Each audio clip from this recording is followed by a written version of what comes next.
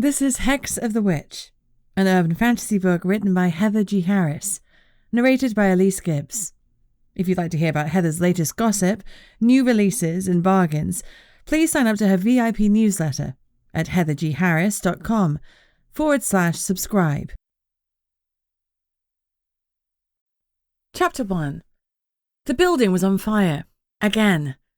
I pinched the bridge of my nose and turned to one of the witches, who was standing next to me and wringing her hands.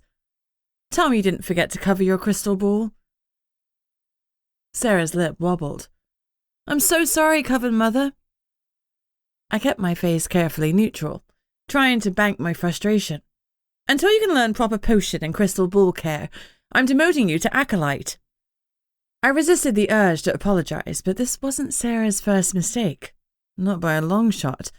And her mistakes were costly. She needed supervision, and her bruised ego would just have to take the hit. Sarah wailed at my judgment and collapsed sobbing into the arms of her waiting friends. Rhea sent me her best death glare, which I blithely ignored. I contemplated giving Sarah a sympathetic little pat on the arm, but I just relegated her back to the ranks of a lowly acolyte, so I doubted any comforting gestures from me would be welcome. I turned back to the newly refurbished building and grimaced at the flames licking at the freshly painted walls. I hauled out my phone and speed-dialed Dick Symes. Dick by name, Dick by nature. Still, the water elemental was local, and one of his extended family would be able to get here faster than the emergency services.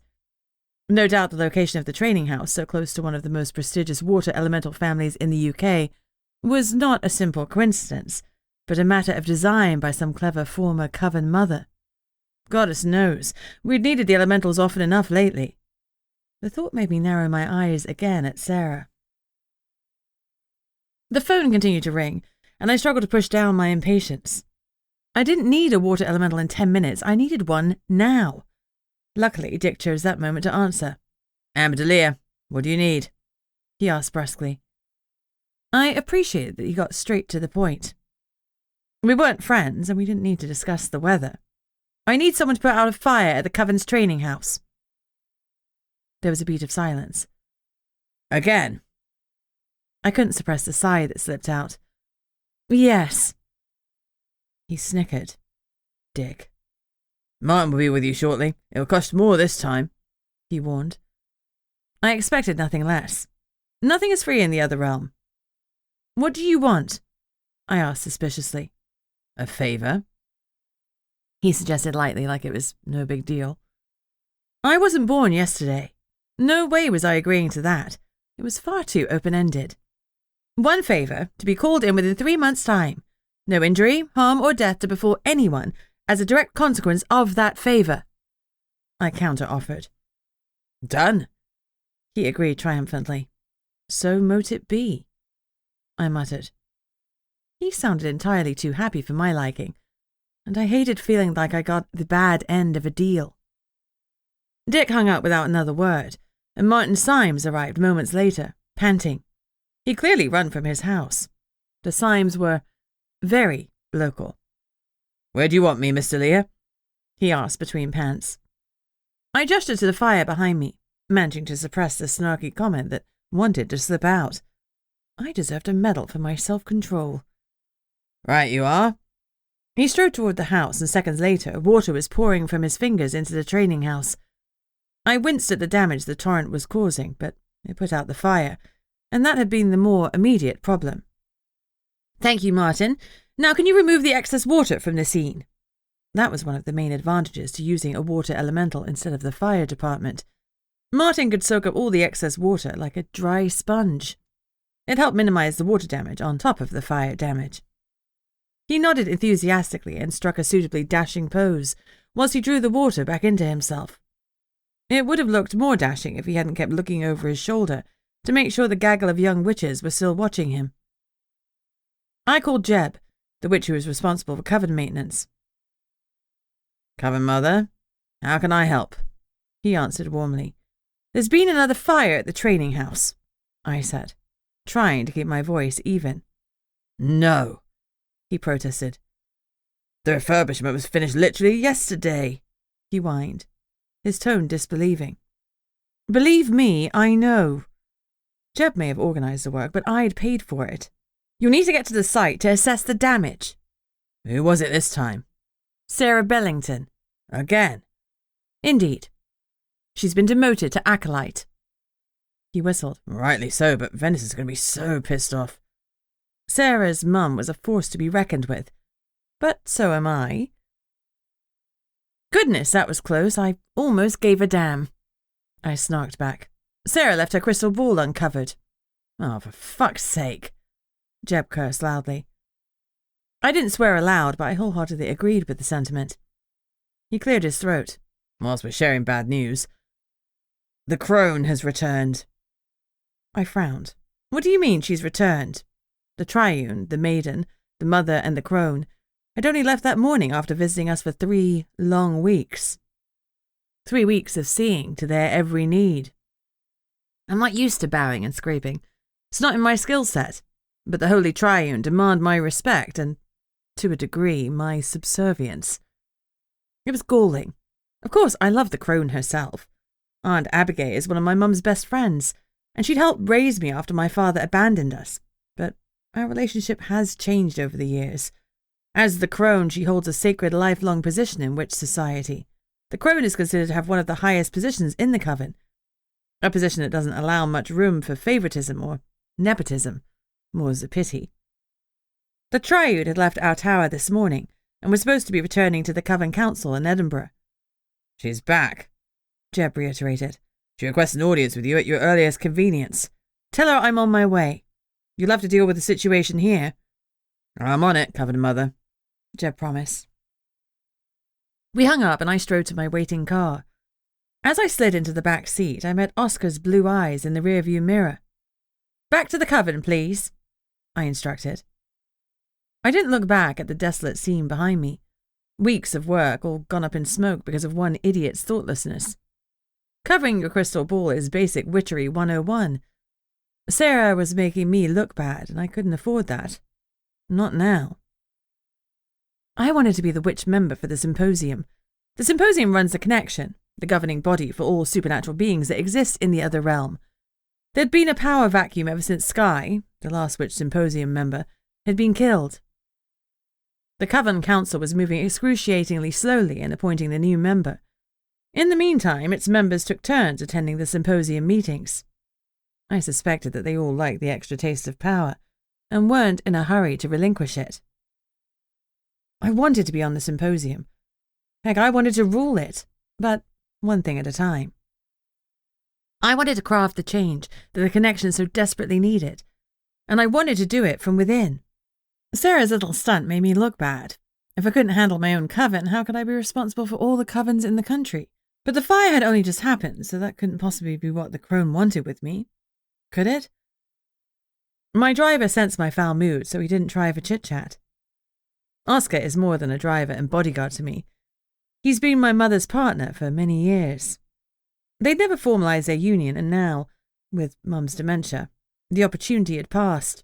But Oscar is the father I'd never had after mine skipped out on Mum and me when I was 6 years old. I was glad she'd found happiness in Oscar's arms, and only a smidgen jealous that such love had been denied to me. We pulled up to the Coven Tower. In the old days, covens lived together in villages, but we've modernised our living practices to adapt to modern life, and now the covens own their apartment blocks. At the top of mine is a rarely used guest suite that the crone had been occupying for the last few weeks. No doubt she'd be waiting for me there. I took the stairs. At 42 years of age, I need to make the effort to incorporate exercise into my day, or the pounds will pile on, especially as I have a weakness for blueberry muffins. When I reached the guest suite, I knocked once on the door. "Come in," the crone called. She was sitting in a high wing-back chair, white afro resting languidly against the purple fabric. She sat up as I walked in and met my eyes. Her dark skin bore a few lines of age, but not as many as she was due. I knew I was in trouble because her pink lipstick-painted lips didn't curve into a smile, and her eyes were cold. "Aunt Abigail," I started. She looked at me with a hint of censure. I wasn't her family to be gifted her name now that she was the crone. "Coven Mother," she responded sharply. "You've been keeping secrets." Chapter 2. I said nothing. When in doubt, silence is golden. She arched an elegant eyebrow. You have so many secrets, child. Did you not know to which one I am referring? Yep. Enlighten me, I suggested. You've been working on a potion to extend our time in the other realm. Ah, that secret. There are two main realms, the magical one that is called the Other Realm, and the non-magical one known as the Common Realm. They exist together, running concurrently. I explained the realms to new witches by asking them to imagine that they are short-sighted. When you're in the Common, you have no glasses, and you're blind to the magical dangers around you. Step into the portal and out into the Other Realm, and it's like putting on the correct pair of glasses. Suddenly you see everything around you. Fire elementals, dragons, ogres. Everything magical is revealed to you, and of course you have full access to your own magic. Glasses or not, the magic is always there. It's just a question of whether you can see it and utilize it. As with everything, there is a catch. If you're on the human side of the Other Realm, like witches, wizards, werewolves, elementals, and vampires, then once you're introduced to the other, you must continually hop back and forth between the realms. We humans have to charge our magical batteries in the ordinary world, the Common Realm, ready for use in the magical world, the Other Realm. It's annoying and inconvenient, well, not to mention dangerous. The creatures, dragons, dryads, ogres, satyrs, and centaurs, don't have the same restriction.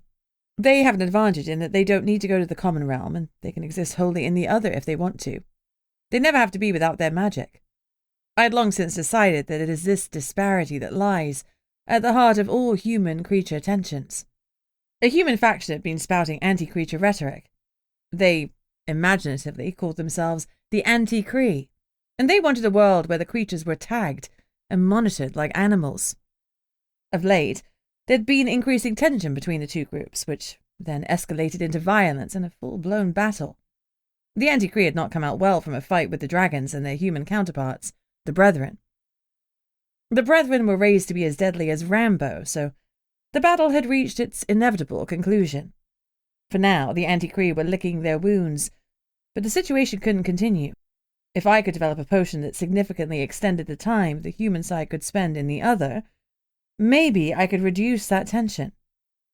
I wasn't naive enough to think it would resolve everything, but it'd be a damned good place to start. It's not that much of a secret, I defended myself. I was stretching the truth a little because I hadn't told another soul about my potion research. I hadn't wanted to put it out there and then have it fail. My time was limited, though. Eventually, after making agonizingly slow progress during the last 6 months, I'd had to give in and apply to the council for help. I got an initial grant, and I made an application to the Coven Council for a temporary Coven mother to take over whilst I focus on the potion, I told the crone. Being a Coven mother is a coveted position. I didn't want to step aside from it, but I was struggling to juggle all my duties and work on the potion. The latter had to be my priority because it had the potential to be life-changing. With this potion, I could achieve something huge for the Other Realm. With a temporary Coven mother here, I honestly believe that I could make the potion in less than a week. That would give me time to source and harvest the final ingredients and make the final brew. I already had a base ready in stasis. Yes, the crone harumphed.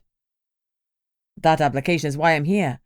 The Coven Council is concerned that you have painted a target on your back. They fear that news of your project will leak, and that the creatures will seek to kill you to put an end to your research. I blinked. I haven't told a soul about my application or my project, so I don't see how it'll leak.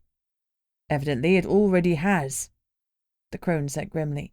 Your application appears to have been misplaced. My application marked highly confidential for the Coven Council's eyes only? I asked dryly. Yes, that one. The council believed that they have now... She paused.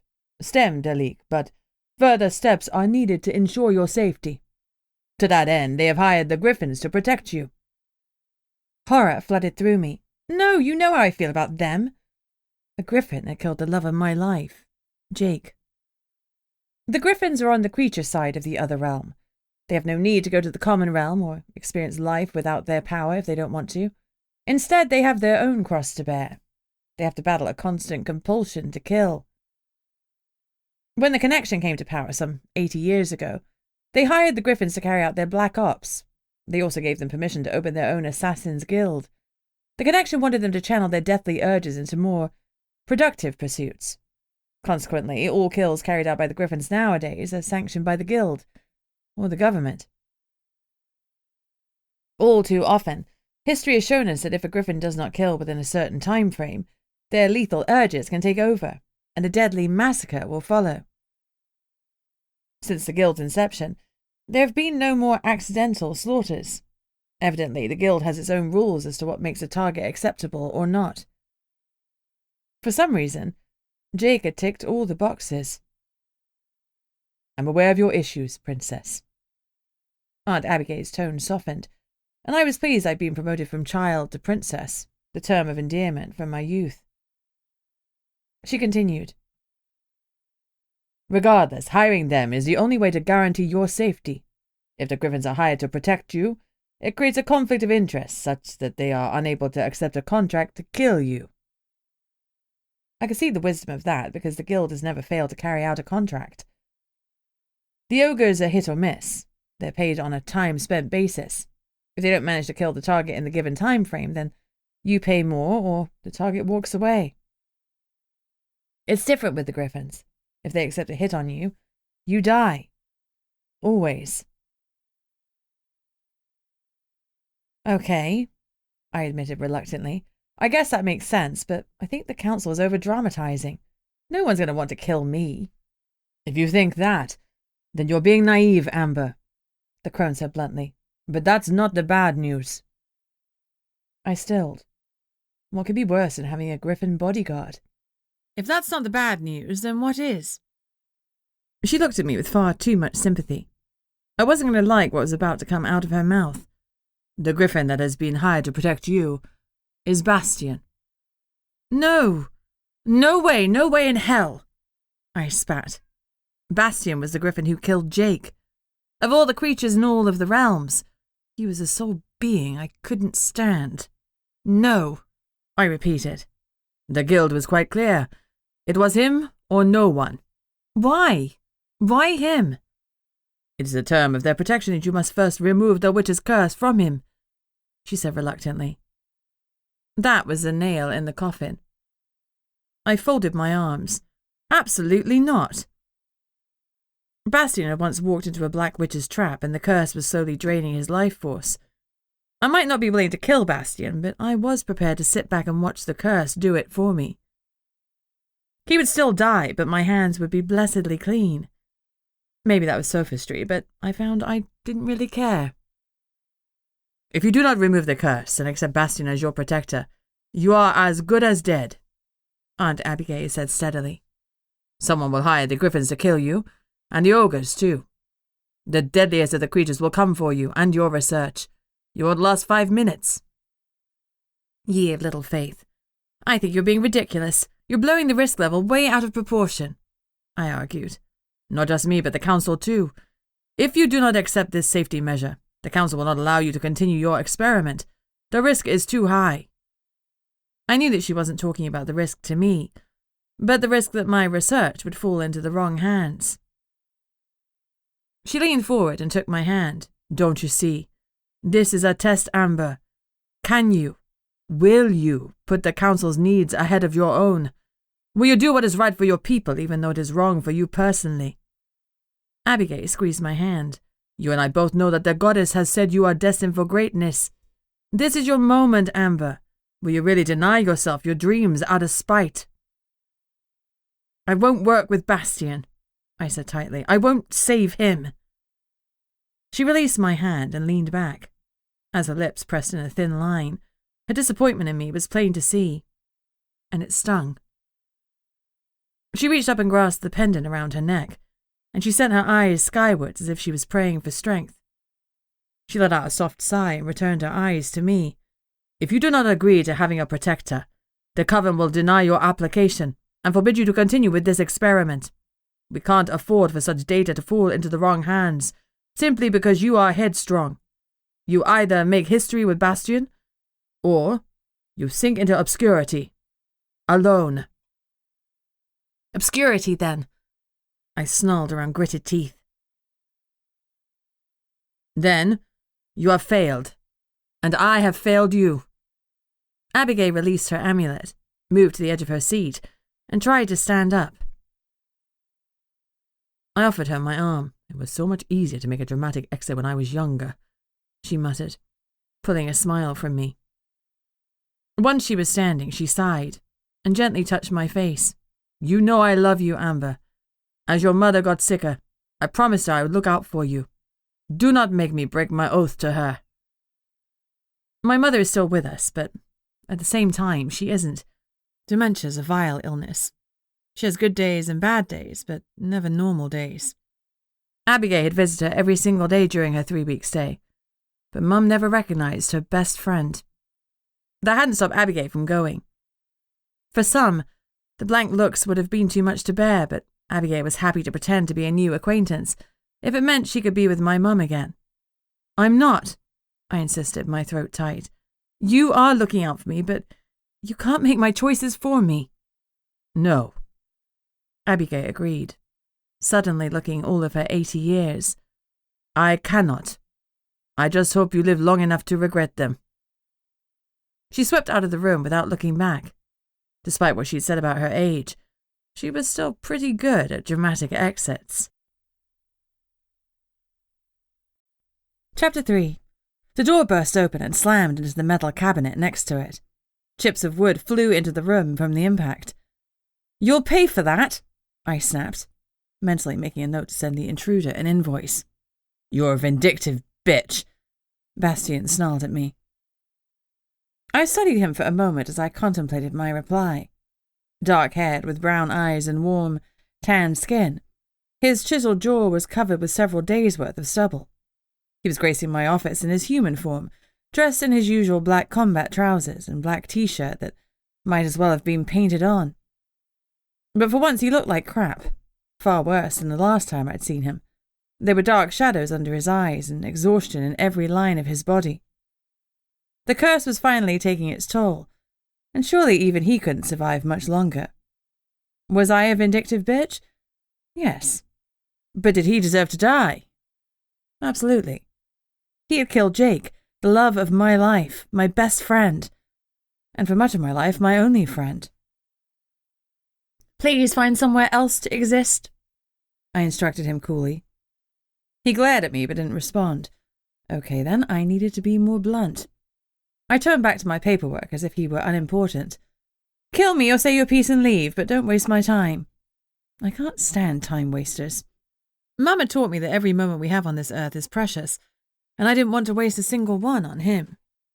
You're condemning me to die, he growled. Finally, I looked up, as you've already done to so many others. It's my job. A job is something you do. You are an assassin. Death is a part of every breath you take. I'm a griffin, he said like it explained everything. Maybe it did, but the man before me was the worst of the worst. Bastion. His name was like a curse in my mouth. And yes, I was condemning him to death. I'm a lot of things. I'm a witch, a bitch, and yes, I'm petty as heck. But my grudge with Bastion wasn't petty. It was justified, and he'd die for it. I know about the deal that Sherdle made with the council, Bastion snarled. My services in exchange for you removing this damned curse. But last night he rang and said the deal is off because you'd refused to work with me. He glared at me. You're killing me. He bit off the phrase oddly, as if he'd stopped himself from saying more. I didn't care what else he had to say. I cared more about Sherdle. Sherdle is Bastion's boss, and head of the Griffin's Assassin Guild. I actually like Sherdle, and I have no quarrel with him. He hadn't killed someone I loved. I'm doing nothing of the sort, I said evenly, staring at Bastion. The witch's curse is killing you. It has nothing to do with me. Sophistry, he bit out. You could remove the curse if you wanted to. Do you think that you're the only witch I know? I've approached them all, but no one will help me because you've blacklisted me. You're killing me just as surely as the Black Witch, he growled. It was the most I'd ever heard the laconic man say. and it infuriated me. How dare he whine about his fate when he killed so many? You killed Jake, I shouted back. He wanted to die, Bastion roared. The words hit me like a fist to the stomach, and thought and reason fled. My heart hollowed, and my eyes filled with tears. Get out, I whispered, hating the wobble in my voice, and the hotness in my eyes. Bastion scrubbed a hand through short black hair. Mr. Lee, I'm sorry, I shouldn't have. Leave, I hissed. He squared his shoulders and walked out, shutting the damaged door behind him. When I was alone, I let the tears fall. The worst of it was, I knew he was telling the truth. When we dated, Jake was bright and vivacious, the centre of every room and the heart of every party. I'd been honoured and amazed that he'd wanted to be with me. Quiet, awkward me. Was it any wonder that I'd fallen head over heels for him? But then he'd been targeted for assassination. A vile black potion thrown in his face should have killed him, but I'd used my family grimoire to save him, faked his death, and put him into hiding. He'd remained alive but hidden for 20 years. But hiding had changed him. Every day he grew a little quieter, a little more bitter about all he'd left behind in exchange for staying alive. It was a half-life, and in the end he'd blamed me for it. Right up until the day that Bastion had killed him. I couldn't sleep. I'd worked late before collapsing into bed, and my eyes were gritty and sore. Exhausted as I was, though, I still tossed and turned. Sleep wouldn't come, and I could get no respite for the thoughts that were whirling in my head. Exhausted but unable to sleep. That was how the witch's curse worked on Bastion. The thought made my conscience prickle uncomfortably. The curse would deny him sleep until his body started to break down. Was the goddess trying to tell me something? Because, if so, I had my fingers in my ears and was singing la la la la la la la very loudly. I kicked off the duvet. I needed to consult with the one person I knew who would agree with me. Of course it was the right thing to give up on the potion rather than work with Bastion. I just needed someone to agree with me and tell me that Aunt Abigail was wrong. I strode over to the wooden cupboard in my bedroom and opened the door to reveal the safe hidden inside it. When I put in the correct combination, the door opened. I gave the stuffed toy cat inside a quick cuddle. It was a childhood gift from Abigail. Then I put it back and reverently lifted out the Delia Grimmoire. I laid Grimmy, named by my adolescent self, on my bed, then carefully stroked his spine. It wasn't long since we'd last spoken, so he awoke easily, levitated off the bed, and flipped his pages as he did his equivalent of stretching. Why, Mr. Lear, is it very late or very early that we're meeting in your bed-chamber? His warm Alabama accent made me smile. I'd grown up hearing that deep South gentleman's drawl whilst Mum had consulted with the Grimmoire in secret. Many a night I'd sneak from my bed to peek at them both, when I should have been sleeping. Grimmy had spent a couple of centuries in the Americas with my ancestors. He loved to talk of his time in Alabama, though the less said about his time in Salem, the better. He'd been in the UK for more than 300 years, but he clung to his drawl like a barnacle to a whale. Even after all this time, I still had no idea how he projected his voice into the world. Magic, I supposed. It's late, Grimmy. I'm sorry to bother you, but I need some advice. Some advice from me? If he'd had eyebrows, I knew that they'd be shooting up. Grimmy is my responsibility now that Mum can't sustain him. It's up to me to make sure he has enough life force to keep going. He's a treasure and an heirloom, and he holds centuries of carefully stored knowledge. He's also a teensy bit forbidden, so he stays hidden from prying eyes. Now that it's my job to sustain him, I don't usually pull him out for a quick chat. I had done when I was younger, back when I didn't understand what it was costing Mum to sustain him. The thought that her dementia might have been caused in some way by my late-night chats with Grimmy ate me up inside. And was I doomed to suffer the same fate if I kept on consulting him? I didn't think so. None of my ancestors had been similarly afflicted. It was just dementia. A vile but natural disease. Advice from you, I agreed. Grimmy is the product of the era in which he was made, and he has some old-fashioned beliefs. Anti-Cree ones, to be precise. If there was anyone I could rely on to agree with me, it would be Grimmy. I've been working on a project, I confessed. A secret one. Why, Miss Amber, do tell me more. His voice was eager. Grimmy loves an illicit project. The book took on a soft golden glow, which he does when he's really excited about something. I cleared my throat. I've been studying a lot of potion theory, and I've started to work on one that I believe could extend our time in the other realm. Extend it significantly. Well, that would be amazing. What a potion. What a purpose. The Delia name would be remembered for all of time. Grimmy said excitedly. Right, but there's a catch. He gave a huffing laugh. Isn't there always? He asked cynically, his enthusiasm cooling. Go on. Tell me all about it. The council has decreed that I can only continue to work on the project if I am protected by a griffin. It's good that they take your welfare so seriously. I snorted. It has nothing to do with my welfare, I said skeptically. They don't want me to die in case my killer steals my research notes. They simply want to make sure my research doesn't fall into the wrong hands. Well, that's understandable. This is a volatile project. It could change the social-political structure of the other realm. So, what's holding you back? I blinked. He seemed to have no problem with me working together with the creature. Well, the griffin that the guild has offered is Bastion. The one that killed your Jake? Grimmy asked. Exactly. Grimmy had been instrumental in faking Jake's death. He was the only one on this blessed earth that had known about it at the time besides me and Jake.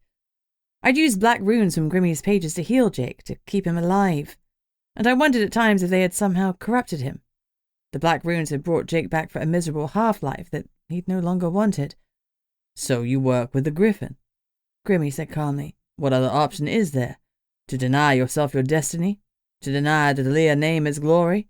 You must make the potion, Miss Amber. To do anything else would be absolute folly. He closed his pages with a slam. The light faded from the book, and he hit the bed hard. The heavy tone rested there, silent and accusing. Grimmy had sent himself back to sleep rather than talk to me. Great. Even books didn't want to be my friend. Oh, rune ruin.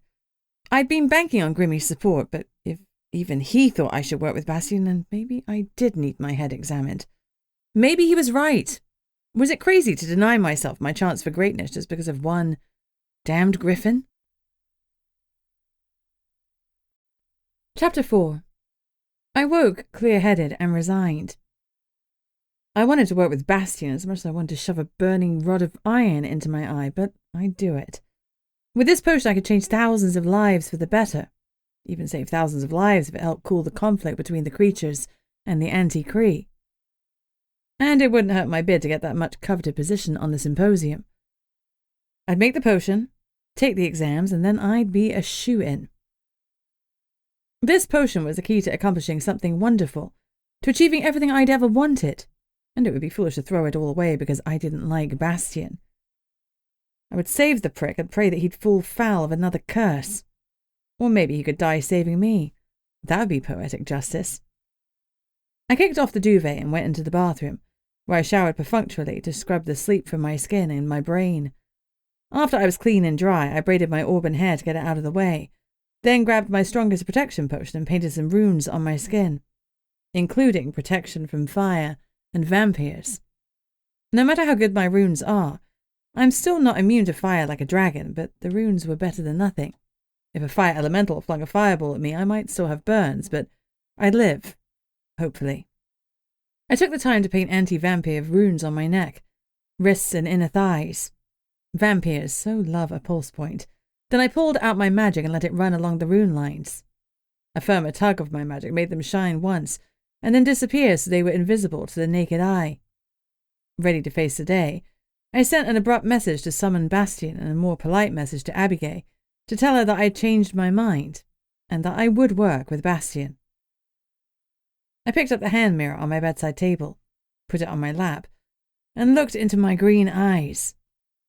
For a moment I was lost in memory, and I saw Mum in my mind's eye, standing behind me, her hands resting on my shoulders.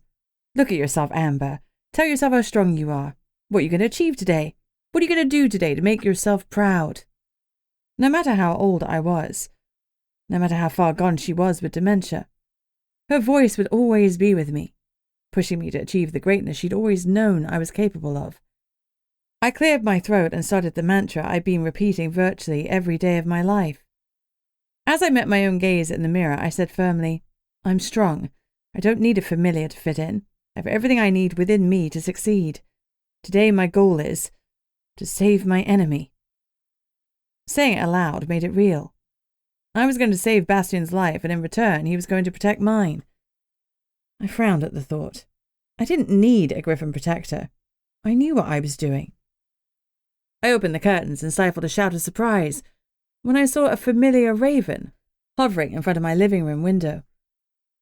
Fehu, I greeted the bird. You scared the life out of me. I unlocked the balcony door and touched the warding rune to allow him in. Fehu had flown into my life a few weeks earlier. His wings had been cruelly broken, no doubt used in a black witch's ritual that needed pain to fuel it. He'd escaped, though I had no idea how, and crashed onto my balcony. The identity of the Black Witch remained a mystery, a really sore spot for me. I'd healed the avian and named him Fehu after the rune for good luck. He'd visited me regularly ever since, though I think mostly for the fancy ham that I throw his way. Fehu flew straight to my kitchen and landed on the sink taps. I put my hands on my hips and huffed good-naturedly. You wanting ham, then?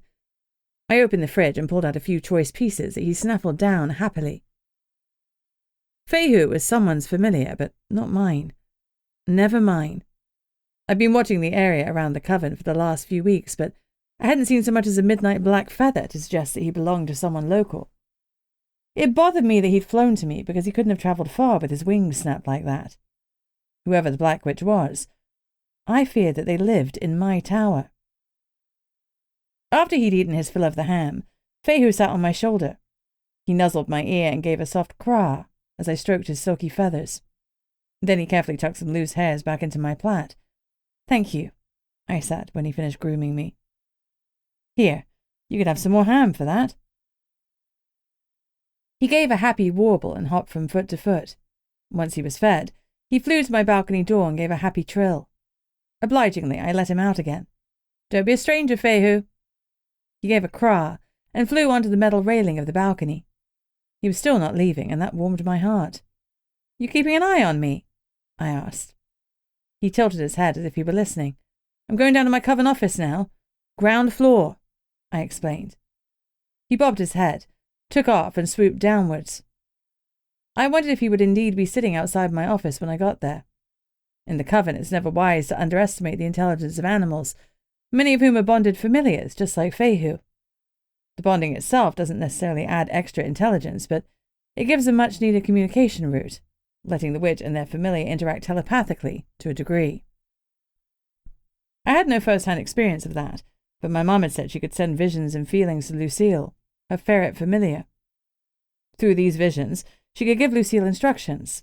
For example, she could show Lucille an image of a ferret picking up an item in another room and bringing it back. That had amused me for hours as a child, as I dreamed of my own familiar bond that never came.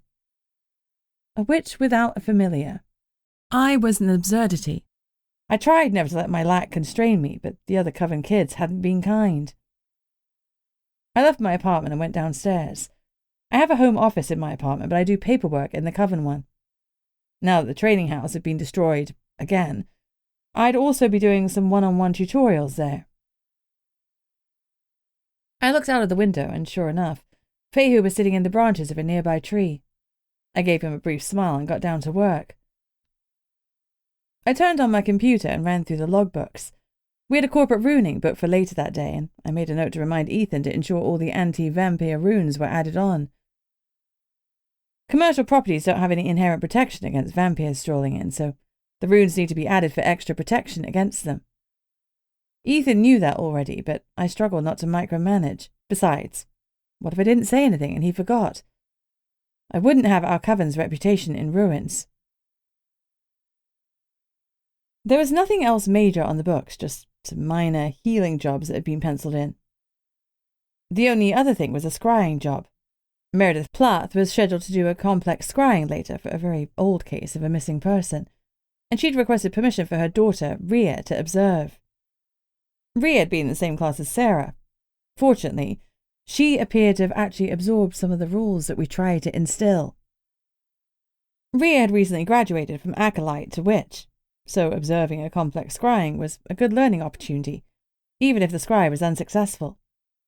Meredith is one of my best witches, but so far, Rhea's magic had fallen short of the brilliance of her mother's.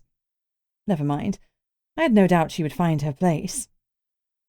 I checked the overnight logs and frowned when I saw that we'd had 3 calls for emergency healing, all from vampire attacks.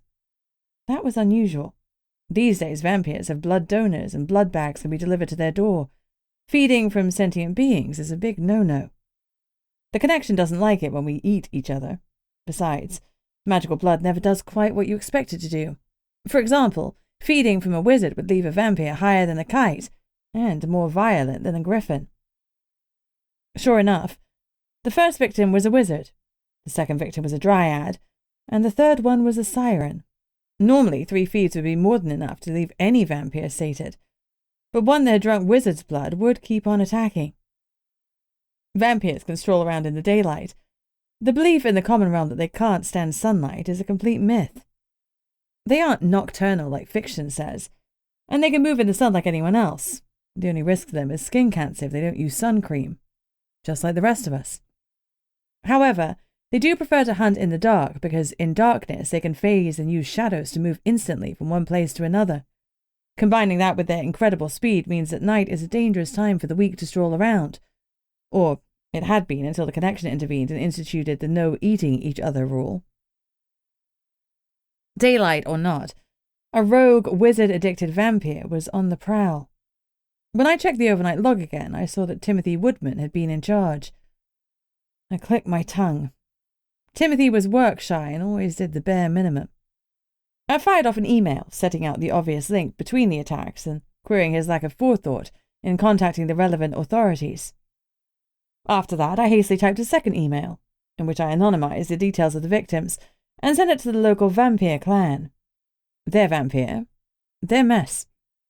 For good measure, I CC'd it to one of the connections inspectors whom I knew well. Elvira Garcia wasn't currently local to here, but she knew how to pull strings. She'd make sure that the attacking vampire was dealt with, one way or another. Chapter 5. I watched Henry as he practiced another rune throw and frowned. The acolyte wasn't even holding the rune stones to his heart. Your heart, Henry! Why do you keep forgetting to hold the stones to your heart? How can you not know where the most important organ in your body is? Second most important, the teenager smirked. Goddess, did he just make a cock joke? I gave him a glare that made his smirk falter. If he wasn't willing to put in the time and effort, then I was done with him. For today, at least. Henry, your absence is required. He blinked. What? I made a shooing motion. Leave! I like teaching those who are passionate and willing to learn, but teaching the various Henrys in the Coven is hard work. I can't abide laziness or abject stupidity. If Henry was joking about his cock, then he wasn't taking his work seriously, and he needed to. If he mucked up rune work, someone could die, including him. Henry gathered his stones and left. My stomach growled. It was 2 p.m. and lunchtime had been and gone, lost in hours of tutorials and a pile of paperwork. I was impatient for the Coven Council to appoint someone as a temporary Coven mother so I could focus on my potion project. I had already spent an inordinate number of evenings in research, and I was itching to build on the theoretical work. I needed some unusual ingredients to get the potion to work, and I was desperate to retrieve them and get started. I decided to pop up to my flat for a quick sandwich, then come back down to my Coven office for the remaining office hours. It's rare for anyone to take me up on my open door policy, but I believe in making myself accessible. I glanced out my window as I left, and felt a sting of disappointment that Fayhu had already gone. He must be a busy raven. Places to go, people to see, things to do. I took the stairs rather than the lift. I have a suite of rooms, spanning the whole second to the top floor of the tower block. There has to be an advantage to being the boss. I have an open-plan lounge, dining room and kitchen, all in one gloriously large and airy space. My bedroom and bathroom are next to the living room area, and my home office is off the dining area. I expect it's supposed to be a guest bedroom, but I don't have enough friends to justify that. Using it as an office space is far more sensible. I went into the black granite kitchen and made short work of building and eating a sandwich that I washed down with the fresh orange juice Oscar makes for me every day.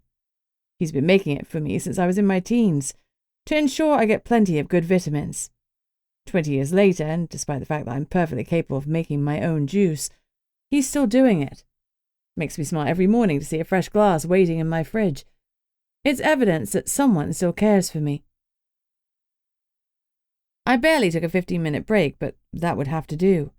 Time is money, and I needed to earn a lot. Mum's care is paid for in advance, for the whole year, and potion ingredients are pricey. I've been buying a lot of them, and I'd need even more before my potion was finished. I could have applied for another grant, but given that the council had already misplaced my application for a temporary Coven mother, it didn't seem like the best idea. If I wanted to fly under the radar, it would be best not to file any more documents with the council if I could avoid it. I left my flat and jogged down the stairs back to my Coven office. My breath caught as I walked in. Sitting at my desk, in my seat, was Bastion. He looked awful, even worse than he had the day before. I ignored the twinge of conscience and glared at him. "Get out of my seat!" He rose instantly. "Don't get your knickers in a twist. I just didn't want to wait with my back to a door." He gestured to the guest chair opposite my desk. "Don't think for 1 second that you have any effect on my knickers," I harumphed, as I reclaimed my chair. "You changed your mind," Bastion said carefully. "Thank you." "I'm not doing it for you, not for 1 second. I'm doing it for the potion. And all the people it could help." He held up his hands. I suspected it wasn't a gesture he often made. "Your motivation is your own. When can we break the curse?" I grimaced. No time like the present, I guessed. If he was going to protect me, it was in my best interest to have him fighting fit as soon as possible. At the moment, he looked like a firm push would send him sprawling. "Now is fine. Do you have the witch's blood with you?" The only way to undo a curse like this was to use the blood of the witch that had cursed him. Luckily, he'd managed to secure some. "Yes, it's in a cooler with ice bags. It's still frozen." "Fine. Bring it up to my flat." He knew the way. He'd been there once before when he'd browbeaten me into helping him find a missing griffin. It transpired that the missing griffin was his daughter, Charlize. Charlize seemed to have a little problem with obeying rules. She'd broken them a time or two, and someone had, quite rightfully in my opinion, got pissed at her for killing the wrong person. She'd been kidnapped, and I'd had to bend the rules to find her. The pay for that job had been enough to pay for Mum's care fees for the next year, so it had been worth it, even though helping Bastion had stuck in my craw. I guess that foreshadowed all that was to come, I thought grumpily. Here I was, once again helping the man I despised above all others. The greater good had better appreciate all my hard work. Bastion left my office to retrieve his cooler from wherever he'd stashed it, and I headed upstairs to prepare my room and my equipment. I relaxed the wards to allow Bastion to come inside and rolled up the circular rug on the lounge floor. Underneath it is a huge white pentagram painted onto the wooden floorboards. I'm always ready for a runing. I walked around the pentagram, double-checking for any flakes of paint, but it was perfect. Next, I disappeared into my wardrobe and pulled out 2 fluorescent pink and purple hula hoops. Each one was made up of 4 hollow pieces that slotted together to form a circle. I poured salt carefully into a segment of the pink hoop, then attached the next segment before filling that with salt too. When all 4 segments were salt-filled and reattached, I started on the purple one. Unlike traditional salt circles that are poured on the floor, catching these with your toe doesn't suddenly break them and expose you to a host of black magic that can invade your body and your soul. Plus, they're mess-free and reusable. Despite their clear advantages, the Coven Council had rejected my repeated request to roll out the salt hoops to the rest of the UK witches. Apparently, they weren't seemly, which is a load of hogwash. My coven had started using them years ago, earning us the ridiculous moniker of the Hulu Wishes. Made us seem like we were constantly ready for a luau, but who cared? Sticks and stones may break my bones, but breaking a salt circle will kill me. I filled the kettle and set it to boil, then opened the sliding doors to the balcony and studied the potted plants. I selected my least favourite one, a hardy, white-flowering shrub that had survived months of neglect. I'm not green-fingered at the best of times, and being consumed by my potion project meant little else had received my attention. I quickly watered the other plants, carried the small white one inside, and set it down by the pentagram. I shut all the curtains, not because the magic workings needed darkness, but because I disliked the idea of prying eyes watching the proceedings, even though my rooms were on the 6th floor, and a peeping Tom was as likely as a vegetarian griffin. There was a sharp knock on the door, and I surveyed the room one last time before opening it. Bastion was leaning against a door jamb, with the cooler at his feet, as if standing was too much effort. He pushed himself upright, lifted the cooler, and walked in. His gait was smooth, and he didn't stumble, but I could see the effort he was making. I watched him dubiously. He couldn't even protect me from so much as a sniffly cold in this state. "The blood?" I asked. He pulled out a large bag of frozen blood from the cooler. I relaxed when I saw the size of it. I'd have plenty to work with. I took it to my kitchen counter and poured freshly boiled water into a glass bowl. "Come and hold the blood bag upright so none of the water leaks in," I ordered Bastion. He obeyed, carefully placing the blood bag into the hot water but keeping the seal clear of it. While he held the bag in place, I readied my paintbrushes. I had a decent amount of blood to work with, but a lot of runes to paint, so I selected a few of the smallest brushes. Once I started runing, I didn't want to stop to clean the brushes of the inevitable clots, so having a good supply was a must. Next, I pulled on gloves. Only an idiot in this day and age messes about with blood without adequate protection. A host of nasty diseases and bugs can be transmitted in blood, and I wasn't taking any chances. I busied myself with my preparations, which was preferable to speaking to Bastion, until the blood was ready to work with. Bastion finally spoke into the silence. "It's ready." I nodded and retrieved my wooden blood-working bowl. Bloodwork isn't inherently black magic any more than a knife is inherently evil. It's how you use it that matters. Today I was using bloodwork to save Bastion's miserable life, so my soul was sparkly clean. In this, at least. Chapter 6. I painted the last of the defense rune Thurisas and stretched my cramping fingers. 5 clumpy brushes lay discarded to one side. Runes are intricate, and it had taken over an hour to paint the ones needed to break the witch's curse. I stood and walked around the pentagram, checking every single rune. One mistake and I wouldn't be breaking the witch's curse.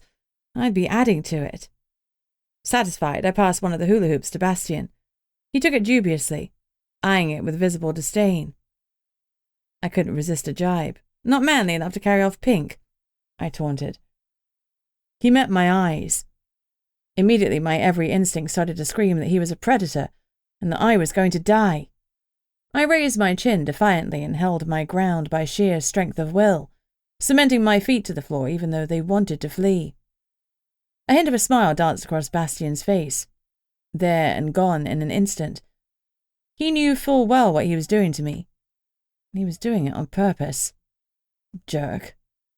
"I love pink." He winked. I felt myself flush. I'd walked right into that double entendre. I hastily changed the topic. "Lay your hoop at the top of the pentagram, then stand in the centre of the pentagram.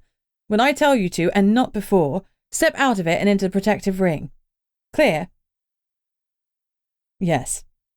He nodded briskly, all traces of humour gone. He wanted to be rid of the curse. He laid the hoop down as I directed and stood in the centre of the pentagram.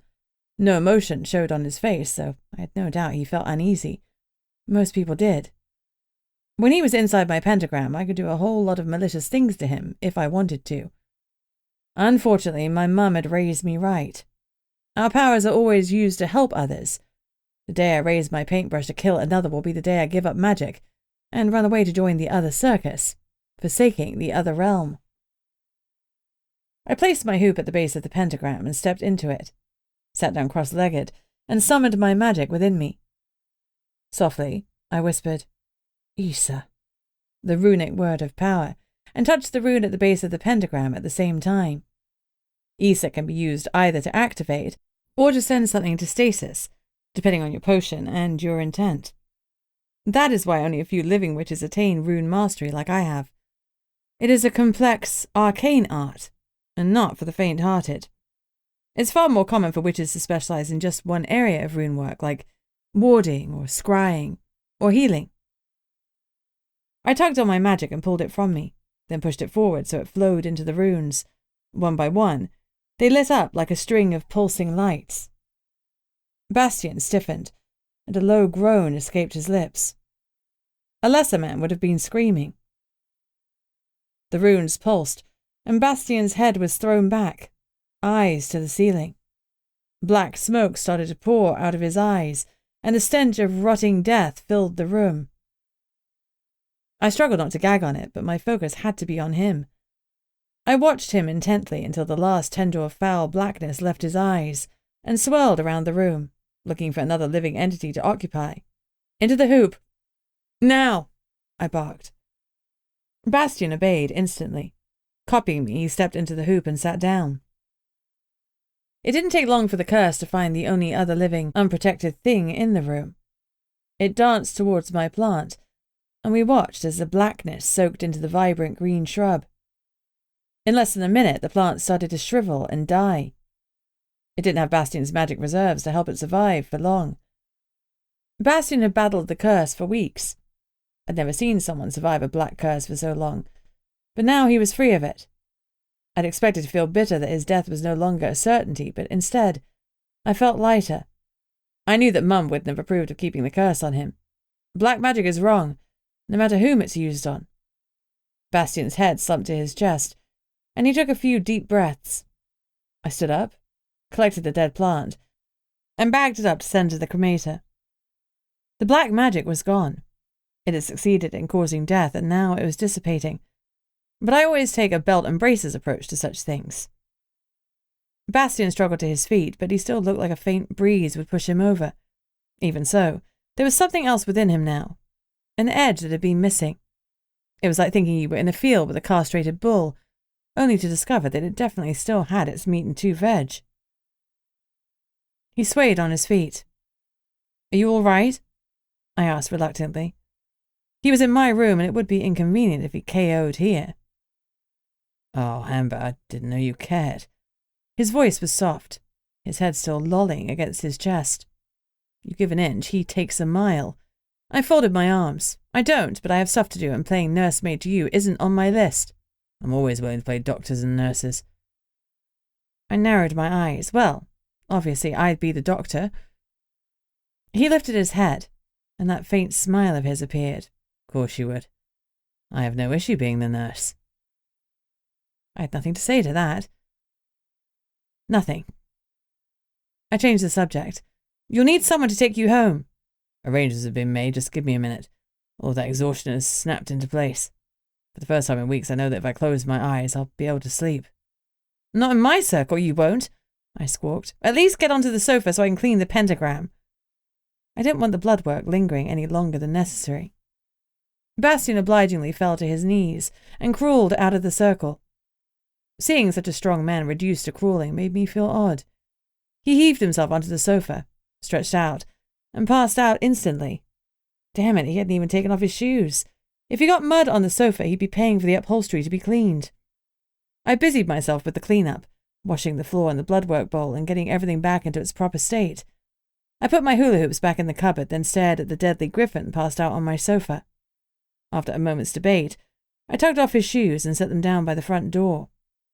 It looked like Bastion's day was over, but tired as I was, I knew that mine had barely started. Chapter 7. I had an interview scheduled for 5 p.m. and 15 minutes to prepare for it. My preparation didn't include looking at the candidate's job application or his qualifications, but painting truth runes on the chair on which he'd be sitting. I renew these runes monthly. I painted and activated them carefully. I maintained the runes so that they're not strong enough to force a visitor to tell the truth, but they're powerful enough to make them feel distinctly uncomfortable about lying. If my interviewee started to shift around in his seat, I'd know he was telling porkies. I've been forced to stand on truth runes myself, far stronger ones painted in blood, and I hated the overwhelming compulsion to answer any question that was asked of me. Not only was it unsubtle and rude, it was also using a sledgehammer to crack a walnut. I waited for the runes to dry before concealing them with a seat cushion. There was no need to waste extra magic making them invisible when a cushion would do. Keep it simple, stupid. My interviewee, Edward Temby, was a wizard. He'd already had a first interview with Jeb and Ethan, and he'd passed their rigorous selection process. Now the final yay or nay came down to me. The position Temby was applying for was similar to Oscar's, driver and protector to one of our top witches. One witch in particular. I would introduce them at the end of the interview if I liked the cut of his jib. Promptly at 5, Venice Bellington escorted Edward Temby into my room. He gave me a reserved smile and shook my hand firmly. Handsome, with a strong jaw and a cleft chin, he was at least 6 feet tall, and his flame-red hair was the same shade as mine. It was cropped short, giving him a military appearance. That was unsurprising since he had spent 4 years in the army. His handshake was firm, but not crushing. I jerked my head to the door, indicating to Venice that she should leave. She gave me a glare. I had demoted her daughter, after all. But then she tossed her blonde hair over her shoulder and sent a well-practiced flirtatious pout to Temby. I glared at her and she flounced off. I suppressed a grimace of distaste at her unprofessional behaviour in the workplace and made a mental note to have words with her later. Making kissy faces at potential new hires was not okay. I smiled tightly at Temby and apologised for Venice's behaviour, but he waved it away. I gestured to the seat, and when he was safely ensconced, I started the interrogation. After an hour of probing and invasive questions, I was satisfied that he would make an excellent addition to the team. He hadn't shifted in his seat once, and he came across as reliable and honest. I would give him a 3-month trial before he became a permanent member of the Coven's roster. I picked up the phone and dialed reception, asking them to send in Hannah Lyons. Hannah knocked on the door and entered promptly when I told her to. Not yet 30, but full of potential. She was fresh-faced and full of optimism and zeal.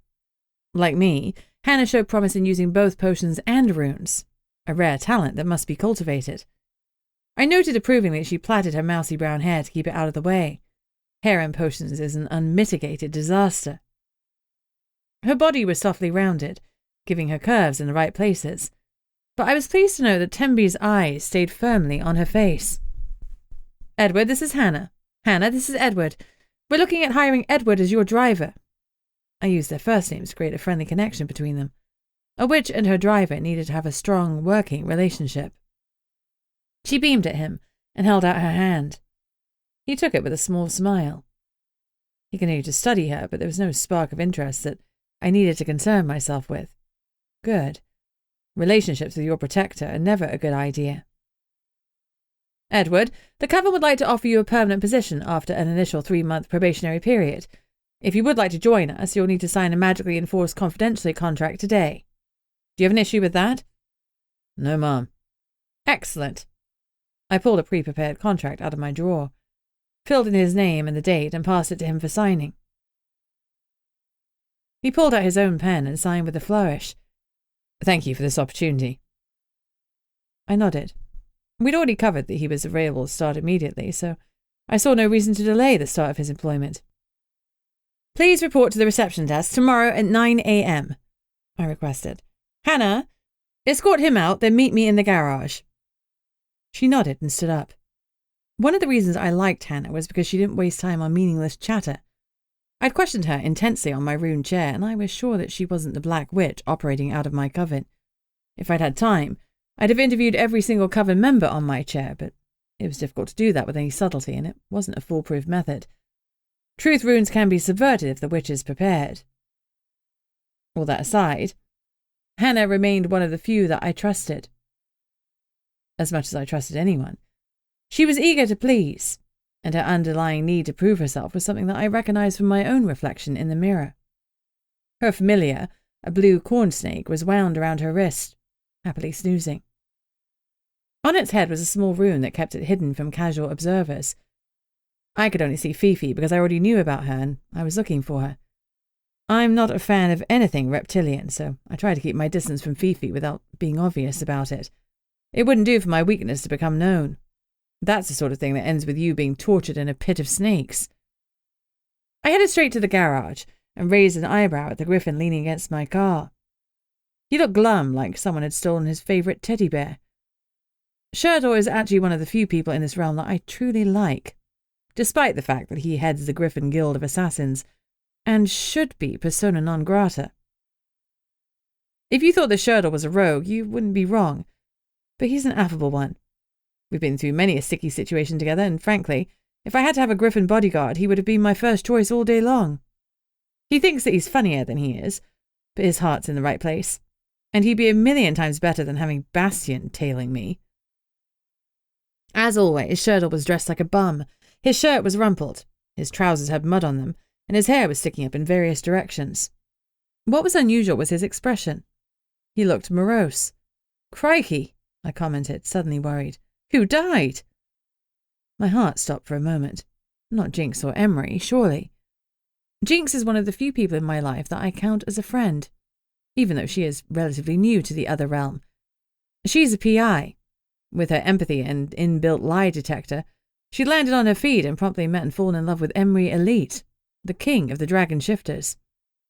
Jinx is pretty much my only friend these days, though I'd recently spent a good deal of time with Lucy, an alpha werewolf, and she had also grown on me. I have to admit to liking Emery too. He's a good man and he adores Jinx.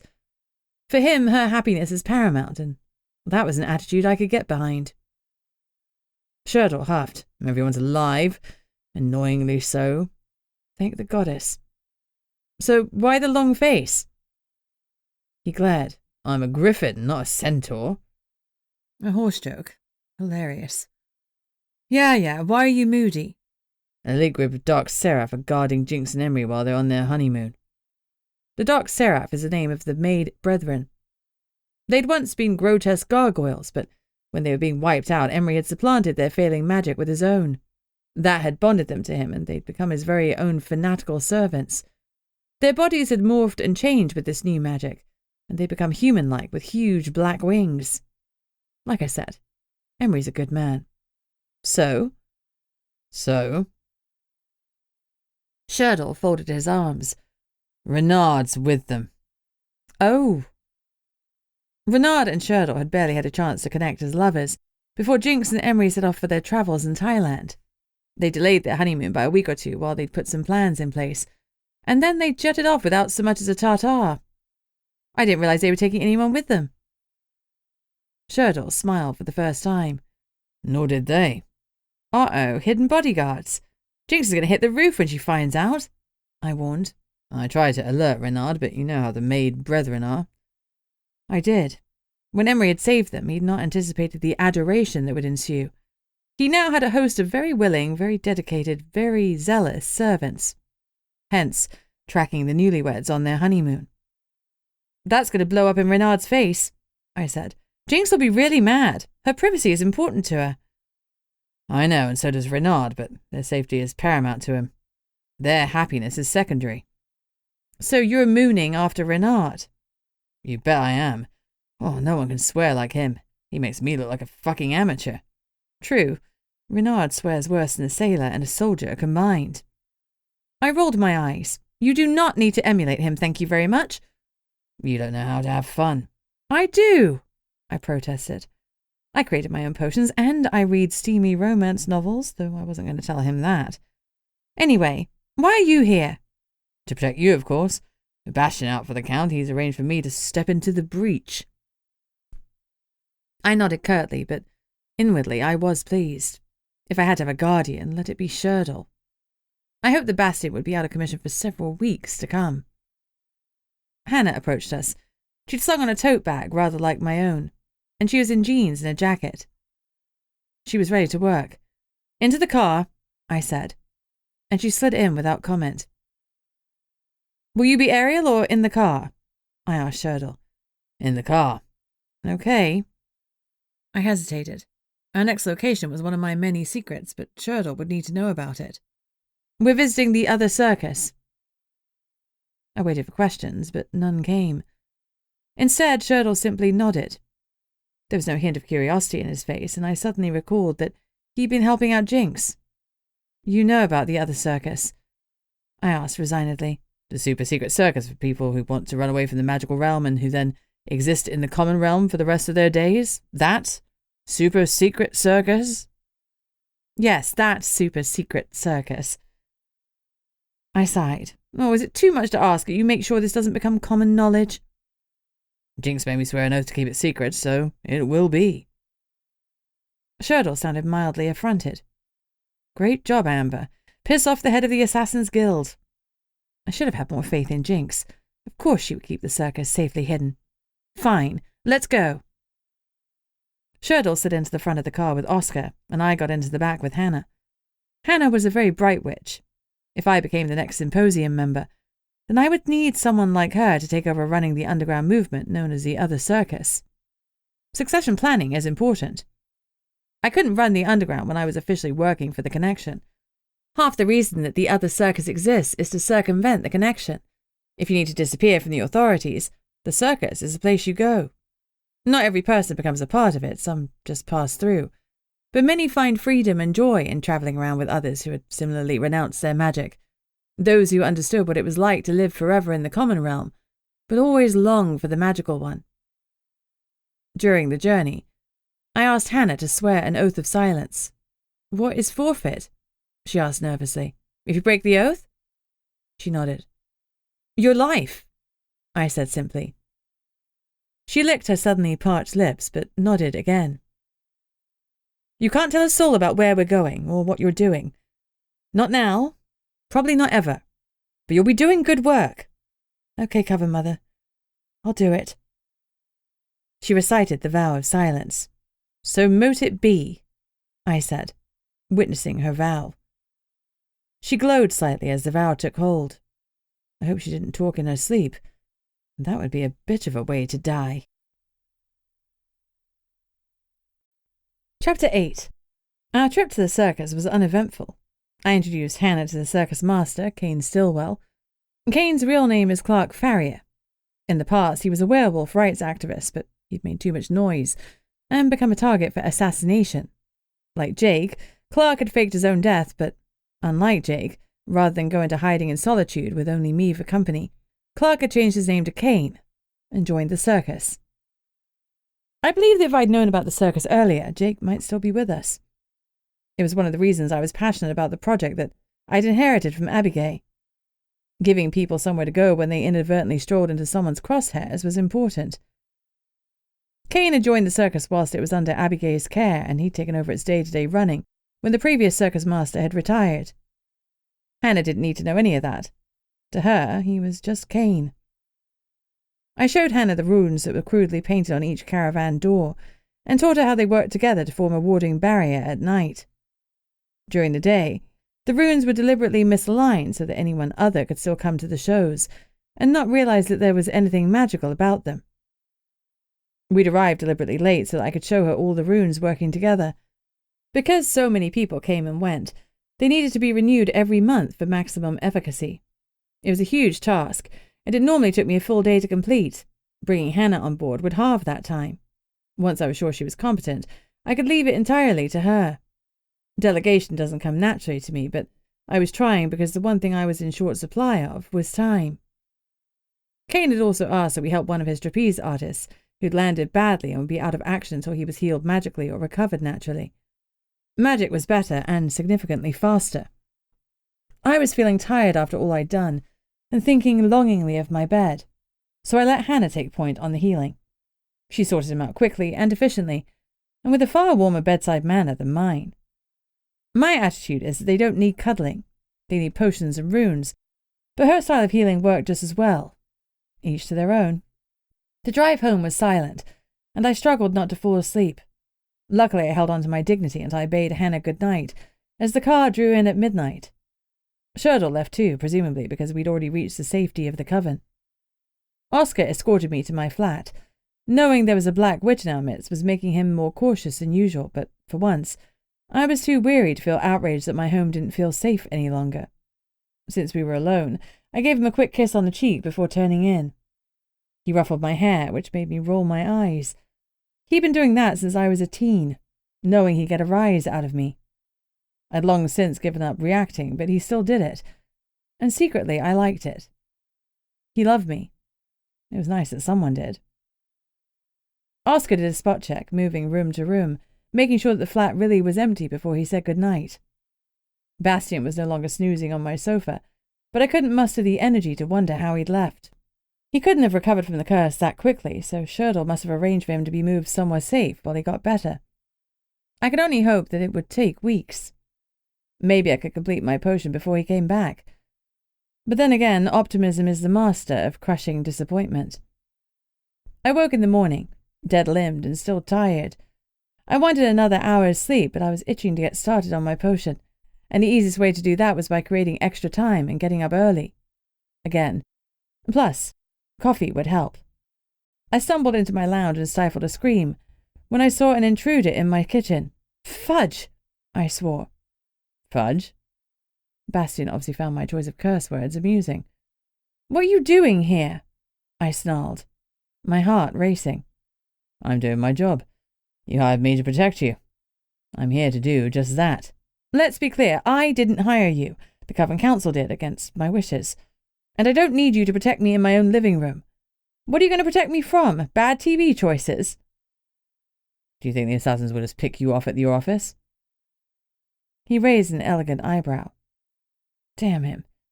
He was looking well. Absurdly so. He was an attractive man, and even at his worst, with huge bags beneath his eyes, he'd look better than your average Joe. But now he was almost vibrating with energy. His frame seemed bigger, broader, and he took up more space than he'd seemed to yesterday. There was a potency to him. He'd been dangerous yesterday, but he was deadly today. My mouth went dry. Forcing myself to turn my back on him, I put on the kettle. You can't show fear in this realm, or they know you're weak. I concentrated on making coffee, not on the fact that his muscle mass seemed to have doubled overnight. I pulled out one of my favorite mugs. It had a cartoon picture of a desert island on it and the words, "Sometimes you just meet someone, and you instantly realize you want to spend your whole life without them." I spooned in instant coffee granules. Instant coffee wasn't my favorite choice, but I needed caffeine. Then I belatedly realized that I was being rude. Murderous griffin or not, my mum would kill me if I didn't offer refreshments to a guest or a contract worker. Coffee? I offered weakly. Tea, if you're making a hot drink. I had very obviously just made myself a coffee, so I reluctantly prepared a mug of tea and plonked it in front of him with ill grace. The cup had a picture of a dictionary on it, and the sentence, "There are 600,000 words in the English dictionary, but none describe how much I wish to hit you with a chair right now." Thank you. He read the cup, and his lips twitched with amusement. His eyes flicked to the nearest chair and back to me. Everything about his body language said, "Go on. I dare you." Yeah, I wasn't that stupid. I sat opposite him and drank my coffee so fast that the hot liquid burned my throat. The urge to flee was strong now that Bastion was back in full predator mode. "I'm going to shower," I said casually. Partly to make sure he didn't stumble into my bathroom by mistake, and partly to make sure he didn't think I was leaving the room because he was making me uncomfortable. He was, but he didn't need to know that. I showered and runed before dressing for the day. The coffee had blasted away half of the cobwebs, and the shower destroyed the rest. I checked the time. 6 a.m. I had at least 3 hours before people started ringing me and asking me for favors. I looked at myself in the bathroom mirror and said my morning affirmation. Doesn't matter that you don't have a familiar. You are a strong, successful witch.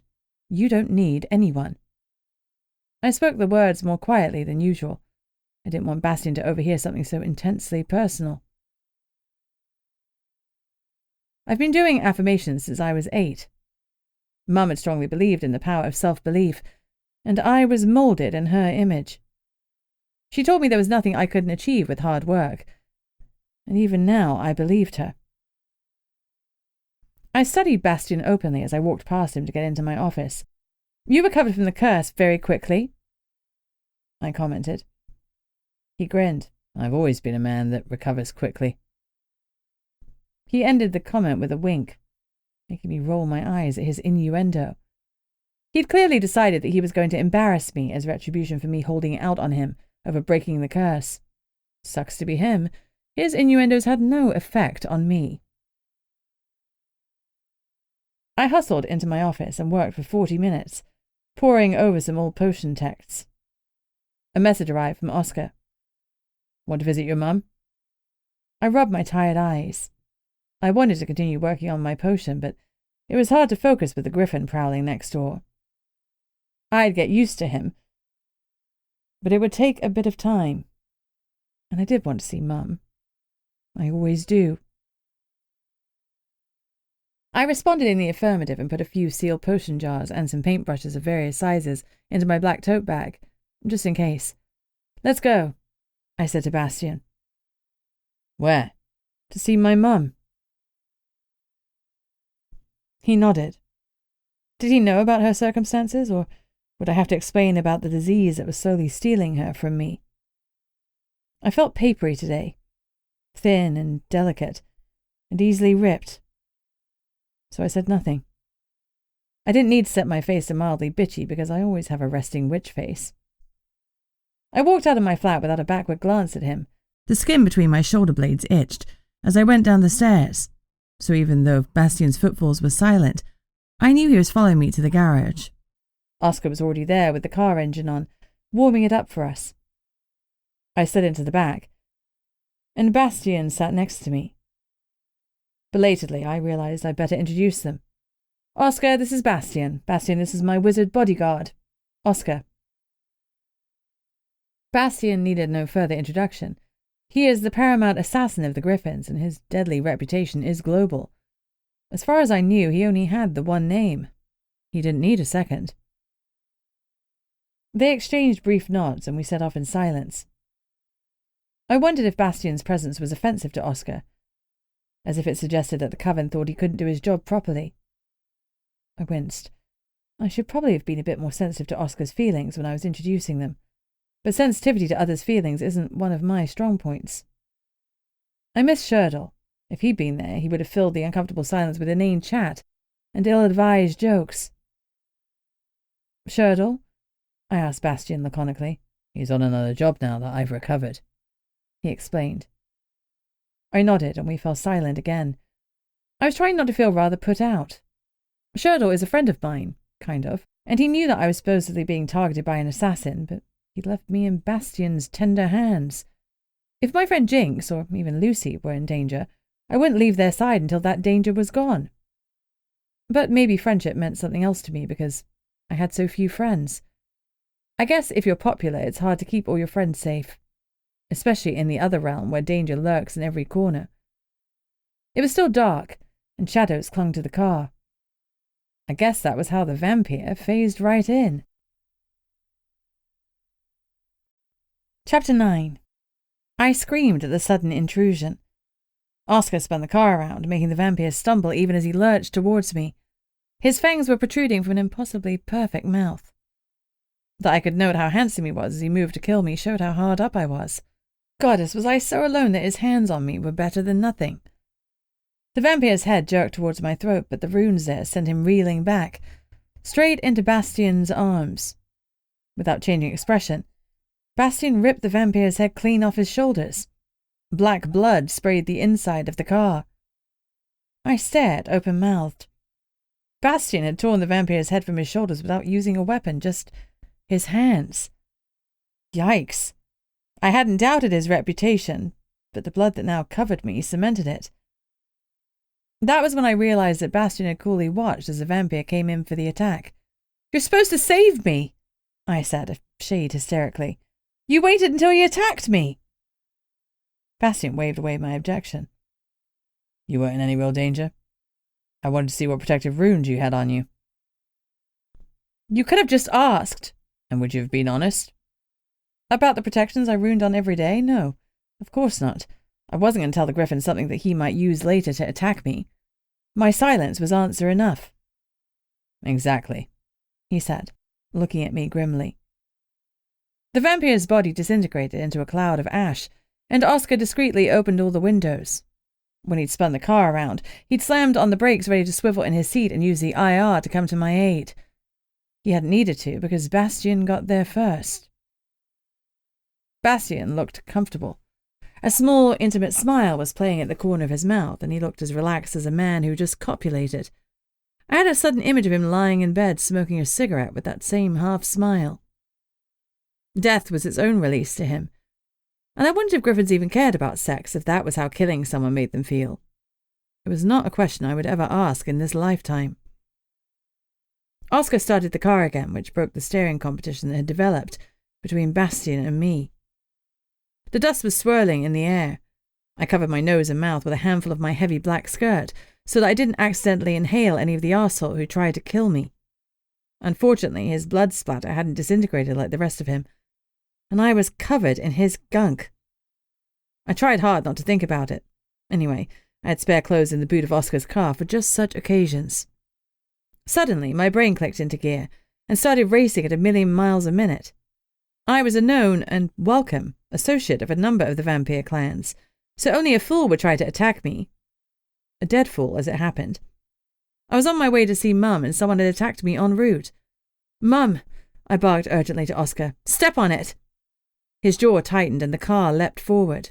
Luckily, we weren't far from the care home, and all seemed quiet when we finally screeched to a stop and ran inside. "You cannot go and see your mother like that," the matron on the ward squawked at me. I opened my mouth to argue, but closed it again. She was right. I couldn't. Mum was fragile now, and I couldn't possibly let her see me covered in vampire blood. It would upset her whether she remembered me today or not. "You go ahead," I ordered Oscar. "I'll clean up." He nodded and strode towards Mum's room. "And that's why you need me," Bastion murmured softly. "He's your bodyguard, but he just left you after an attack to protect your mum." I glared. "I ordered him to." "You did, but his sole focus should be you. And it's not." I hated that he was criticizing Oscar. Oscar was doing exactly as he should. If something happened to Mum because of me, I'd never forgive myself. I ignored Bastion, grabbed my go-bag from the car, and returned to the care home for my second shower of the day. Once I was clean, I dressed in a pale blue peasant blouse and a black skirt that flowed around my ankles.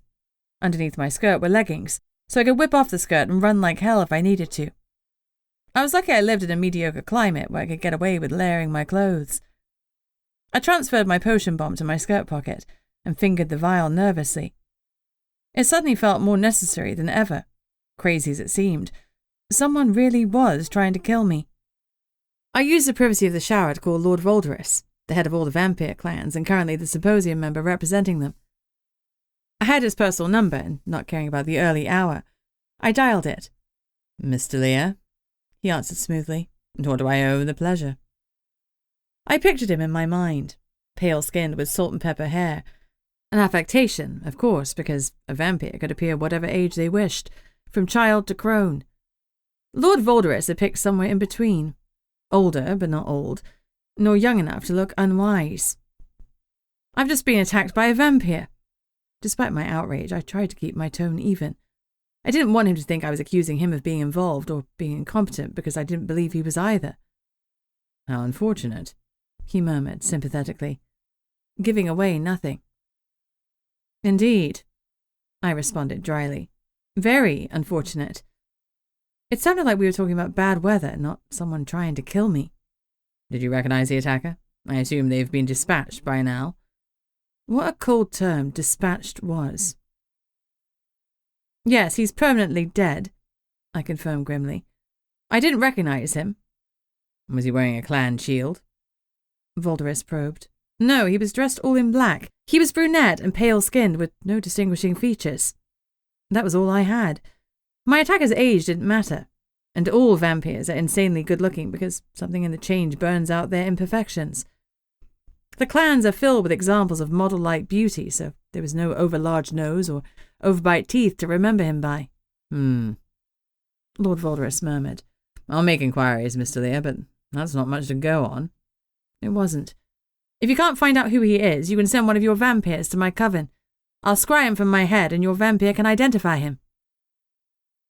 Lord Voldorus laughed. "You're not going to invite a vampire into your coven." What was I thinking? Of course I couldn't. The trauma of the attack had clearly addled my thinking, and that pissed me off more. Go to Wiltshire's while it's still fresh in your mind, Valdez suggested. He'll be able to identify him or pass the image to me for me to do so. Fine, tell him to expect me. When? Imminently. I hung up impatiently. I had to visit Mum first, but I wanted to know who was trying to kill me and put a stop to them. I didn't want Mum to have a target on her head because of me. I'd do anything to keep her safe, even if it meant working with Vampyrs, or worse, Bastion. Chapter 10. Bastion was leaning against the wall, waiting for me. He said nothing when I left the bathroom. My turn, then. I want a griffin to protect my mum round the clock. Like you've got me. He raised an eyebrow. I've got you, have I? Oh, lucky me. I glared, and he held his hands up in surrender. We're assassins, not bodyguards, he explained. If you can assassinate, you can protect. Same skill set, I argued. Very much opposing skill sets. He sent me an amused look that lit fury in my veins. If this is a joke to you, then you can go... The amusement leached out of his eyes. I'm sorry, witch, I'm taking this seriously, but I can't resist riling you. You get like a cat, hissing at me with all your fur standing on end. It's cute. Cute? Cute! I'd give him cute. He held a hand up before I could blister him with my righteous rage. I'm good at keeping people safe. I kept Jessica Sharp safe for years without her knowledge. But I'm rare. Most griffins go in, slice a throat, and leave. And that's not what you need right now. I need someone to guard my mother. You need someone unobtrusive, he clarified. Leave it with me. Go see your mum while I make some calls. After all his negative comments about Oscar, I was surprised he was letting me out of his sight. Don't you think you should be in the same room as me? I snarked. You'll have Oscar in the room and I'll be just outside of the door if you need me. I'll never need you. I marched in without looking back. Because I was in a snit, my brain wasn't quite engaged. When I saw my mother smiling at Oscar with love in her eyes, I automatically greeted her without thinking. Hi, Mum. She turned to me and frowned in confusion. You're not my daughter. My daughter's 10. She turned to Oscar. Who is this? My heart froze and my stomach lurched. So it was my turn, then, to be forgotten. Oscar turned sympathetic eyes on me. Someone I work with, he said simply. He took her hand and redirected her attention back to him. I sat in the chair by the window, giving them a little space. I couldn't bring myself to leave just yet. After the scare in the car, I needed to see her even if she didn't really see me. I listened as Oscar told Mum a little about the previous day. He edited his account, but he still wanted to share his life with her as much as he could. They only spoke for half an hour, but by the end, Mum was looking pale and lost. Lucille, I called to her familiar, can you help her? The black and white ferret had been snoozing by Mum's feet, but she stirred and stretched as I called her name. Whether Mum knew me or not, Lucille always did, and she came to me for a stroke. How peculiar, Mum murmured, looking at her familiar in surprise. Animals like me, I said hastily. It must be a pheromone thing. Lucille chittered at me. After I stroked her head, she happily bounced her way over to Mum. She leapt up onto her lap before making the last climb onto her shoulders and settling in by her neck. Lucille glowed slightly as she touched her little pink nose to Mum's skin, and my mother visibly relaxed. Her skin took on a healthy rosy hue as Lucille sent her extra strength and energy. Finally, the ferret familiar removed her nose, yawned, showing short, spiky teeth, snuggled down, and promptly went back to sleep. Most familiars don't need touch to help their witch, but as Mum got ill, the bond between her and Lucille was the first thing to be strained. Lucille could still help, but it took a bigger toll on her too, and I felt bad for asking. Still, it was a relief to see Mum looking a little more vibrant, because I hated seeing her vulnerable and lost. It's a natural way of things for a child to look after their parent, I told myself firmly. But natural as it might be, I had no siblings to ease the burden. I was grateful for Oscar. I let them speak for a few minutes more before I cleared my throat. I had Wiltshire waiting for me and a killer vampire to identify. Oscar met my eyes and nodded. He never once gave the impression that he minded being at my beck and call, but I instantly regretted pulling him away from Mum.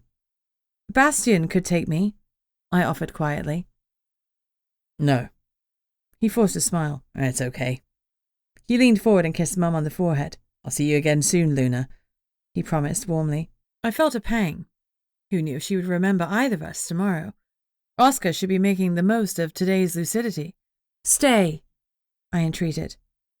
He shook his head. We have things to do. Luna smiled. Of course you do. You're a sexy wizard with important duties. Come here, stud muffin. Give me a proper farewell kiss. She reached behind his neck and pulled him down. I resisted the urge to moan, ugh, as I'd done as a teenager. When she pulled away, she was smiling, and my heart warmed. She fixed me with sharp eyes. Has the prophecy come to pass yet, Am? The smile dropped from my face. This wasn't the first time she'd mentioned a prophecy to me. What prophecy? I asked urgently. She blinked, and the moment was gone. So was she. I have no idea what you're talking about. She frowned. You'll keep my Oscar safe, won't you? I nodded, my heart still racing. I swallowed hard. I will, I promised. And I meant it with all my heart. Chapter 11.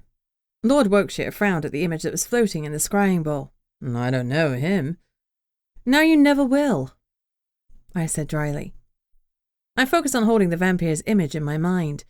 It's all but impossible to self-scry, so I'd summoned Hannah and Temby to meet us at Wokeshire's residence. Hannah had carried out the rune work without the slightest hint of trepidation at being within the vampir's nest. Temby was visibly on guard, but not offensively so. Get a photo of this image, Wokeshire barked at a lackey. Someone stepped forward, and I concentrated on holding the image nice and clear until the pictures were taken. Send the photo to Volderus, Wokeshire ordered. I'll make my own inquiries, Mr. Lear. I gestured for Hannah to break the scry. As she painted Ezro, a headache slammed into me.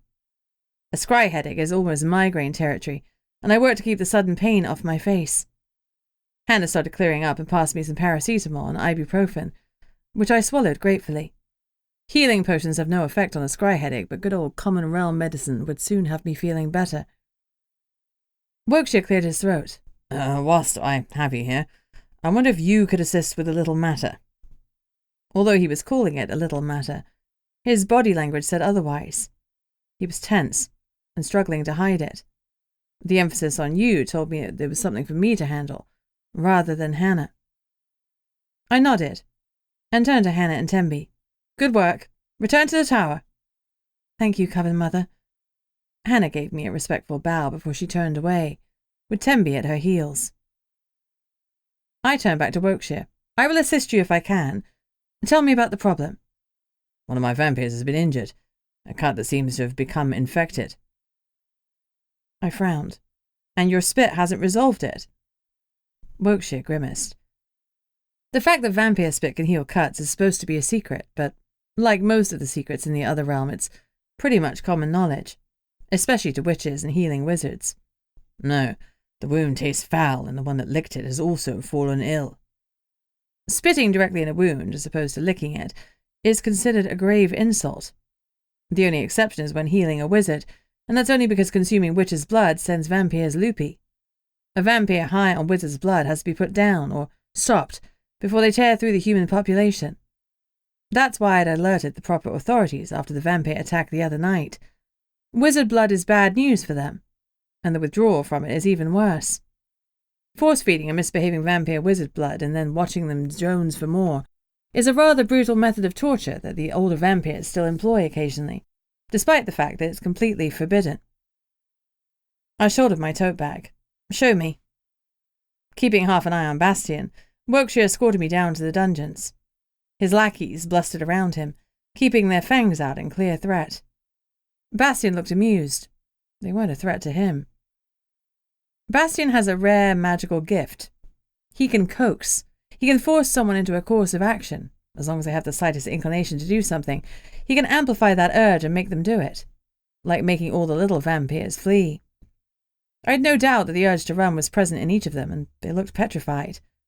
Bastion has a towering reputation. They say he's the deadliest assassin to have ever walked the earth. I sniffed. He's a knob. 2 cells were occupied by vampires lying prone on uncomfortable-looking beds. As I stepped forward, one of them sat up and hissed at me like a cat. His eyes were black. Uh-oh. As I moved closer, they both ran forward to cling to the metal bars. I surreptitiously checked the runes I painted on the dungeon walls during another visit, but thankfully, they were all in good condition. I relaxed. The containment runes were still holding strong, so much as these 2 vampires clearly wanted to attack me, they couldn't phase into the shadows and out at me. It had been more than a month since I last runed it, which showed that Lord Wokeshire wasn't one of the vampire lords who regularly chucked his vampires into the dungeons. Good for him. You always get better results with a carrot rather than a stick. When I glanced at Wokeshire, I was surprised by the sorrow on his face. He obviously thought the 2 vampires were a lost cause, and I wasn't sure he was wrong. I'd only seen vampires act like this once before, and that was when they were being controlled by a witch so black that she tipped into necromancer territory. Whoever had done this had nowhere near her expertise. This was someone dabbling and doing it badly. They tried to take over one of the vampires, probably with a potion on a blade, which would have been easier than getting the vampire to willingly imbibe it. They got a 2-for-1 special because the other one was infected from licking the wound. When did their eyes change? I asked. They were normal when I came down this morning, Wokeshire replied grimly. Necromancy, he spat. All vampires hate necromancers. Necromancers specialize in animating the dead, and, since vampires are dead men walking, they take that kind of thing personally. Incompetent necromancy, I corrected. Normally when a necromancer seizes control of a vampire, it's an instant hold. This is a slow leech. What does that mean? It means we might be able to stop it, I said, with more confidence than I felt. Wokeshire's shoulders dropped in relief. Whatever you need, I'll make sure you get it. Please, Mr. Lear. This is my daughter's husband. He gestured to the man in front of me, though I noted that he barely glanced at the second guy, who was obviously dispensable. We've got time on our side. I'll go home and see if I can brew a counter potion. It's a good thing they didn't imbibe the Black Witch's potion. This way we have a fighting chance. I'll need a sample of each of their blood. A thought suddenly occurred to me. The vampire that attacked me this morning, were his eyes black? I didn't notice. He definitely had dark eyes. Wokeshire frowned and clicked his fingers at one of his lackeys. Show me the image. The minion leapt forward eagerly, pulled his phone from his pocket, and retrieved the image of the vampire. Bastion, Lord Wokeshire, and I stared at it. Maybe, Wokeshire said finally. The shadows in the car make it difficult to tell for sure. That and the fact that scrying an image could only show what I could recall. It didn't mean it was completely accurate. I have a good memory, but not an eidetic one. I'll go and start the potion. I'll need that blood now, I instructed. I'll harvest it myself. Don't. These 2 are clearly contagious, so hopefully only if you imbibe their blood. But it's best not to take chances.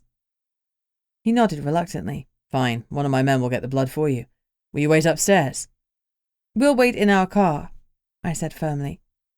Although I had plenty of vampire allies, the attack was still fresh in my mind, so I wasn't keen on lounging around surrounded by a whole clan of them. How long will it take, the potion? Wokeshire asked.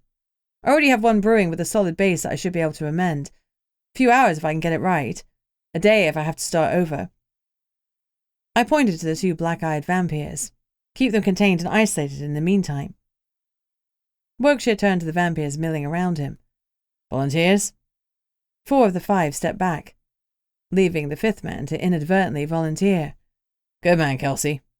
As Wokeshire clapped him on the shoulder, panic flared in the poor guy's eyes. Get some blood from Kelsey too, in case he gets infected, then I can cure him at the same time, I suggested. The volunteer sent me a grateful look, though I didn't acknowledge his gratitude. I was just doing my job. Thinking of these things is why I earned the big bucks. Wokeshire didn't leave us sitting in our car for long. His daughter, Merit, came out carrying a cooler box, presumably containing 3 vials of blood. Her hair is blonde in contrast to her father's black, and her skin is incredibly pale. No way are they biologically related, but I know better than most that it takes more than blood to make a family. She opened the back door of the car and passed the cooler to me. "Don't fuck this up," she snarled. I forgave her rudeness. She was worried about her husband. But nevertheless, I gave her a hard look. "Or you'll do what, vampire?" Bastion's voice was low and slow. The threat was clear. Merritt swallowed hard, and suddenly looked less sure of herself. "What's it to you?" she managed. "She's my witch under my protection," Bastion growled. "Let it be known." Merritt ducked her head as she shut the car door. She disappeared in a moment. Vampiric speed is no joke. They make Usain Bolt look slow. I folded my arms. "I'm not your witch. I'm a witch." "You're under my protection, are you not?" "Yes," I agreed reluctantly. "Then you're my responsibility, until I'm ordered otherwise." Such a time couldn't come soon enough. Chapter 12. I tried to leave Bastion at the Coven Tower's reception, but he insisted on accompanying me up to my flat. It was difficult to disagree with his reasoning, given that I'd been attacked in the car, but at least Oscar listened to my objections and went off to have some downtime.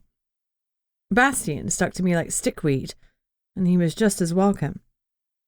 As we approached my front door, he gestured for me to get behind him whilst he went first. "It's fine." I rolled my eyes. "No one has been in." I nodded at the door. I live on the 6th floor, and on my door is a number 6. Before I left every day, I hung it upside down so it read as a 9. If no one came into my room, it stayed as a 9, but if anyone touched the door the slightest movement, would swing it down to a 6 instead. I demonstrated quickly, moving the 9 back to the 6th position. He stared at me. "That's your security?" I huffed. "Well, that and all the warding runes." There were a lot of warding runes. "The runes can be gotten around." He touched the back of his left hand, and the bare skin of his arm lit up with runes. I rolled my eyes. "They were painted by my staff. That's different." "Now someone's betraying you, it isn't." What an upbeat attitude. "I'm ordering a proper security system for you." I opened my mouth to argue, then closed it with a clack, as I remembered the fear that had rushed through me as the vampire had attacked. "Fine, whatever. Fill your boots. That can keep you busy while I work," I said firmly. Bastion went through my flat room by room, whilst I waited impatiently, tapping my toe. When he gave me the all clear, I took off my tote bag and put the potions back into the fridge to increase their longevity. Bastion watched me. "Do your thing," I instructed. "Just leave me to do mine." "No." "No." "I'm not taking my eyes off of you." My mouth dropped open. "This is ridiculous." "Someone just tried to kill you. You have a black witch and or a necromancer on the loose. Do you really think betrayal is so far out of the realms of possibility?" Damn it, when you put it that way. "Just don't get in my way," I snarled. We'd been up and out before the crack of dawn, and it was still only just midday. I was hungry, but I didn't want to delay brewing the potion in case it went wrong and I had to start from scratch again. Despite the common realm medicine, my head was still pounding, though it was down to a dull ache rather than a roar. I eyed Bastion reluctantly and sighed. Whatever I thought of him, it was clear that he was smart. He'd figure out sooner rather than later that my flat didn't take up the square footage of the whole floor. It's spacious, but not that spacious. It was only a matter of time before he worked out there was a hidden room. I hated that he was learning all of my secrets. I'd always kept Mum's condition quiet, and her location a secret, but now he knew about both, and he would learn about my lab too.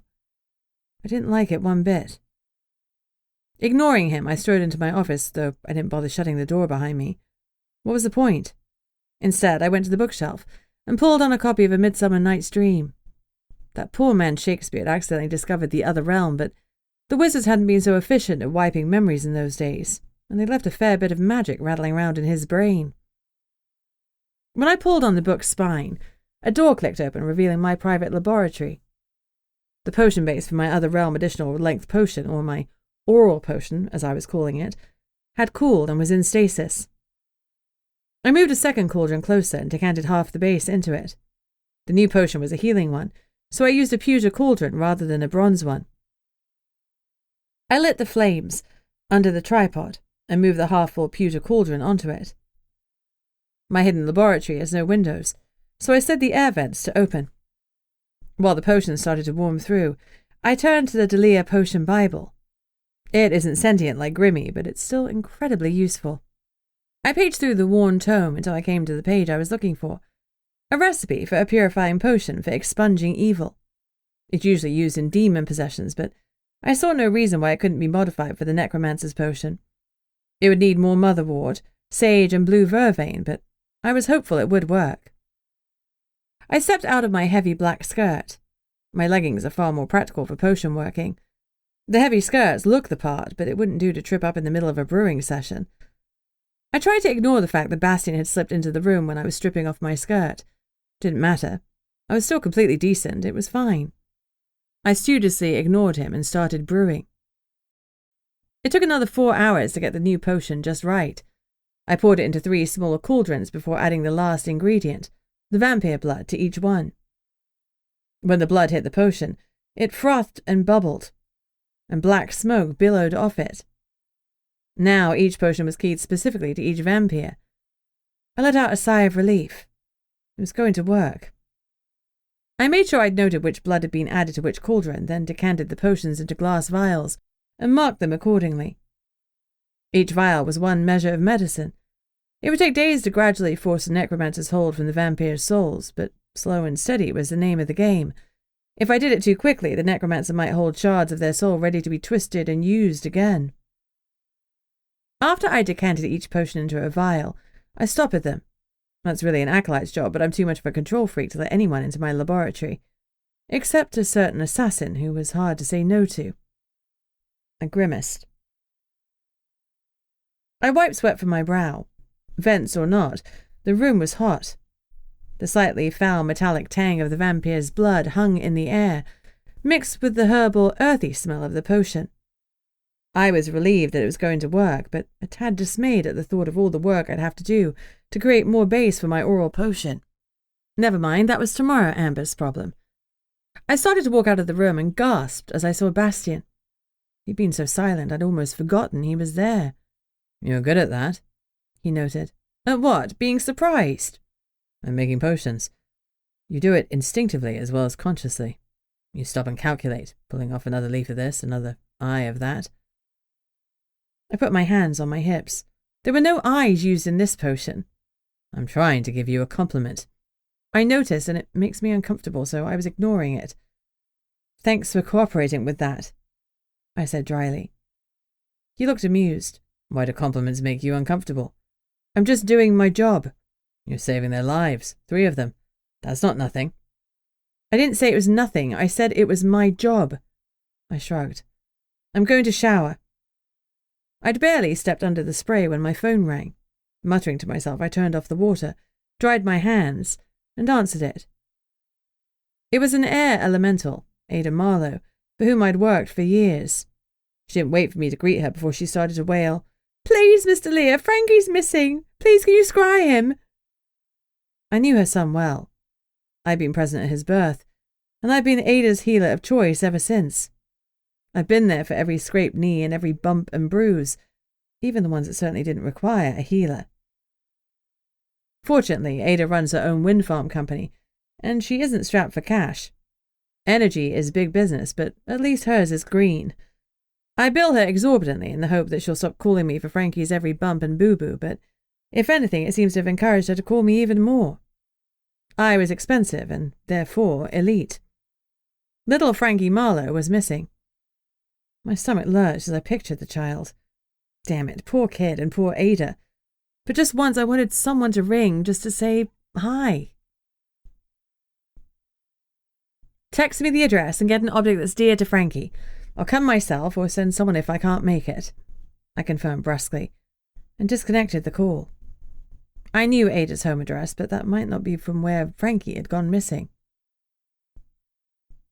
Needing to find some fresh clothes, I left the bathroom with a towel wrapped around me. I was halfway into my bedroom when I felt Bastion's eyes on me and froze, like a mouse caught in an eagle's gaze. His eyes were brown now. I forced myself to keep walking. He'd have noticed the pause. He noticed everything. But it couldn't be helped. How could I have forgotten that Bastion was in my lounge? I would have pulled my sweaty blouse back on if I'd remembered that he was lurking there. I dressed hastily before going into my office. I checked the Coven roster on my computer and grimaced when I saw that everyone was either off duty or on a job. I rested my head on my desk and counted to 5, then sat up and scrubbed my eyes. Tiredness was tugging at my limbs, but I couldn't leave Frankie alone and scared somewhere. And there was a tendril of fear that maybe the Black Witch had graduated from ravens to kids. Chapter 13. I'd taken more paracetamol, but the pounding in my head still hadn't subsided. Oscar looked as fresh as a daisy. Lucky him. He'd had some downtime while I'd been brewing like a witch possessed, but I didn't begrudge him his rest. Ada had texted me her usual home address, so I told Oscar to drive us there. I had the Vampyrs' potions packed in a cooler. We'd swing by Wokeshire after we'd found little Frankie. In my office, I'd done a quick rune toss with my private rune stones. I'd packed the potions for the scry in my trusty tote, together with some healing potions in case Frankie was hurt. Bastion had followed me around like a sad puppy, silence cloaking him like a death shroud. It felt entirely too appropriate. Now he was sitting next to me in the car. I tried not to feel too jittery that another vampire might slide into the shadows and try to bite me. Oscar spoke into the silence. I had the car runed against vampires. Meredith did it. Metal doesn't hold runes well. That's why we don't routinely rune cars.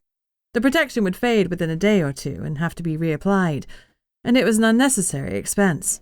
However, I couldn't bring myself to admonish Oscar. He was keeping me safe. Tension left my body, and I nodded my thanks. Silence fell again. I looked out of the window and let the world go by, struggling not to be lulled to sleep by the motion of the car. Now wasn't the time for a snooze, though my body heartily disagreed. My eyelids felt heavy, and I surreptitiously pinched my thigh under my voluminous skirt. The little spark of pain was enough to keep my eyes open, but only just. The air elemental's house was a hive of activity. Ada is the queen bee in these parts, and everyone was buzzing about her. Adrenaline sparked and tiredness left me. It was go time, and Frankie needed me alert and able. We were shown into the house. If anyone found it odd that I was accompanied by an assassin, they didn't show it. In the other realm, curiosity kills the cat and then eats it for breakfast. Ada is no fool. A porcelain bowl and a water filter brimming with distilled water were waiting for me. She stood as I walked in, presenting me with a tear-streaked face. "Find him, Amber," she demanded. Gone was the respectful Miss Delia of the phone call. She had me here now, and there was no need to be polite. There was no pleading in her tone. It was an order and a threat. Her elemental powers were wild. Her translucent hair was flying back from her face, as if she was standing in front of a fan, and an icy wind was whipping around the room. I started to shiver. "Get a hold of yourself," I barked firmly. "I won't have you ruin the scrying by spilling the water or knocking the bowl." Or have me paint a rune wrongly because I was shaking so badly from the cold. Ada took a deep breath and blew it out several times until her transparent hair settled against her shoulders, and the sharp breeze stopped. I picked up the porcelain bowl and inspected it for impurities. There appeared to be none, but I cleaned it again just to be sure.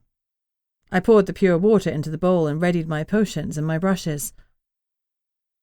"Object," I demanded, holding out my hand. Ada passed a small teddy to me. I painted on Othala for separation and Awaz for progression. Next, I painted on Kinaz for guidance. Only 3 rune stones had fallen on the rune cloth. It was a small spread, but perhaps that was more efficient for finding the child. The goddess guides the runes and I listen. Only a fool ignores the stones.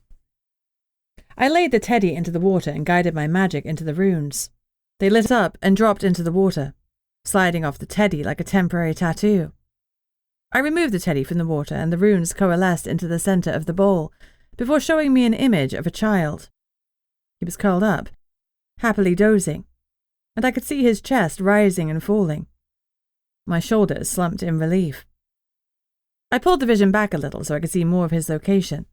He was beneath an outbuilding. I tried to pull back further, but the visions weren't letting me see anymore. This required a more hands-on approach. He's fine. He's sleeping under an outbuilding. I couldn't see exactly where, so I suspect he's on the property, I stated. It won't take us long to find him. I still have the connection open. Ada collapsed in relief. Thank God, she murmured, and crossed herself.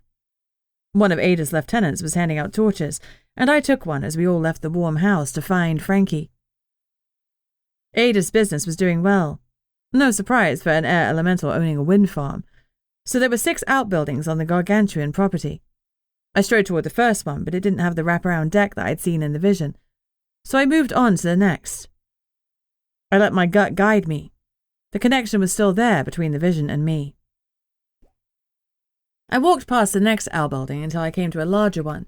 It housed a swimming pool and had a large wraparound deck full of sun loungers and neat table and chair sets. I skirted around the back of the building with Bastion on my heels. His eyes were glowing golden, and he was scanning the area around us with sharp, bird-like movements. I found the small hole in the deck. Here!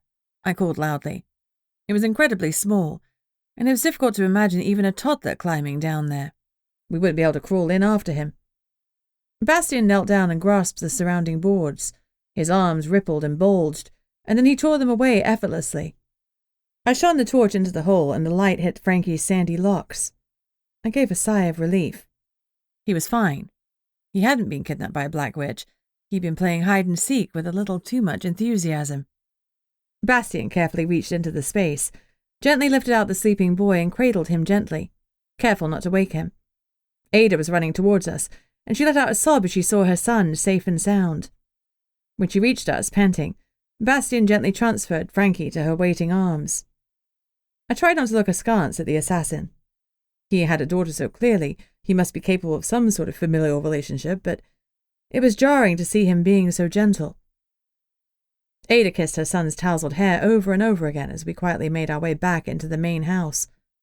I was glad for the warmth. I hadn't dressed for an outside excursion, and my skin was prickling with cold. I always feel the cold more when I'm tired. I went into the main room and carefully packed my bag and cleared up after myself. Potions could be misused in the wrong hands. I'd had too little sleep, and too much excitement. My skin was itchy, and itchy skin is a telltale sign that I need to go to the common realm to recharge my magical batteries. I hate stepping through the portal and only having the barest whisper of magic around me. In the common, I would be unable to see enemies around me. An ogre or a griffin could be right next to me, and I wouldn't know because they'd look like ordinary humans. But whether I hated it or not, today a visit was necessary. That last bit of magic had been enough to make me feel like I'd been liberally dusted with itching powder. It was only sheer strength of will that was stopping me from clawing at my skin. I texted Maxwell, the fire elemental who runs Rosie's Cafe, the local portal. I need a recharge. Do you have capacity for an overnight stay? ADL. Then I continued to pack my potions and paintbrushes, letting the routine soothe me. I felt on edge, no doubt because my day had started so badly. Getting attacked by a vampire had put me in a bad mood. Go figure. I'd finished packing up and was heading into the hallway when Ada came in, still carrying Frankie, though now he was awake. She was holding him tightly and scolding him loudly for scaring her. She didn't acknowledge me as she carried him up the stairs towards his bedroom. I glanced back as they went up the staircase. Frankie's t-shirt was riding up, and it was by sheer luck that I saw a flash of a rune. Ada, stop! I closed the distance between us and ran up the stairs, with Bastion only a step behind me. I tried to ignore him as if he were merely a shadow. My annoying, ever-present shadow. Hi, Amby! Frankie gave me a wave, and affection warmed my heart. Hi, Frankie. I chucked him under his chin. Frankie wanky, he chirped back. We don't really say that. I murmured, as I lifted his t-shirt. One small, innocuous-looking rune. Another 24 hours, and it would have faded from sight. To the bathroom, I instructed Ada sharply. We stripped Frankie and checked him over for stray runes. There were none, bar the one I'd already spotted. Issa, for stasis. I bet my bottom dollar that it had been painted on with an anesthetic potion. Someone had wanted Frankie to fall asleep, though why was anyone's guess. The whole thing was utterly weird. I wet a flannel and wiped the rune. It came off easily without the need for a cancelling rune. Whoever had painted it had relied on the potion and not used much magic to activate it. It was sloppy and lazy. "Someone painted a little thing on your back," I said lightly to Frankie. "Who was it?" "Yeah, a sparkly tattoo." Frankie yawned. "Who gave you the tattoo?" I pressed. "A girl." At least we knew we were looking for a female. "What'd she look like?" I pressed. "She had a hood on. I couldn't see too well." Ada's face darkened. "How do you know it was a girl?" I asked.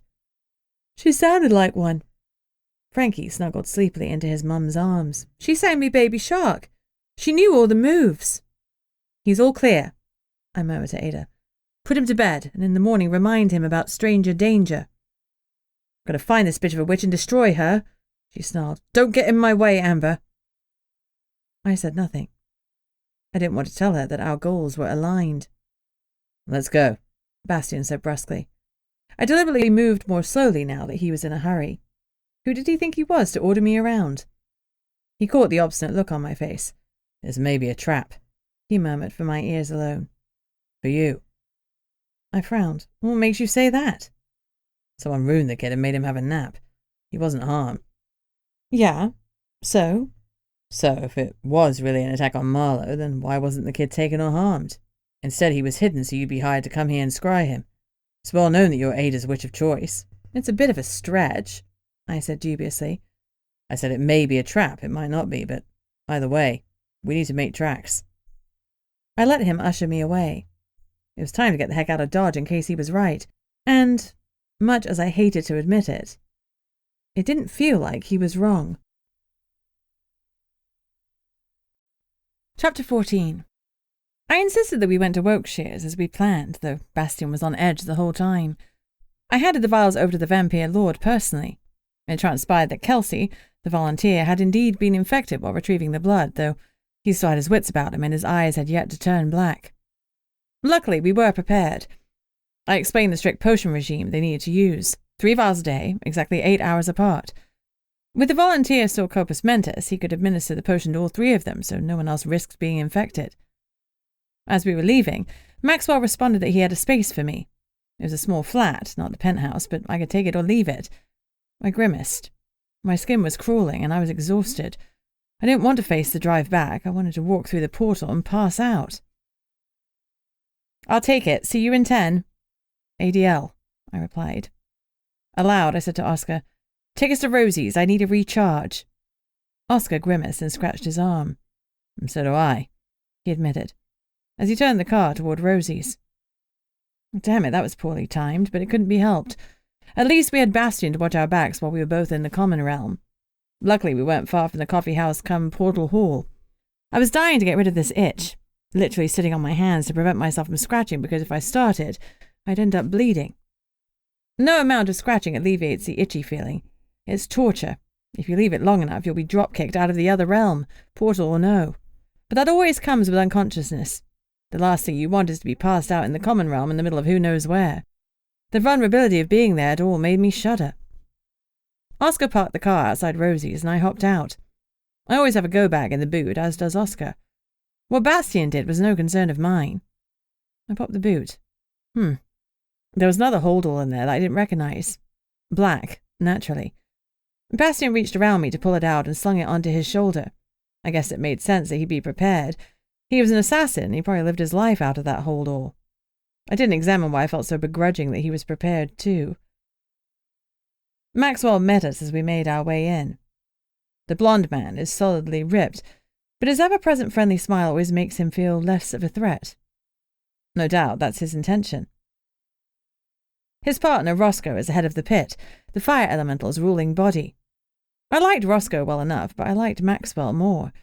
He always saved me a blueberry muffin on the days that I went in. It's the small things that count. It was late, and I had no doubt that the blueberry muffins had long since been eaten, but I wouldn't hold it against him this time. Rosie's had closed hours ago.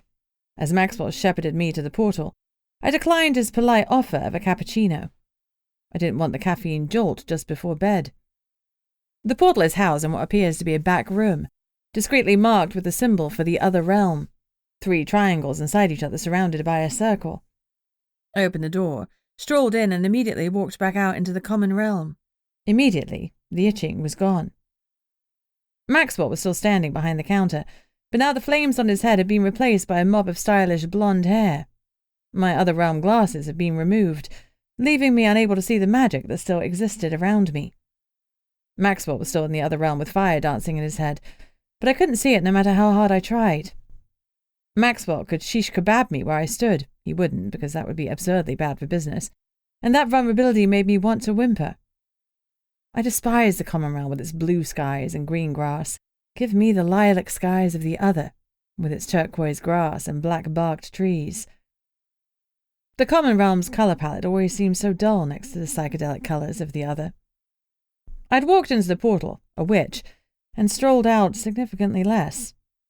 My magic was still there, but it was a tiny tendril compared to its usual torrent, barely enough to activate a rune. I hated the feeling of vulnerability, and I toyed with the potion bomb in my skirt pocket. I had magic enough to light that if needed. Oscar ducked in and out of the portal, too. We were both ordinary now. Like me, Oscar's powerful enough to still access the tiniest amount of magic in the common realm, but it wouldn't be enough to save us.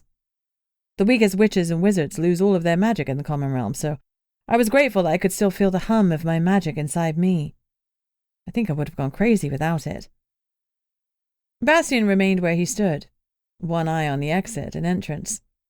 As a creature, he had no need to recharge his batteries, and he was ready to go all the time. Lucky bastard.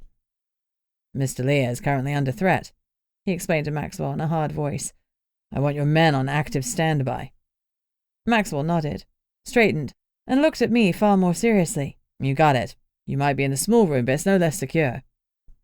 Bastion nodded his approval. Good. Show me. Maxwell ran through the security arrangements, including blast doors, metal shutters, and 5 fire elementals on standby. Maxwell explained they would be on 6-hour shifts. Make it 4, Bastion ordered.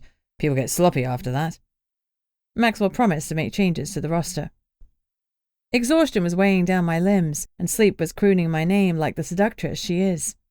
She was about the most action I'd had in years, apart from my romance books. Jake hadn't been up for such things after his accident. It had been a long, cold 20 years. There were probably cobwebs down there. I cleared my throat impatiently and gave Bastion a pointed look. He turned to Maxwell. Sorry, she can't wait to get to bed.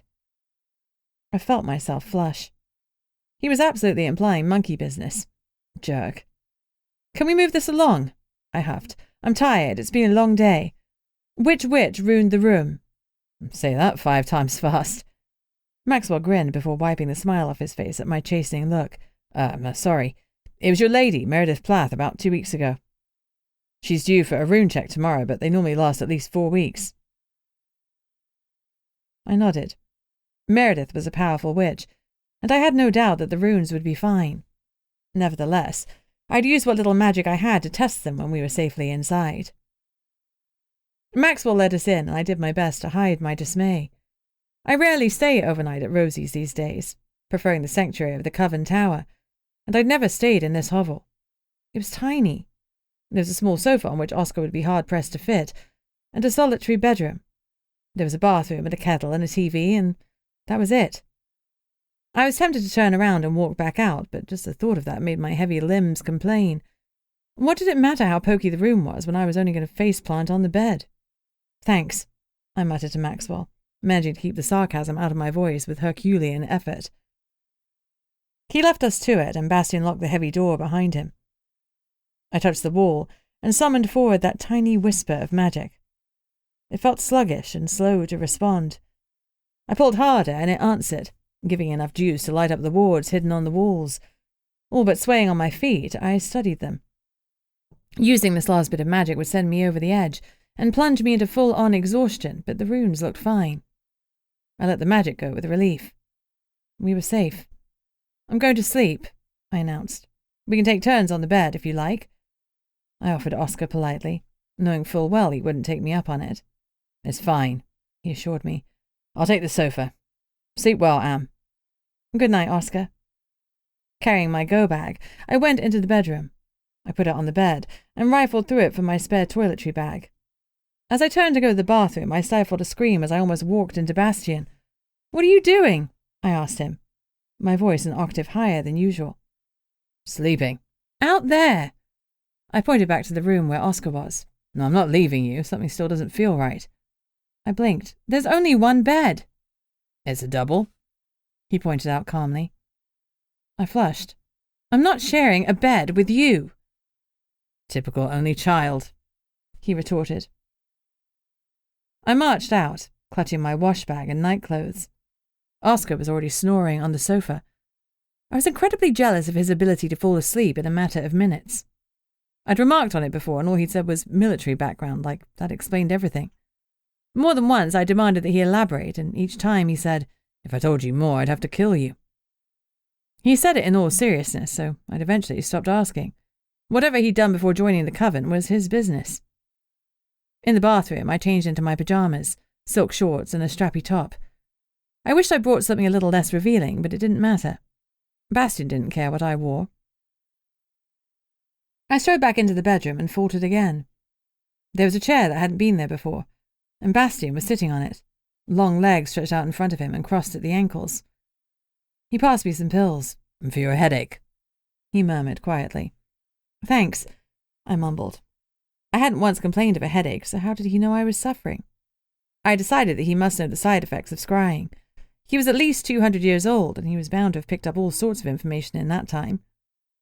"Good night, Amber." "Night," I replied grudgingly.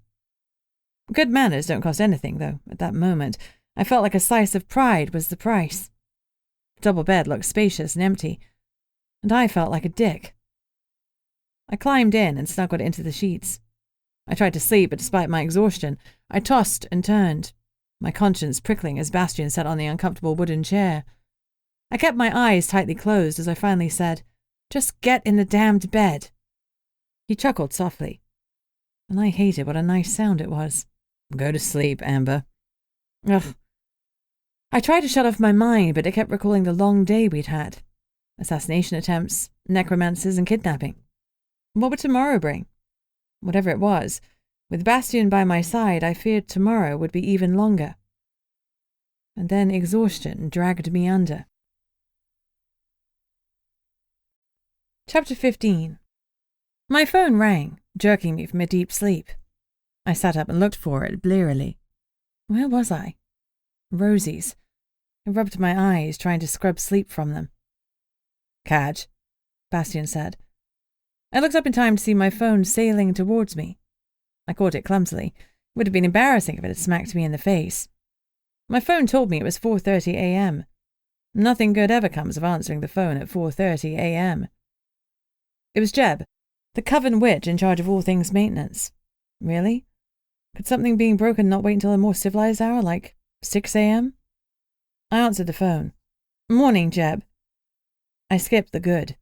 It wasn't a good morning if it started at 4:30 a.m. "Oh, thank fuck." He expelled the words in a rush. "She's okay," he shouted, making me move the phone away from my ear. "Who is okay?" I asked impatiently. "You. Somebody bombed your flat." "Somebody bombed my flat?" I repeated dumbly.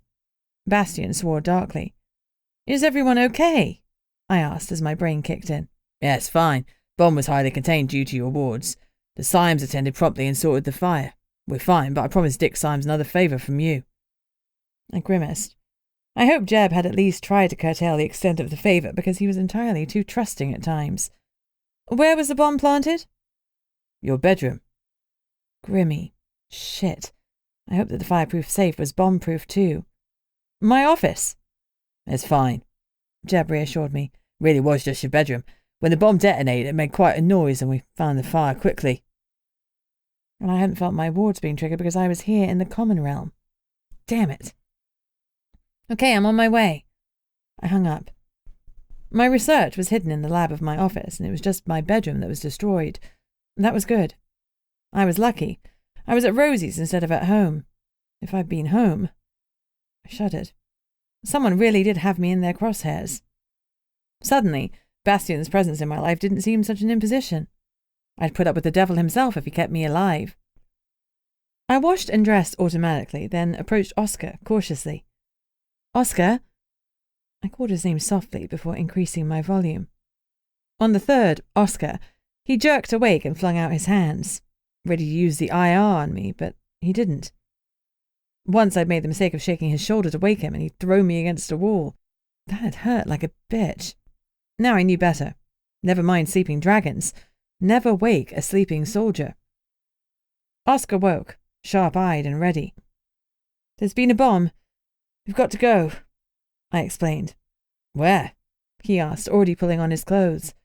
My bedroom, I admitted. Oscar still with one leg in his trousers. Fuck, he swore. Mum would kick you behind for that. We shared a quick look of regret that she wasn't here to do just that. Oscar carried on dressing. Then we gathered our stuff and headed out.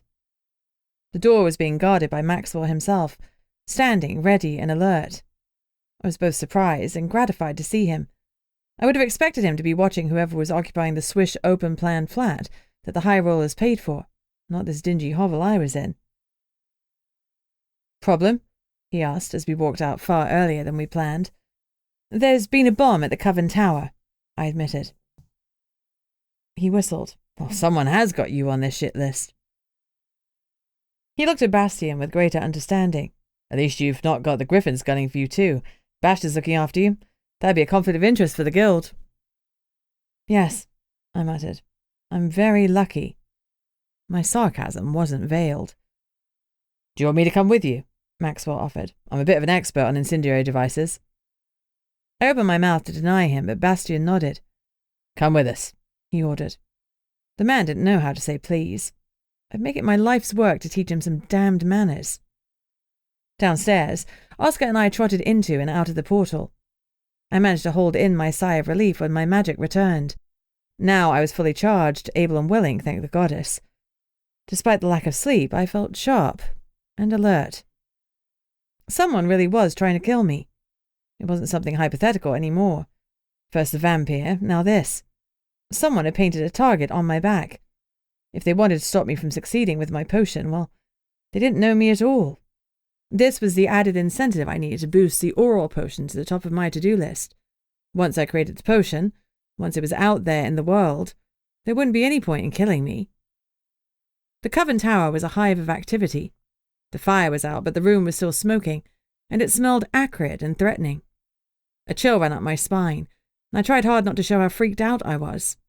Someone had planted a bomb in my room, and it had gone off successfully. This wasn't some half-assed amateur. Any idea what started it? I asked Jeb briskly. We're definitely looking at an ordinary bomb versus anything magical, right?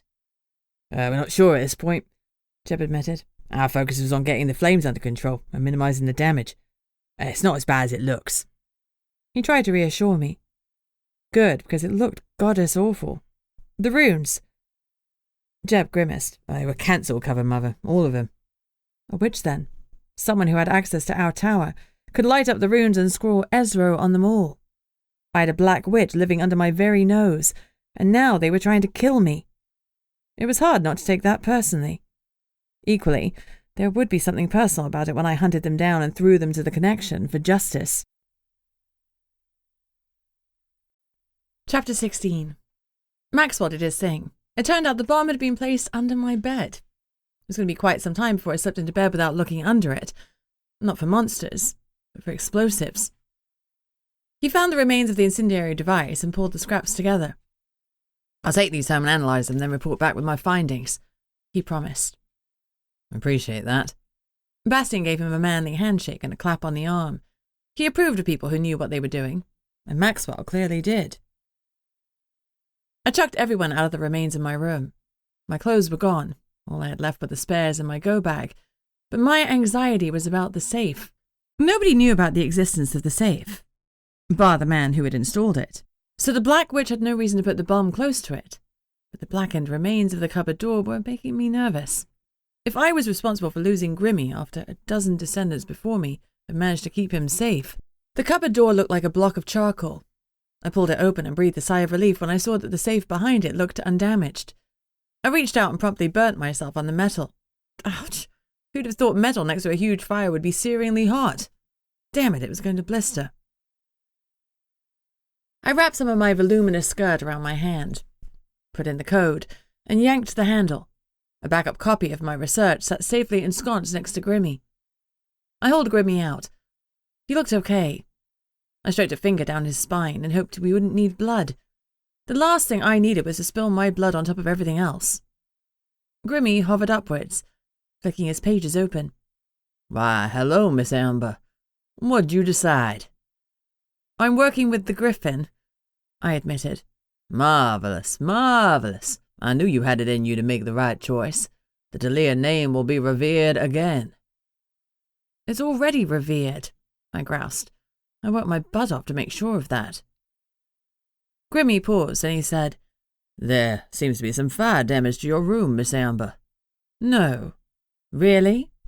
Sarcasm is the lowest form of wit, he told me disapprovingly. Did you come up by that all by yourself? I asked, my tone patronizing.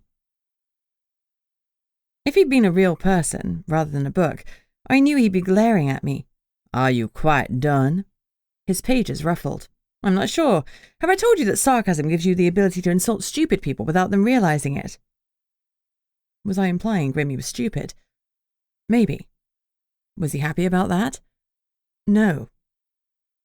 He closed his pages and landed with a thump on the floor. Whoops. I pissed him off so much that he decided our conversation wasn't worth wasting life on. He wasn't wrong. With only so much time on this earth, life is too short to waste time on things that don't make you happy. That was why my mother had taught me to care less about what others thought about me, and more about what I thought about myself. Luckily, I think the world of myself. There was a knock on my door. Bastion didn't wait for me to tell him to enter before plunging in. He looked around with a frown. I heard voices. I shrugged. He looked at the book on the blackened floor and my open safe door. The safe didn't get broken into? No, it's all there. So he didn't care about retrieving your research, only destroying it. Destroying me? I countered. If they truly cared about ruining my research, both of my offices would have been destroyed. You never stay overnight at Rosie's, he said slowly. No, not usually. What made you do it this time? I shrugged again. I was tired. It seemed ridiculous, but being exhausted had saved my life. The goddess had guided me. Bastion continued. The thing with the kid was a ploy. I frowned. To do what? To draw you away. They knew Ada would summon you to look for the kid, so you'd be out of the tower. They planted the bomb while you were guaranteed to be away from home. I could have delegated it, though. I wanted to. And how could they know when I'd arrive at Ada's? They had access to the roster, and they knew no one else would be available. And they had a watcher. At least, I would have had one if it had been me. Someone who messaged them when you arrived at the Marlowe place. Then the Black Witch went into your home, cancelled all your runes, planted the bomb, set the timer, and waited for you to die. The last words made me swallow, and I looked away so he wouldn't see how freaked out I was. Definitely an insider job then. This was a nightmare. When I looked back, he was studying me, and I hated that he probably wasn't fooled in the slightest. I was feeling vulnerable and raw, and he was feeling bad for me. I didn't want or deserve anyone's pity. My romance books are all gone, I said to change the subject. I waited for him to say something scathing about my reading tastes. His dark eyes met my green ones, and I couldn't tell what he was thinking. You have to start a new collection, he said finally. I swallowed the lump in my throat. It was absurd to be upset about losing my book collection. I was alive, and I should be grateful. But reading was one of the few things that I did for me, and my romance books had kept me going through some very lonely moments. I cleared my throat to make sure my voice didn't warble when I spoke. Where is everyone? The room outside had fallen silent. Maxwell has taken the bomb shards and left. Jeb has measured up everything that needs to be replaced. Ethan has repainted all the runes on your walls. Oscar has gone to check your office downstairs. They're all gone? Yes. Except for me. I sighed a little. You're always here. Like glue. I don't often have glue on me, I responded dryly. You should remedy that. Glue is always useful. I wasn't sure if we were still talking about glue. What do you want to do now? He asked. Cry? The answer slipped out before my brain connected with my mouth. I hastily waved the comment away lest he take me seriously. I couldn't go around letting people see I had feelings. Good goddess, what would Mum say? I walked into my living room, mostly to walk away from my comment, which was entirely too honest to share with Bastion. The living room looked normal, a little mucky from all the people tramping in and out of my ash-covered bedroom, but apart from that, an oasis of calm. I looked out of my window and smiled as I spotted the familiar black raven hovering outside. I opened the window. "Hey, Fehu," I called to him. He flew in and landed on my shoulder. "Fehu?" Bastion said, amused. Fehu turned his head to studiously ignore Bastion, making me smile. "It's the rune for luck," I said a shade defensively. "He flew to me once when he had broken wings. He shouldn't have been able to make it that far." Bastion froze, and his nostrils flared. "Did he now?" His voice had gone glacially cold. "Who would harm a bird?" I blinked, then understood. Of course he was outraged. He was part bird himself. Bastion studied the raven and then studied me. "You healed him?" He asked the question like he already knew the answer. I folded my arms. Of course I healed him. He was still looking at me like I was a puzzle he couldn't solve. "He can't pay you," he said finally. "Obviously not." I glared. "There's more to life than money." "I know that." He looked surprised. "But I didn't know that you did." I ignored the sting of hurt his words caused. Of course there was more to life than money, but money sure helped make life easier. It got my mum her treatment and her care. It bought me ingredients to make life-saving potions. For good or ill, money wasn't without value. I went to the fridge and found some ham for Fehu. He happily hopped from foot to foot as I fed him. "He seems to like you," Bastion said, amused. "Or my ham," I countered. I bit my lip. He's only been around a few weeks. Should I be worried about his motivation? My gut said he was fine, but that seemed a bit wishy-washy now that my bedroom had been blown up. Bastion gave a low craw, and Fehu flew from my hand to his outstretched one. He studied the bird. "His intentions are pure," he said finally. "He likes you and wants to help you." "How can you tell?" "I'm a coaxer," he pointed out. "I can't induce him to hurt you. He's not here for anything nefarious. He likes you, your pretty hair, and your ham." I touched a hand self-consciously to my red locks. "Not everyone likes a ginger." "It's a warning that you're too hot to handle. Not everyone can deal with the heat." "Don't take it personally. Only a real man can handle a redhead." Embarrassingly, I felt myself blush. That was the nicest thing anyone had ever said about my red-headed charms. I'd been tempted in my teen years to dye my hair, but Mum had threatened to cut it all off if I did. The urge hadn't arisen again. I accepted my looks now. I was me. Take it or leave it. Bastion lifted his hand and Fehu flew from his fingers, circling the room once before leaving through the window. He checked on me, had his ham, and departed. Fair enough. "It's still early," Bastion noted. "What are your plans for today?" "Potion making." My tone was grim. The faster I made this damned potion, the faster I got my life back. Chapter 17. I enjoyed my morning with my cauldrons. Nothing calms the mind like routine work. I wanted to make more of the base that I'd ended up using to help the vampires instead of using in my oral potion. The next stage would be tricky, mostly because the ingredients were difficult to get, read impossible. But the clue was in the name. I'm possible. It was only a failure when you gave up. There'd been banging and clattering for the past hour, and Bastion had ducked out to check on the ruckus. Jeb, he'd explained on his return, like that was sufficient explanation. It probably was. Jeb was busy doing what was necessary to make my room habitable again, and I appreciated the effort. I probably need to get out a blow-up bed for tonight, but hopefully we could get the flooring sorted and the walls replastered in short order. We keep a bunch of tradesmen on retainer, and I'm happy to pay a steep premium to be bumped up to the top of their lists. When the potion base was stable, I turned off the flames and stirred it until it cooled. Then I covered the cauldrons and painted fresh Issa runes on both of them. The stasis room would keep them in good actionable condition. Technically, I had plenty of time to get the next ingredients, but really I had no time to waste while someone was hunting me as if I were their next meal. I sent a Coven-wide email summoning everyone available to the common room immediately. I gave it 10 minutes before I went down with Bastion on my heels. There was a chorus of "Coven Mother" as I walked in. Venice was giving happy sobs at the sight of me, which was nice, if overdone. Everyone looked happy to see me, even Sarah, Venice's daughter, who'd been bumped back down to acolyte. I suffered through a fair amount of hugging and pats on my shoulder that I endured because they needed to reassure themselves that I was still alive after the bomb. Hannah gave me a tearful handshake, which felt weird, but I think she was just trying to respect my boundaries. Tembi gave me a nod. They looked to be getting on well, which was good, but not too well, which was also good. John, the spice shop's owner, either didn't know about my boundaries or didn't respect them, because he pulled me into a bear hug. "We'll get him," he said, outraged. "This cannot be allowed to stand." There was fury on every line of his face, and his wasn't the only one. My coven was riled. I was quietly pleased. It was more than a little gratifying to know how much people seemed to care that someone was trying to kill me. After everyone had spoken to me, I went to the centre of the room and held up my hand for silence. It fell instantly. Thank you all for your concern for my well-being. As you no doubt know by now, a bomb was placed in my bedroom.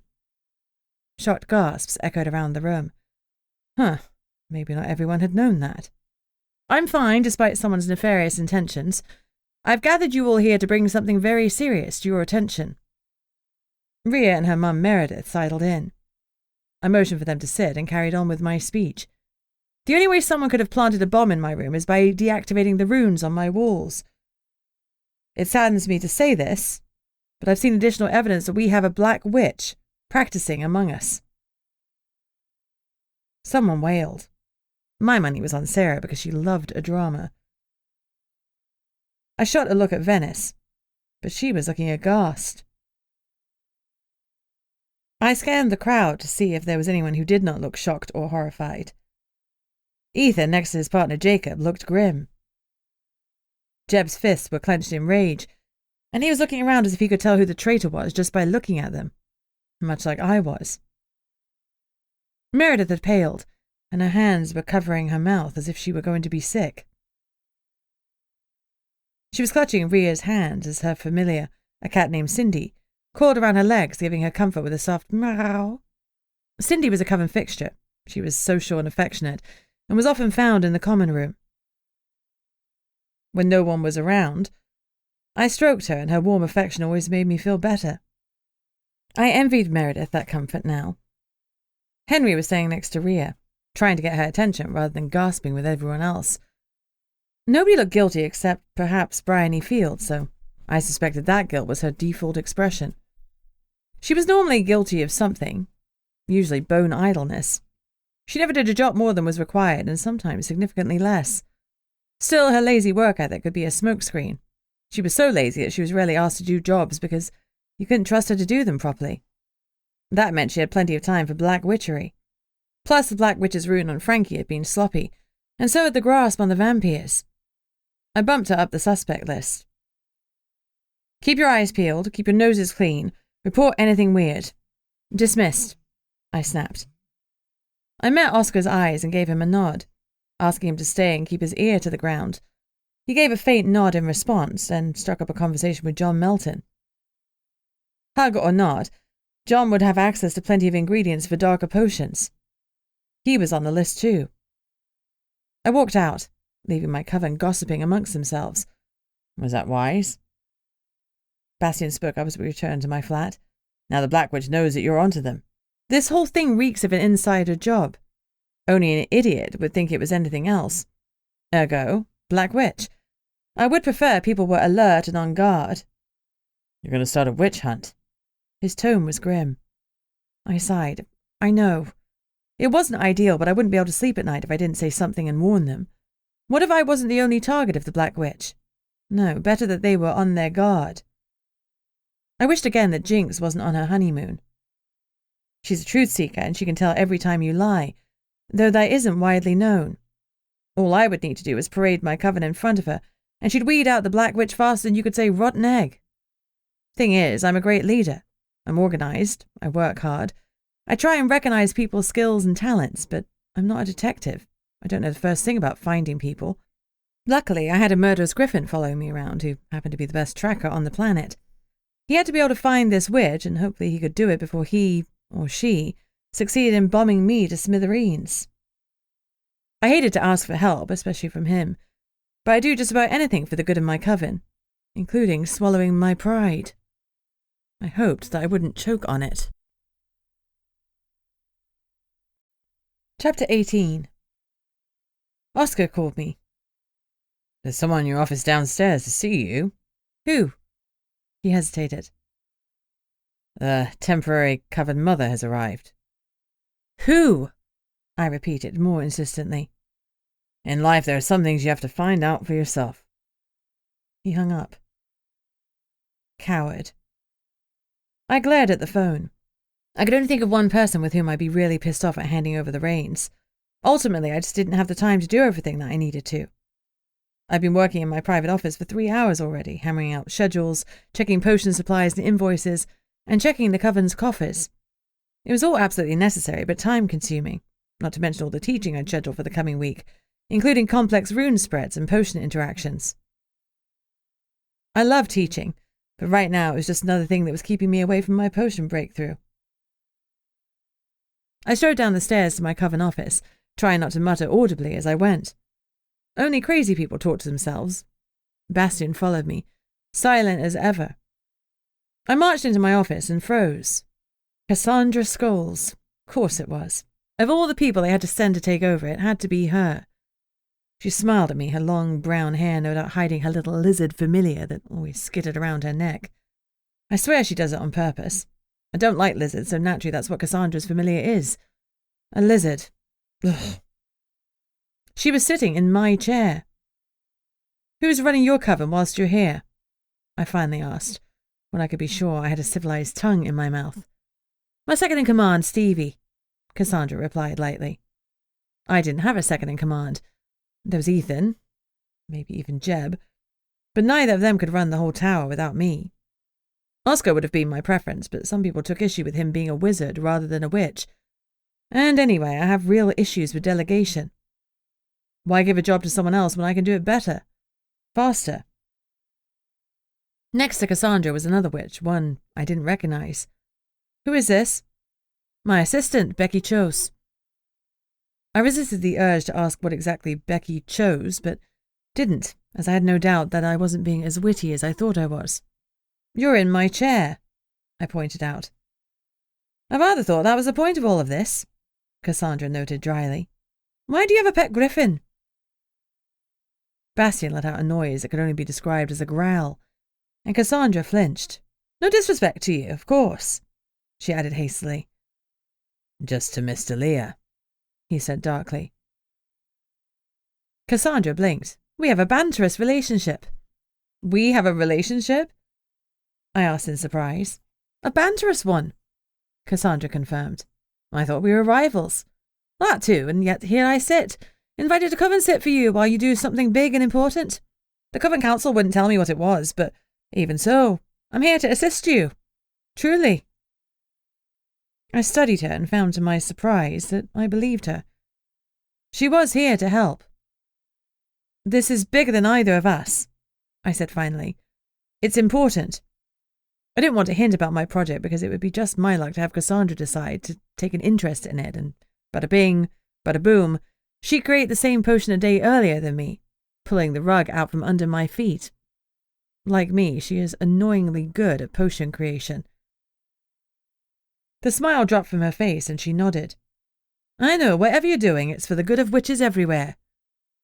I raised a cynical eyebrow. And if it means I secure the position as a symposium member? Then the best witch has won. She shrugged, then leaned forward in my chair. I have no doubt that this is a test for us both. Can we work together? Can we set aside our personal differences for the good of the Coven? Because I can, and I will. I nodded once. Fine. Fine. I gestured to the computer in front of her. I've been working on rotas and fund allocation this morning. I have teachings in my diary across the next week.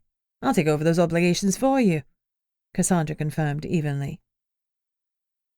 I'll let it be known that you're acting as temporary Coven mother. I keep an open door policy. I expect you to do the same. Her assistant Becky harumphed. eyes narrowed at me in obvious dislike. Cassandra always has an open-door policy. She's an exemplary Coven mother. Becky, Cassandra chastened, I don't need you to fight my battles for me. No, Coven mother.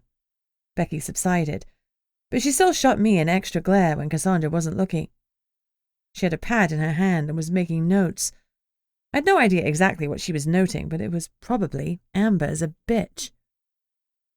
I wanted to show Becky who was boss, but technically Cassandra was still her boss, even if they were on my territory. Some days it felt like my greatest accomplishment was keeping my mouth shut. I'll let you settle in then. I stood.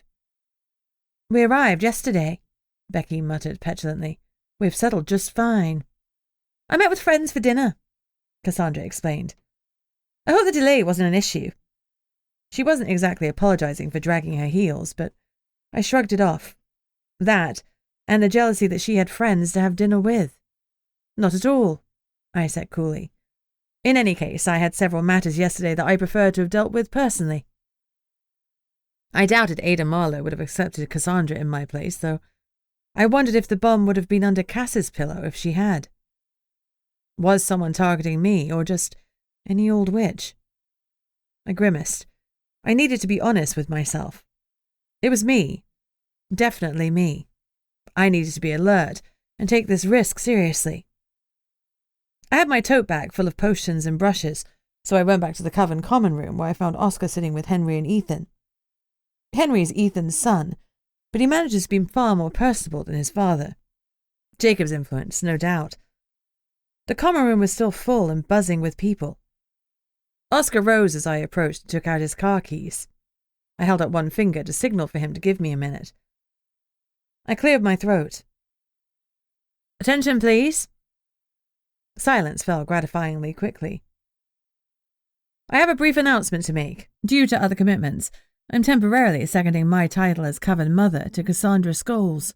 She'll be here with her assistant Becky until such a time as my other project is concluded. Please welcome them both. That'll be all. Whispers broke out. I heard Sarah say to Rhea, I bet her project is hunting the Black Witch.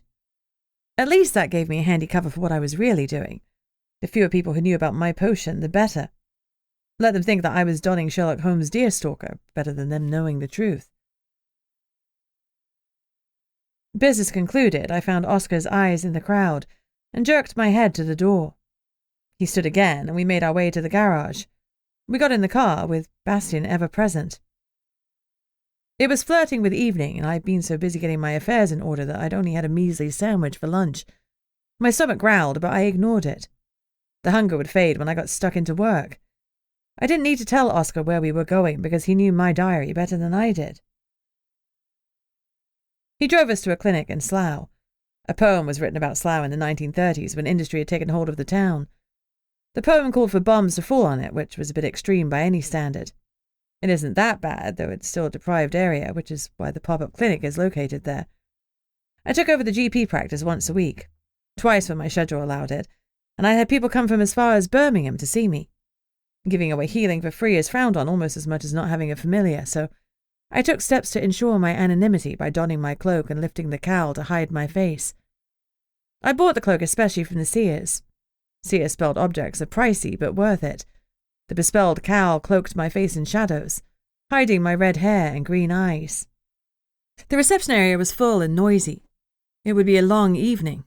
I was late, only by 5 minutes, but it wasn't an auspicious start to my appointments. The people waiting fell silent as they caught sight of Bastion. I cleared my throat. It's fine, I assured them. He's just a friend. He's helping me tonight. The wary silence remained.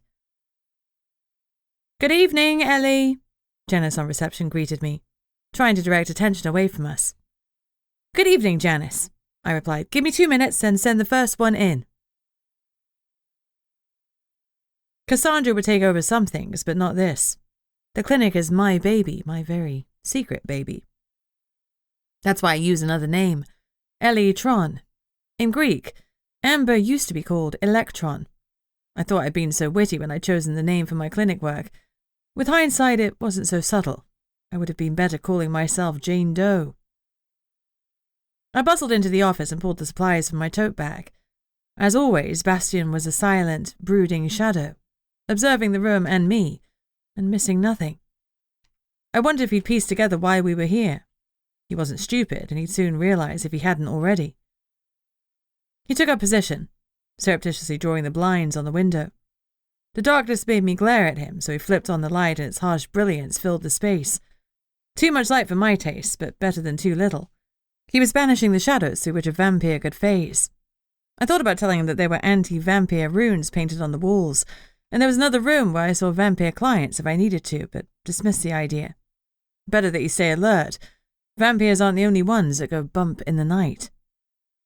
First on my clinic schedule was an imp. Janice knocked once before opening the door for the small creature. He was no bigger than the size of my hand, and he was clutching a stump of a tail. He put a bandage around it to stop the bleeding, but he looked utterly miserable. "Come on in," I said gently to the forlorn creature. He entered, and Janice quietly closed the door behind him. Imps as a species are usually full of a mischievous energy that this one was definitely lacking. "You're here for your tail?" Obviously he was, but I found it is best to let people tell you a little about their problems. He nodded. "It got chopped off by a vampire. He enchanted me so I couldn't move, then he said he was going to eat it."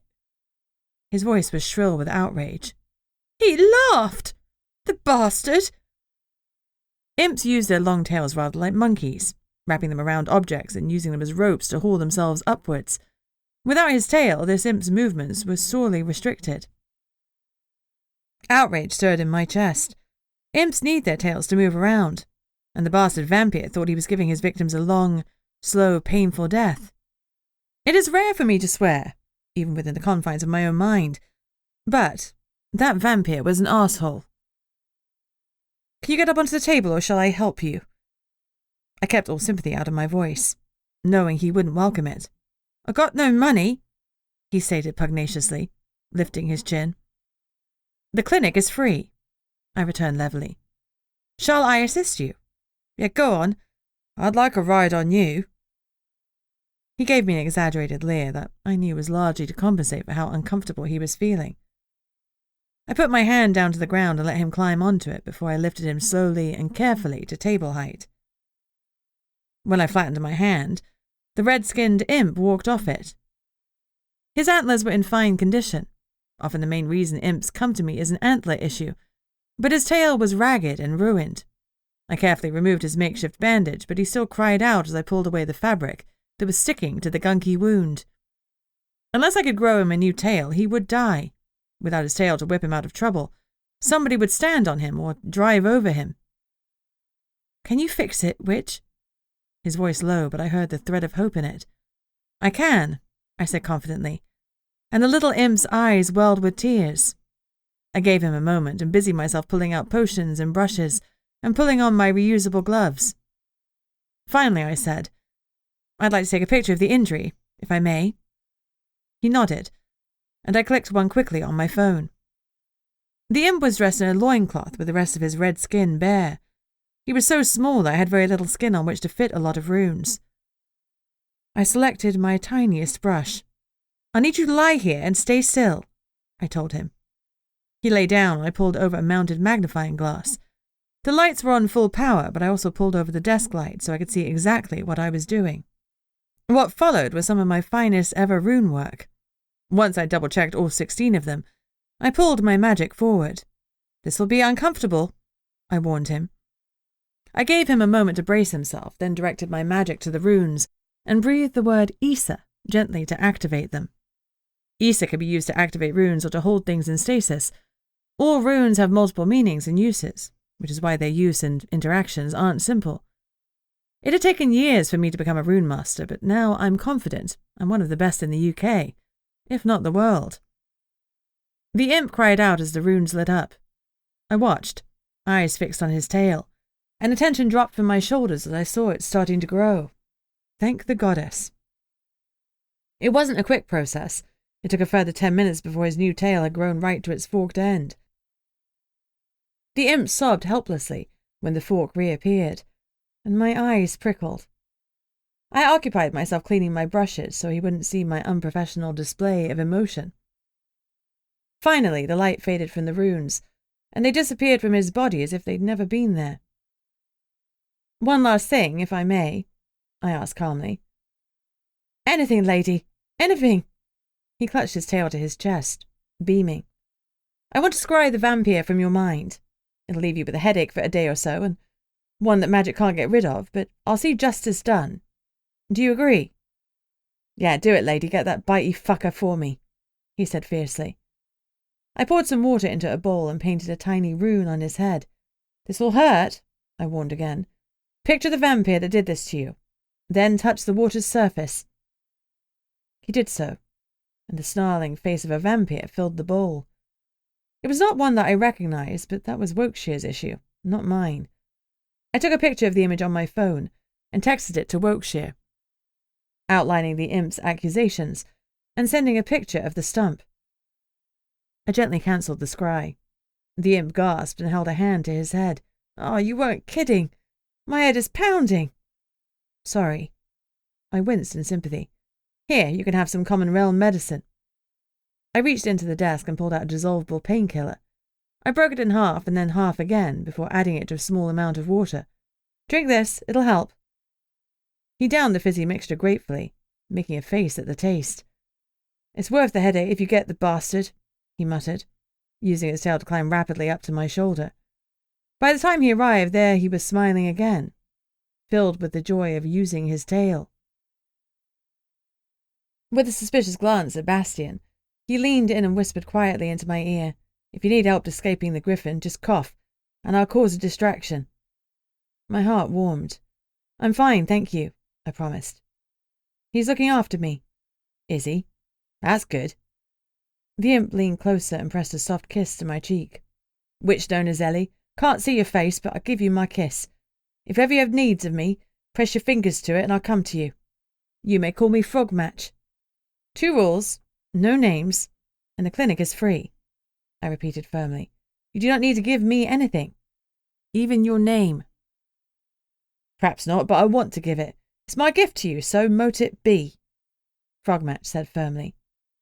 "So mote it be," I agreed softly.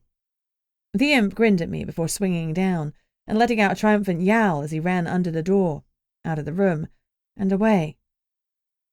The intercom buzzed. "Next?" Janice asked. "Next," I agreed. Chapter 19. I worked until the clinic was empty. Some of the patients had been waiting nearly a week to see me, and I hated that I hadn't been able to devote much time to the place during recent weeks. My research took precedence, though it would be worth it. I hoped I wasn't lying to myself because these patients needed me. I packed up the remains of the potion pots. The evening had been heavy going, and my right hand was cramping in protest. I am fairly ambidextrous, but not sufficiently confident to risk using my left hand for intricate healing runes. I'd let Janice go after she'd let in the last patient, so I did a quick walkthrough and locked the building. I checked the time. 1 a.m. Ouch. Bastion's voice made me jump. "What's more pressing? Your need for food or your pain?" I scowled. "I'm not in pain." "Your hand has been cramping for the last half an hour," he noted with a faint frown. I waved it away. "It's fine, it happens. Food. Oscar will have something for us." Sure enough, when we slid into the warmth of the car, we were greeted by the smell of food. "Rice box?" I asked happily. "Your favourite," Oscar confirmed. Yum. He passed me the little cardboard carton crammed to the brim with chicken fried rice, and I dived in, noticing that Bastion was doing the same. I felt a twinge of guilt. It was all well and good for me to go without food when I was busy, but I shouldn't make him do the same. He probably needed a zillion calories a day. A thought occurred to me. I said after my mouth was empty. "How are you on the killing front?" Bastion looked amused. "Are you concerned?" "No, but if you do need to go hunting, I have a vampire that's pissed me off," I half joked. "I'm good. I'm more than 200 years old, so I have my urges under control." "Okay, well, tell me if that changes," I ordered. The last thing I needed was an out-of-control griffin on my hands. "Do you want me to kill the vampire for you?" he asked, as if he were asking if I needed a loaf of bread from the shops. No, thank you. Wiltshire will deal with him, I said confidently. Silence fell, and Bastion and I fell on our rice pots again, as Oscar drove us back to the Coven tower. Have you got a spare blow-up bed? I asked Oscar after we parked up. I should have checked sooner. My bedroom was destroyed. There's a penthouse flat that we keep free for emergencies and prestigious visitors, but now it was housing Cassandra, and probably her assistant. Besides, I wanted my home, partly because of its comforts, and partly to show my attackers I wasn't cowed. Screw you if you think you'll drive me away. You won't need one, Oscar assured me. Jeb was outraged. He's called in favours left, right and centre for you. But surely my bedroom can't be habitable, I said dubiously. See for yourself. We climbed the stairs, even though I wanted to be lazy, and grabbed the lift. Oscar said goodnight when we reached his floor and pulled me in for a rare hug. Sleep well, Am.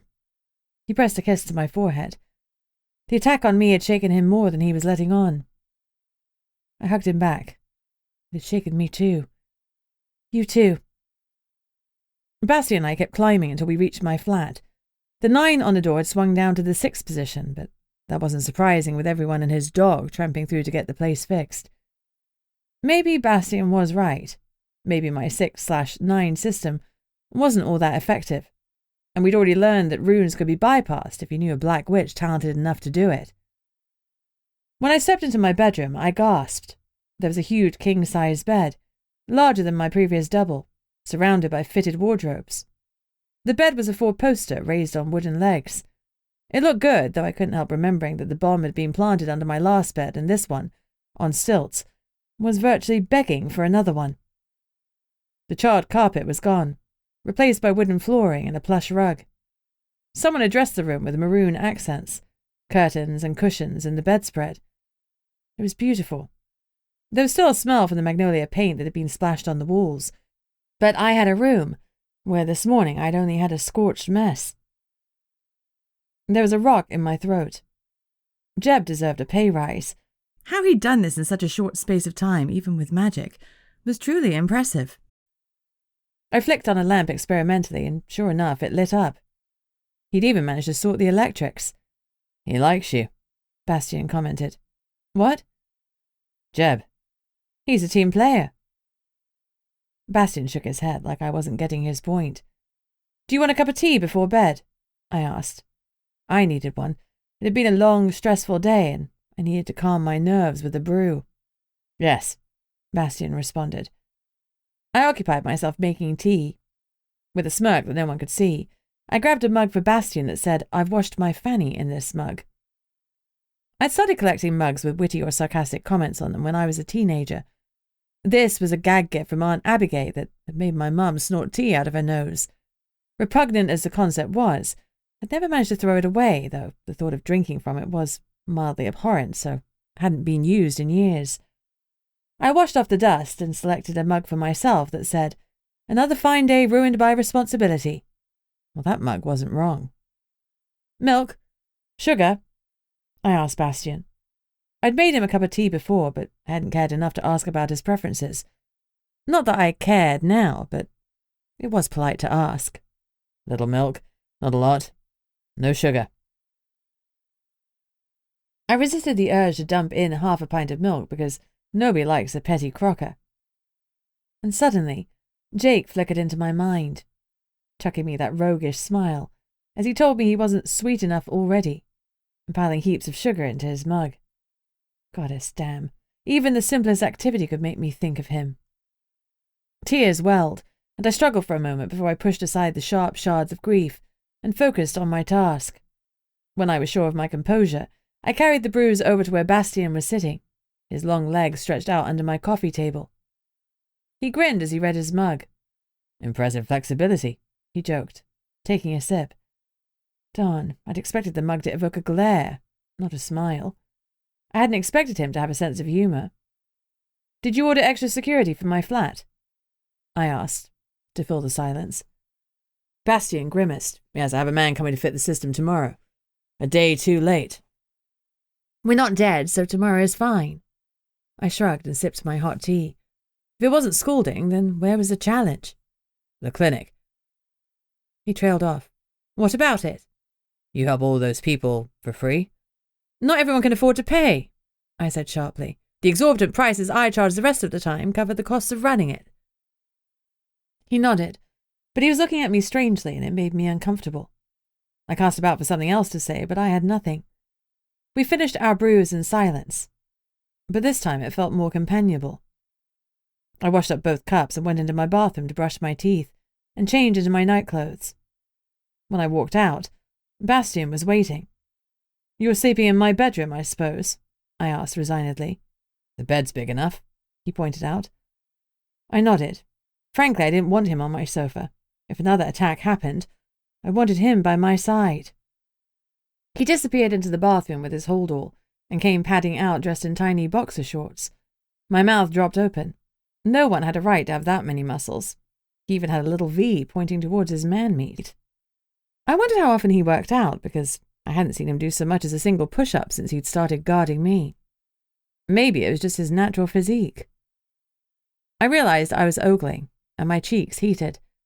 He might be easy on the eyes, but it changed nothing between us.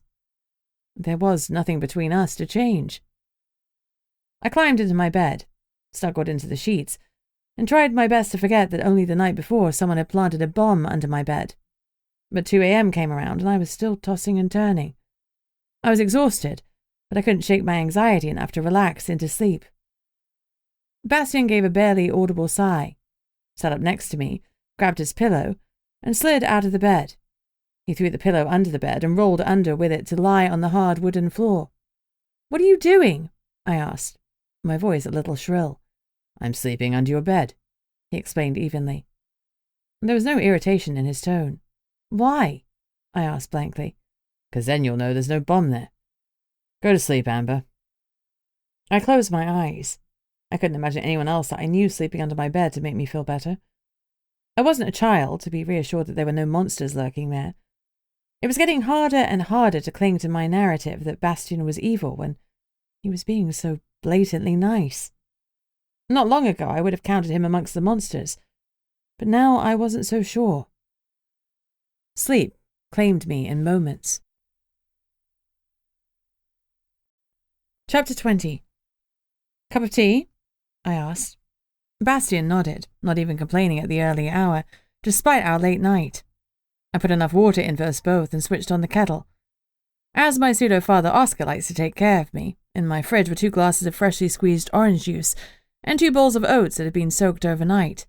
I guess he was taking care of Bastion now, too. I put the drinks on the table, my tea milky and his darker. I gave him one of my favourite mugs which said, "No fox given," with a picture of a fox on it. Mine said, "I'm fine. Everything is fine," and had a picture of an electrified cat. I wasn't fine, but I was damned good at pretending I was. Today I was on a mission to get stuff done. My oral potion in particular. I'd been putting off harvesting some of the ingredients because it was dangerous, but now I had a live-in protector. There would never be a safer time to go gathering. I rang Tom Smith, one of the brethren and the Dragon King's second-in-command. Even though Emery was on holiday, I knew he wouldn't mind me borrowing his stuff. For an only child, Emery is really good at sharing. "Smith," Tom answered gruffly. "Tom, it's Amber Delia." "Miss Delia, what can I do for you?" "I could do with a helicopter," I admitted. Emery kept one, and a pilot on retainer. There were some clacking noises as Tom checked something on his computer. "Chris is free. Where do you want to fly to?" It was gratifying that he didn't question whether or not Emery would lend me his helicopter and pilot. "Scotland. Falkirk?" "Okay, we'll need to check refueling. You'll be pushing it from your place to Scotland. That'll be just over 2 hours flight time. Let me sort a refuel at Carlisle. Chris will be with you in half an hour. Make sure the helipad is clear." "Will do." I hung up. Bastion was studying me. "I don't need a refuel. I could have flown you." I balked. Trust issues aside, that was a long way to ride astride a giant flying lion. I've ridden on Sherdor a time or two, and a quick 5-minute ride is okay, but 2 or 3 hours would be a bit much. Plus a helicopter is much faster. And comfier. "You've ridden on Sherdor?" "Yeah. So?" His expression darkened, and I'd felt like I stepped into a minefield, though I didn't know why. To give myself a reason to turn away from his scowl, I dialed Jeb. Morning, Amber, he answered, yawning. Oh, heck, it was early. Really early. Sorry to wake you. I just wanted to check that the helipad was clear. I should have just gone and looked rather than waking Jeb at the crack of dawn, but in for a penny, in for a pound. It's all clear, Coven, Mother, he promised. He was waking up, but the respectful title was back. Thank you. I hung up, resisting the urge to apologize. Coven mothers aren't supposed to apologize. We're supposed to demand and command. It literally says that in the handbook. I went to my new wardrobe, expecting it to be empty after the fire had destroyed all my clothes, but there were about 30 things hanging there still with shopping tags attached. Tears sprang to my eyes. Someone had cared enough to go shopping for me. Venice, perhaps, or Melrose. They were the main clothes horses in the Coven. Whoever it was, I was incredibly grateful.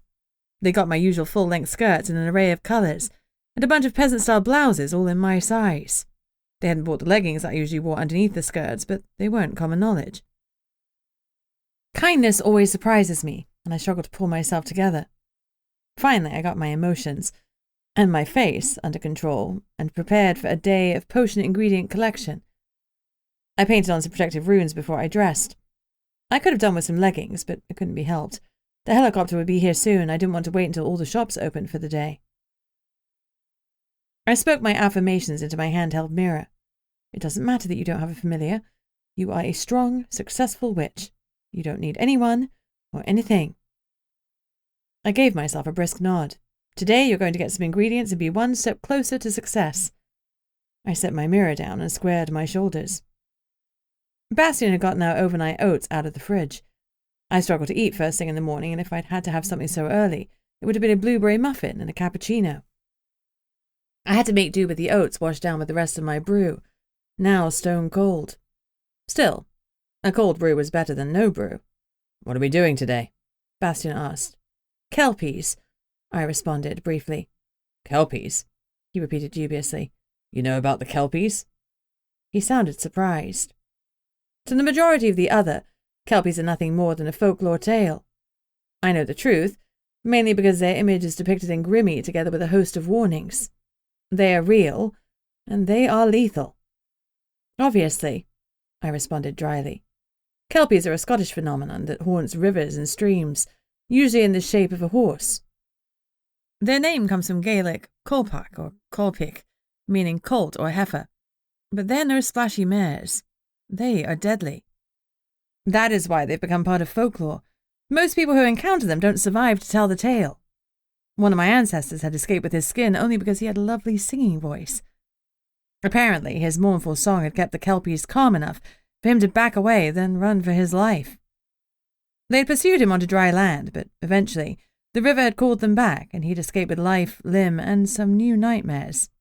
It had been a coincidence that he was singing when he'd seen them, but he believed it had saved him. He'd stopped singing as he slunk away, and that's when the pursuit had happened. So in theory, all I had to do was sing. Maybe. I know where there are some Kelpies, I confirmed. Emery took Jinx to see them on their first date. Bastion shook his head. That man needs to learn more about dating. Kelpies are not first date territory, or any date territory. Bastion is rather protective of Jinx. He thinks of her as an honorary niece. Really, you're more of a cinema and restaurant man, are you? My tone was derisive. You'd rather Kelpies? He asked incredulously. I'd rather originality, thought, effort. It was perfect for Jinx because she's an adrenaline junkie. And what would be perfect for you? Jake and I hadn't really dated. We were too young when we got together, and it was all about house parties and drinking with friends. After the attack, he'd been confined to the rental house, hidden away to stay safe from his hunters. No dates then, either.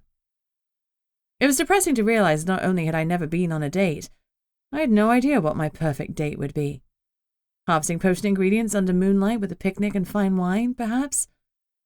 After the harvesting was done, of course, it wouldn't do to drink alcohol and then try and recover the ingredients. Well, that would be a surefire way to muck things up. I shrugged. Maybe dates and I just didn't mix. I was in my 40s now, and the time for romance had probably passed me by. Are you ready? Bastion asked. The helicopter has arrived. I didn't ask how he knew. A lot of the other creatures have excellent hearing, but it feels rude to question them about it. The divide between the humans and the creatures is a touchy issue, and I didn't want to emphasize our differences just before we set out on a dangerous mission. Not that I thought Bastion wouldn't save me, even if I annoyed him. He clearly had his own set of morals, even if they differed from mine. We went up to the roof. My tote bag was frighteningly empty, and I hated not having a plethora of potions at hand, but I needed space for the new ingredients that I would hopefully collect. I had one healing potion and a few brushes, but that was it. I also had several empty water flasks and some Kilner jars. I really hoped we'd be successful. Inside the helicopter, I nodded at Chris in greeting and put on my seatbelt and headset. "Good morning, Mr. Lear," he said. "Morning, Chris." "We're heading to Falkirk?" "Yes, please. To the Kelpies." "The statues?" "No. The real ones." There was a sigh over the comms. "I'll be ready for a quick exit then." "Probably wise," I agreed. He started the engine and lifted us upwards. "What are we going to do with the Kelpies?" Bastion asked. "We're going to collect some water from them. Well, you are." "You want me to what?" He sounded genuinely startled. "Just sweep on down and collect some of the Kelpies' water," I said patiently. "The water has to be taken while it is part of a Kelpie's form, not before or after." "You do realize that Kelpies are deadly?" "Yes, but they're one of the few creatures whose essence we can capture without harming them. They move through water, and as they move, they use that water as part of their essence.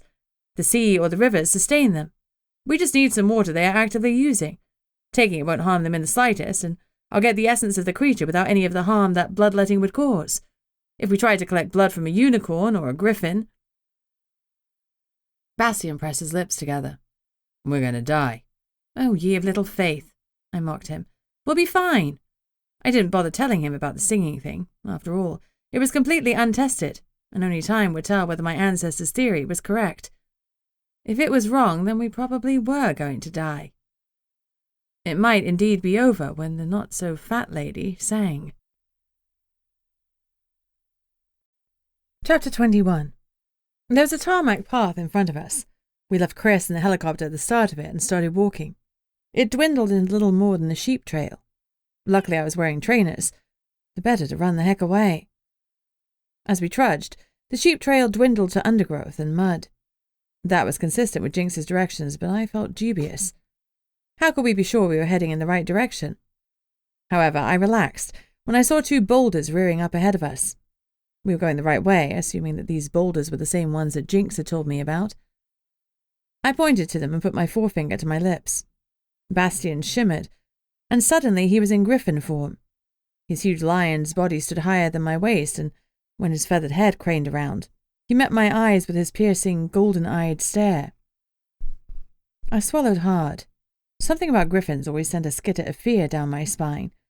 I don't know whether it was the deadly claws or the killer beak, but I was hyper-aware that Bastion could destroy me in seconds. I wouldn't have a chance to reach the potion bomb in my pocket. Luckily, he didn't seem to want to destroy me, but with a griffin, the urge could come at any time. We moved forward carefully. Bastion's paws were silent, but my heart was hammering so loudly it must have been audible to creatures far and wide. We climbed up the boulders, and sure enough, there were the Kelpies. 2 horse-like figures were frolicking in the river below us. I pulled a plastic bottle from my bag and unscrewed the top. As I held it out to Bastion, I was momentarily stumped because he had no hands to hold it with. My befuddled expression must have given away my thoughts, because his sharp eyes seemed to mock me. He reached for the bottle with his front right paw and secured it in his fearsome talons. Then he leaned forward over the water and braced himself to leap down. I cleared my throat, leaned forward too, and started to sing. I hadn't been sure which song to choose, but Hallelujah by Leonard Cohen burst out of me. It was beautiful and soothing. If that didn't calm the Kelpies' violent urges, nothing would. Bastion's head snapped to mine as my clear alto voice broke the silence. The eyes of both Kelpies were fixed on me as I sang, and Bastion stayed in place similarly entranced. I kicked him in the leg as I continued to sing, and he seemed to recollect why we were there. Clutching the bottle, he dived off the boulder towards the creatures waiting below. Even as he moved ever closer, they were fixed on me, until Bastion dragged the bottle through the mane of one of the Kelpies and broke the spell. She threw back her head and whinnied. a sound unlike anything I'd heard before, discordant and threatening. My song faltered and died in my throat. The other Kelpie screamed. "Run!" Bastion yelled. "I'll lead them away." His mighty wings were flapping, lifting him higher. I scrambled down the boulder and started to run back the way that we'd come. For a moment, I thought that Bastion's plan had worked, but then I heard hooves beating the ground as they got closer and closer to me. I dared not pause or look back. I threw myself forward, cursing my desk-riding, sedentary lifestyle. I stumbled on the uneven path, stepped into a rut hidden by some overgrown bracken, and fell. Heart racing, I scrambled quickly to my feet, but I then made the mistake of looking back. I froze at the sight of the watery apparition bearing down on me. Nostrils flared in rage. I stood stock still, incapable of movement as the mare drew closer. I willed myself to move, but nothing happened. I'd seen enough of my fair share of magic to know that this was some sort of enchantment, and I was caught in its deadly web. The distance between the Kelpie and me was shrinking. As I watched it advance, I felt regret. I wished many things. Not that I'd had the chance to finish the potion, but that I had seen Mum again, that I told Oscar how much I loved him, and how grateful I was for his presence. I should have visited Mum this morning before starting on this venture. I should have told Oscar what he meant to me, though I suspected that he knew. I should have grabbed that drink with Lucy. I should have made a will to provide for Mum's care. There was a Bastion thought I refused to acknowledge. My thoughts were dizzying, and my regrets were numerous as death pounded ever nearer to me. Then claws seized me, wrapping around my waist and yanking me into the air. I gasped as one of them pierced my skin, but I had no time to worry about it. I was wrenched upwards as Bastion lifted us high above the Kelpie's rearing hooves. She screamed as I was ripped from her grasp, and the magic that was freezing me in place melted away, leaving me shuddering at how close death had come. Bastion flew us to the helicopter before carefully depositing me on the ground. He was still carrying the water bottle in his forepaw, though some of its contents had sloshed out during our panicked flight. Luckily, a good amount remained. I reached into the tote to find the bottle cap and screwed it on. Bastion shifted onto two legs. "Are you okay?" he asked urgently. I nodded. Thanks for getting the water, and saving my life. "I thought they would chase me. I'm sorry." "Don't be silly," I said brusquely. "It's not your fault. Clearly I'm like a polo mint to the Kelpies." "What?" "Horses like polo mints," I explained. "You always have to explain the best jokes," he responded dryly, but his eyes were still sweeping over me, checking I was okay. I was glad I was wearing black because the puncture wound in my side was bleeding, and I didn't want Bastion to see that he'd hurt me. A quick rune later and I'd be fine. He'd saved my life, and he'd feel bad if he realized I was injured. Strangely, I didn't want that. Obviously, I was afraid that him feeling guilty might impact on him saving me next time. That was all. "Not the most sustainable potion ingredient," he remarked. I shrugged. "Well, next time we'll ask Lucy to come with us. She can pipe the Kelpies." Lucy's an alpha werewolf and also a piper who can speak to all manner of animals. I'd once seen her pipe an Ouroboros, so I knew she could communicate with magical creatures too. "How's your plan? You're going to get Lucy to ask the Kelpies nicely?" he asked incredulously. "It doesn't cost the Kelpies anything to give us some water. I don't see why they'd object." "Besides the fact that they're murderous creatures." "People in glass houses shouldn't throw stones." I regretted the sassy retort as soon as it left my mouth. I'd only seen Bastion kill one thing since he started protecting me, and that was a vampire that was about to murder me, so it was hard to feel regretful about his death. Besides, the vampire might have been a puppet for a necromantic black witch, and have been grateful to be released. Bastion didn't respond, and my regret deepened. He just saved my life, and that was how I repaid him. He shimmered into his human form and held out a hand to help me into the helicopter. I took it. As he heaved me in, I couldn't stop a little gasp, as a shard of pain stabbed into me. "You're hurt," he said, voice dark. "I knew I could smell blood. Where?" I scowled, but resistance was futile. At least being open would give me a moment to paint on a healing rune. "Let's get out of here first," I suggested. "Chris, take us up," Bastion instructed, his eyes not leaving mine. "Now show me, witch," he growled. I pulled up my black top, revealing the wound. "My claw," he muttered. His nostrils flared in self-reproach, and his eyes turned golden yellow. Before you get lost in self-flagellation, let's not forget that you saved my life. This cut is no big deal. I hurt you. The words burst out of him. It's okay, I reassured him, a tad confused at the strength of his reaction. No, it's not, he muttered, jaw clenched. Well, I'm going to heal myself while you get all worked up. I opened my tote bag, pulled out the healing potion, and quickly painted on Hagalaz for injury and Suilo for health. I pulled a little magic into the runes and then sagged as the pain vanished. Thank the goddess for magic. Where to? Chris asked. Oh, yes. A destination would be handy. Edinburgh, I replied. You got it.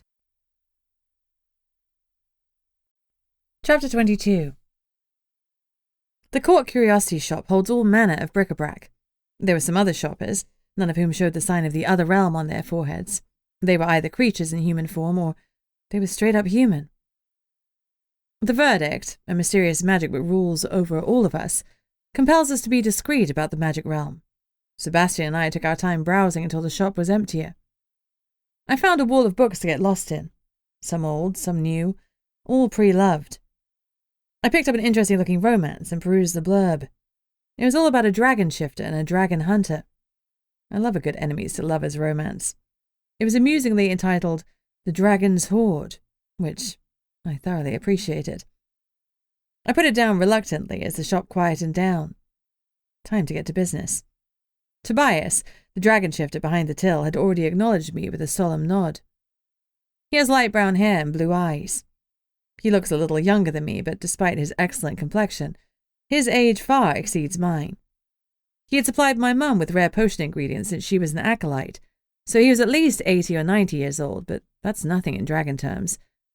He's still young and impetuous. Despite that, I like him. When the last human shopper had vacated the tiny premises, I moved forward. Amberdelia, he greeted me warmly. And how go things for our next witch symposium member? That has yet to be determined, I said primly. He waved away my words. A foregone conclusion, surely. You're well liked by the magical community at large. Not as well liked as Cassandra Scholes. Ah, she's lovely, he agreed. But she doesn't yet have your gravitas. You're the pillar of witch society. I like to think that was true, but I could also see when someone was buttering me up. I sighed. Oh, what do you need? He grinned. Perhaps a mutual exchange would be in order. What brings you to my door today? I lowered my voice.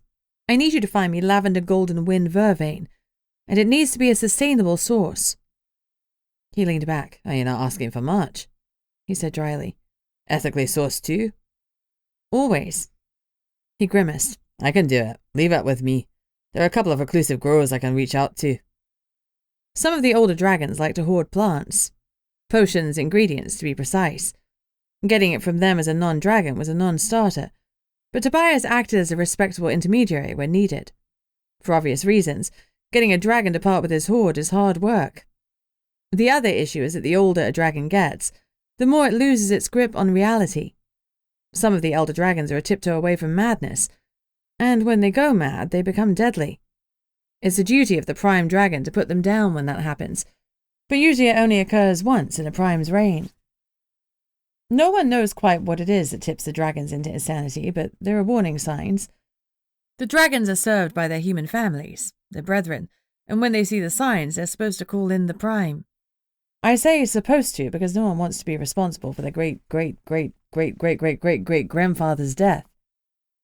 Luckily, Tobias is young in the scheme of things, so I would have a good supply of potion ingredients as long as the exclusive, reclusive grower didn't kick the bucket any time soon.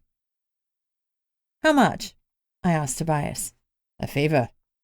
He smiled, like it was going to be something simple. What and when? No. What is it? He dropped his voice. I have an acquaintance who needs some help, but he can't afford to pay for it.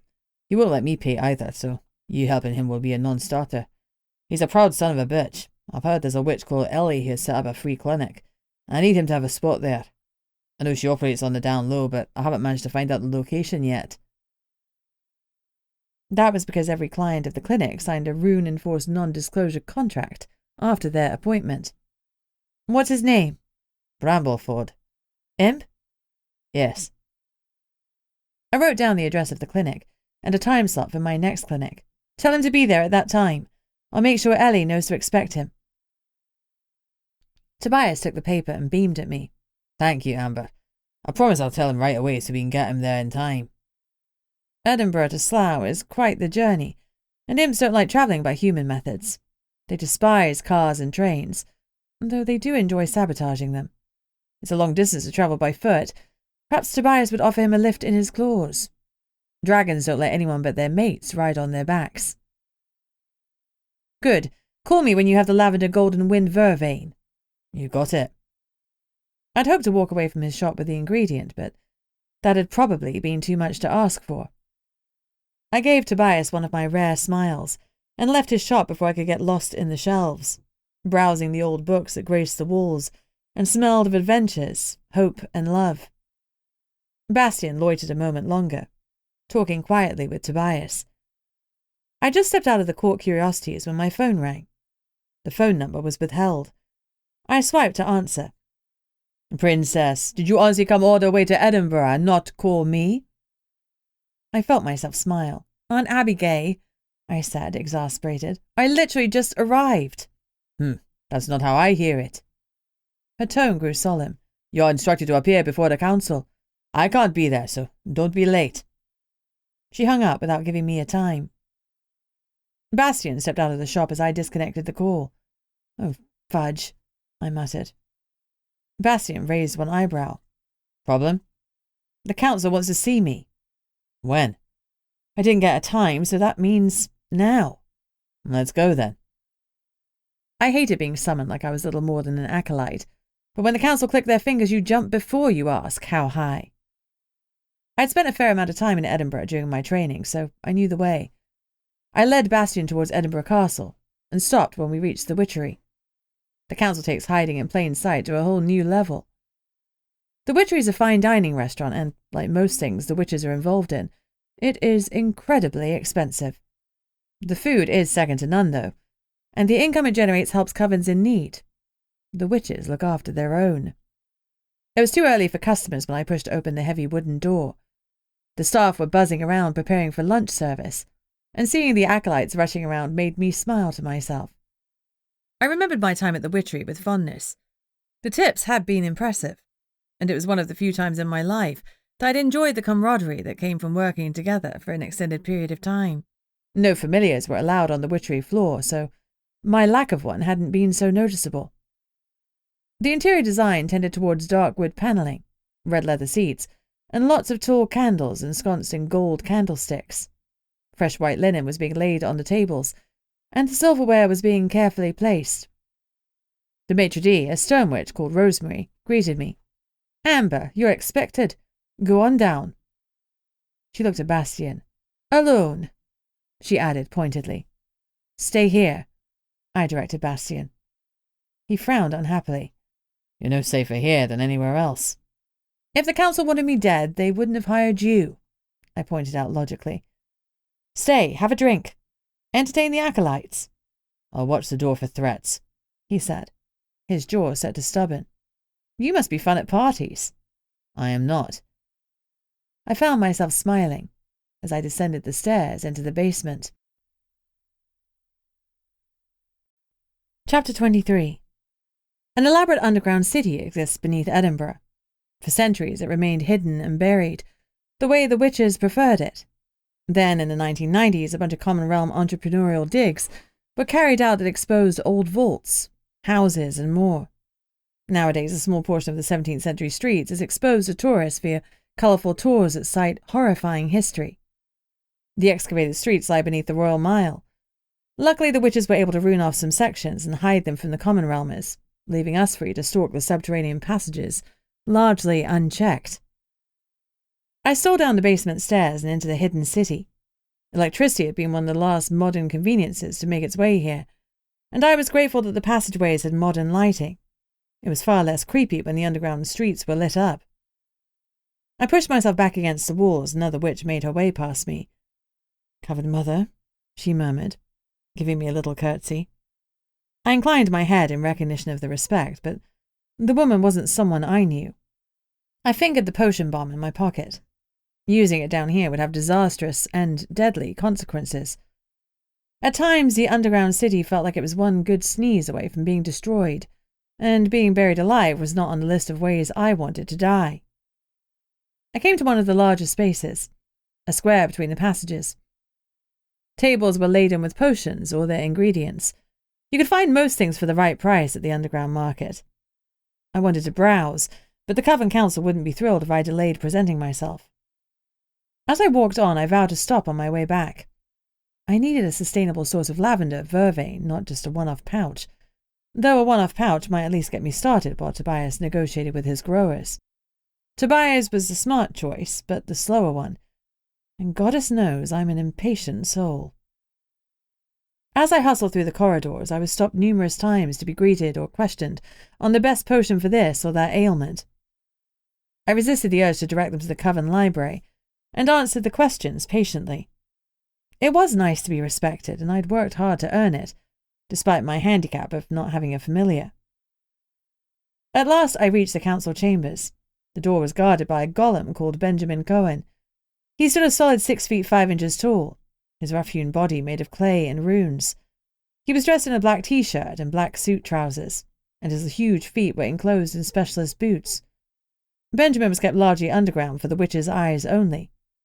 I'd long suspected that he must feel as lonely and isolated as I often did.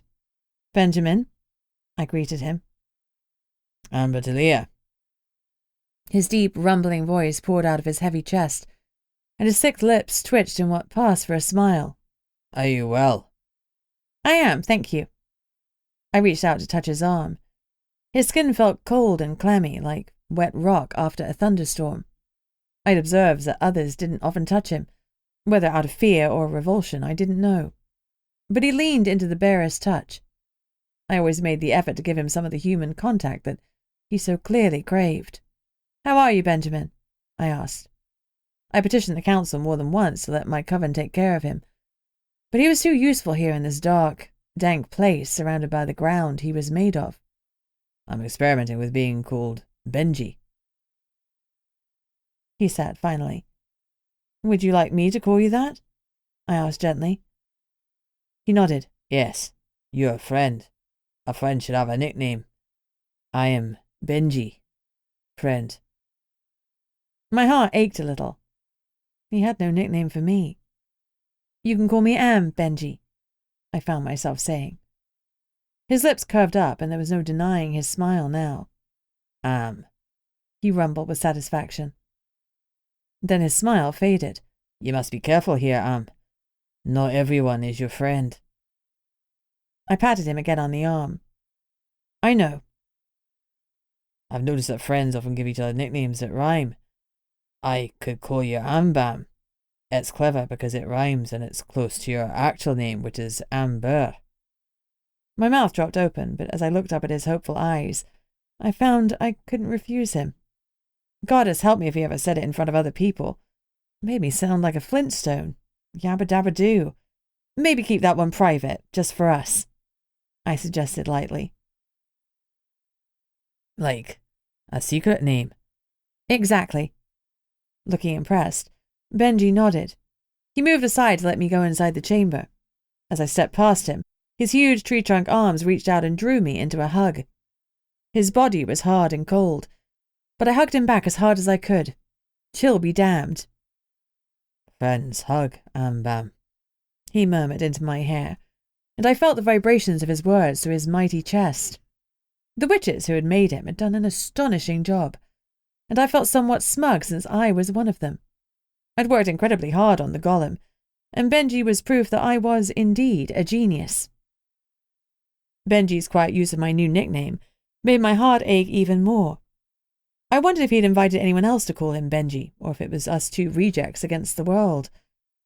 "They do hug," I agreed, as if I had loads of friends and knew what they did. I felt tension slide from my shoulders. How long had it been since I'd last hugged someone? I couldn't say. Benji released me and patted my back, which nearly sent me sprawling. Luckily, his hand shot out and caught me before I hit the floor. "Sorry," he said, embarrassed. "I'm clumsy." I did my best to smile reassuringly. It's fine, Benji, really. I'd best go in. He nodded and pulled the door open for me. I walked through and tried not to wince as it closed ominously behind me. I couldn't help but wish I had Bastion with me. Chapter 24. The Coven's council chamber was deliberately dimly lit, but unlike the other rooms, it was at least furnished. A host of ornately carved wooden chairs was set out in a semicircle in front of a raised dais. Facing them, a plain, unvarnished chair sat in the centre of the room, on a blood-red rug. No doubt the rug had a pentagram beneath it with compulsive truth runes activated. I'd learned my chair trick from the best. As soon as I walked forward, I felt the urge to spill my secrets. The whole room stank of power play and politics, and I couldn't wait to be on the other side of this BS. I gritted my teeth and sat down. There were 13 chairs in front of me. The middle one, which was larger and grander than the rest, was empty. It was that chair which I coveted most. It symbolized not just a place on the council, but on the symposium itself, the ruling body of the connection. Some of the occupants were missing from the semicircle, but 7 witches were present, the minimum number for the council to be convened. Each witch had a cowl drawn up to keep their face in shadow. My alter ego, Crone, had got the idea for a seer spell cloak from here, too. The cowls were meant both to intimidate and to provide anonymity, though few witches were concerned about that. Virtually every member was open about their position on the council these days, now that there was much less fear of witch hunts. The lights in the chamber had been angled so that they shone into my eyes. Each council chair, save mine, had its own lectern that acted as a physical barrier. I had nothing. My body was exposed to their runes and their eyes. Whoever had designed this chamber understood psychology, and had used it to devastating effect. I resisted the urge to shuffle in my seat. I know a fair amount about psychology, too. They had summoned me, so let them speak first. I assumed a polite smile, folded my hands on my lap, and waited.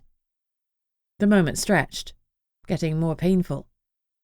The truth compulsion was tickling my spine, and the urge to spill something, anything, was rising. I shoved it down stubbornly and kept my hand still. Eventually, someone cleared their throat. "As delightful as this is," an American voice drawled, "I'm sure we all have places to be." I recognized the voice right away. Willow Blackwood. I'd worked hard to win her favour. When her familiar had fallen ill, I managed not only to bring the cat back to good health, but to optimum condition. She wasn't a friend, per se, but I hoped she was an ally. "Mr. Lear," Willow continued, "the council wishes for an update on your progress. Please explain what forward steps you have made since your application was approved." I blinked. I'd had 1 day since Cassandra Scholes had arrived to take over my mantle, so surely they didn't expect my potion to be ready. Absurd. I cleared my throat. "I have managed to acquire some essential ingredients that I hope will allow me to finalize the potion." "What's your estimated brew time?" a hard voice snapped out. Arthur Starling, I thought. "I'm still sourcing further ingredients. After the final ones are collected, I estimate the potion will be ready soon." There. That was nice and vague. If I didn't promise a date, then I couldn't fail to deliver on it. "What ingredients are you sourcing?" Tristan asked. His tone was offhand, but he was leaning forward eagerly in his seat, so his body language was at odds with his voice. The truth runes leaned on me, and I struggled against them. The ingredients weren't for public knowledge, not before my patent was in place. Willow scoffed. "Nice try, Tristan. She's not going to tell you the ingredients. Her potion is her information until it's complete, tested, and available for a price." She turned to me. "How are you, Amber?" She was giving me another question that the truth rune could latch onto, one that I could actually answer. I could have hugged her as the compulsion to spill the truth about the ingredients fell away, and turned to something that I could answer easily. "I'm fine, thank you," I answered truthfully, then stifled a gasp as the weight of the truth rune left me. "How are things going with the griffin?" Siren Songbird asked. I'd recognize her lilting voice anywhere. Not too badly, I said evenly. The truth rune leaned on me again. He's okay, I admitted. What? What the hell was that? He was okay? I hated him, right? He was Satan incarnate, although I wasn't sure that Satan would sleep under my bed to make me feel better. I tried to keep the inner turmoil off my face. Siren slumped back in her chair. Well, what a relief, she muttered. I had no doubt that if she was sitting on my chair, she couldn't have said that while under the force of the truth runes. She disliked me since we were acolytes together. When I thought of bullies, I pictured Siren. Tall, willowy, and perfect. She'd made my life hell as soon as she'd found out I didn't have a familiar. Freak was probably the nicest thing she'd called me. She was immature, and rumour suggested she'd slept her way to her council seat, supposedly by wooing Tristan. When she had her seat, she dropped him faster than you can say gold digger, though the gold in question was a place on the council. She was one of the few people in my life that deserved the moniker that rhymed with witch. We're not here to talk about potions and griffins, Carl snarled impatiently. Even with the cowl casting shadows on his face, I recognized that I could still see the white beard covering his weak chin. I recognized the bite in his bark. He continued. We're here to talk about the rumour that you have a black witch in your midst. Oh, damn. Allegedly, I said faintly. It's not that alleged when they walk in and place a bloody bomb under your bed. If you hadn't spent the night at the portal, we'd still be scraping your brains off your ceiling. That was a visual I could do without. Denial was my friend. If I thought too long about my near-death experience, I'd freak out. But it was hard to do denial when Carl was determined to paint a bloody Van Gogh in my mind. Investigations are underway, I said firmly. If a black witch is operating in my coven, I'll find them. Technically, investigations were underway, but the truth was I hadn't focused much on them because the potion and the attacks on my life had distracted me. Well, no more. I had my sights set on this black witch. The potion would have to take a back seat for a while. I couldn't do both.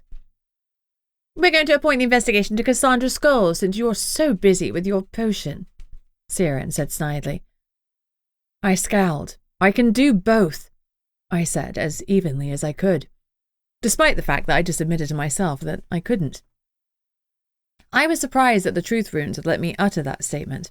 Obviously, deep down, I did believe I could do both. Can you? Carl countered. You're the one who requested a temporary Coven mother to step into the breach. Your potion has to be the priority. We can't afford to have your focus elsewhere. If you really can significantly increase our time in the other, that is far more important than one black witch. One black witch can wreak havoc, I countered. There's already evidence that he or she has controlled some vampires. Necromancy, Willow spat. We can't have this getting out. The Red Guard will be all over it. The Red Guard is the vampire equivalent of the SS. They're violent, and they think the ends justify the means. I rubbed shoulders with them a couple of times, and each experience had been uncomfortable. All necromancers start as witches. They use death to fuel their runes, and in the sliding scale of evil, they stand at the top. It is a slippery slope from being a blood magic user to becoming a black witch and using pain and spell work, and then using death. Since necromancers can control the dead, including vampires, the Red Guard eye all witches with suspicion. I'd been threatened by them a time or two, and they told me they had their eye on me. Well, they could watch all they wanted, because I would never use someone's pain or death to fuel a spell. It was just plain wrong. I'm the more experienced investigator, and I know my coven. If one of them is slipping, I'll find them faster than Cassandra. I resisted labouring the point further. I needed to be the one who dealt with this. These were my people, and they were my responsibility. The potion, and the fame and glory that would come with it, would have to wait. It was time to go on a witch hunt. Chapter 25. I asked the council politely if I could take Benji back to my coven with me. As usual, they refused, but they did at least agree that I could have 3 days to find the Black Witch. After that, they would give the case to Cassandra. Cassandra Scholes is annoyingly competent, and I had no doubt that she'd locate the witch if that were her sole task. But I wanted her focused on running the coven, training the acolytes, and balancing our books and resources. Besides, I didn't need yet another mark in her plus column in the competition to become the Witch Symposium member. Benji looked up hopefully as I walked out of the chamber, then tried not to look downcast when I shook my head. I tapped his cold hand. "Sorry," I murmured. "I did ask." "It's fine," he rumbled. It wasn't, but there wasn't anything I could do about it at that moment. One day I would hopefully have more say in Benji's future. There were so many people I could help if only I had a little more power. Once I was safely ensconced in the symposium, I intended to change the rules so that I could officially start a free clinic for healing. I believe that healthcare should be available to everyone, not dependent on the size of your wallet. Everyone deserves an equal chance at having a long, healthy life.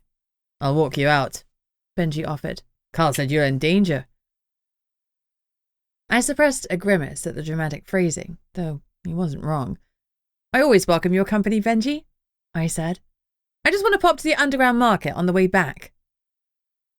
I was grateful for Benji's lumbering presence because it felt odd not to have Bastion with me. In just a couple of days, I'd grown used to someone dogging my steps. He led the way, and I ambled behind his wide frame. In some places, he almost filled the narrow corridors that lay beneath the city. We were approaching the market when a sharp intake of breath behind me made my neck prickle. I turned around, just as an ogre slammed a metal mace down towards my face. I tapped the watch on my wrist, pulled my power into it, and accessed the third realm. The third realm controls time, and the witches had runed some objects to link with its portal. The objects were heavily regulated and given mostly to the Connection's inspectors. My watch was a highly illegal gift from Mum, who had long been fascinated by the third realm. I tugged on the link to the third realm to slow time, and, as that happened, I pulled the potion bomb from my pocket. I hesitated before I activated it. If I lit it here, we'd collapse the damn tunnel. Who knew how many people would be trapped or injured? The mace moved slowly, gradually getting closer to my face. I shouldn't have hesitated because the small burst of the third realm was already dissipating, and the link was fading. I started to turn so that the mace would strike my shoulder rather than my face. The blow would still hurt like a bitch, but hopefully I'd survive it. And it was better that I got hurt than others died because I'd activated the potion. Then everything sped up into real time and the mace was swinging down at me. I braced myself. But even as I turned, Benji was moving faster than seemed possible for a hunk of rock. Suddenly he was beside me, and with an inarticulate rumble of rage, his stone-like arm hovered in front of me to protect me from the blow. Sparks flew as the metal mace crashed against him. There was nowhere to go. I was stuck between a golem and an ogre. Literally stuck between a rock and a hard place. The only weapon I had was a potion bomb that would kill all three of us in the narrow corridor. I had nothing in my arsenal but panic. I should at least have been carrying my athame. It was a foolish omission and one I heartily regretted.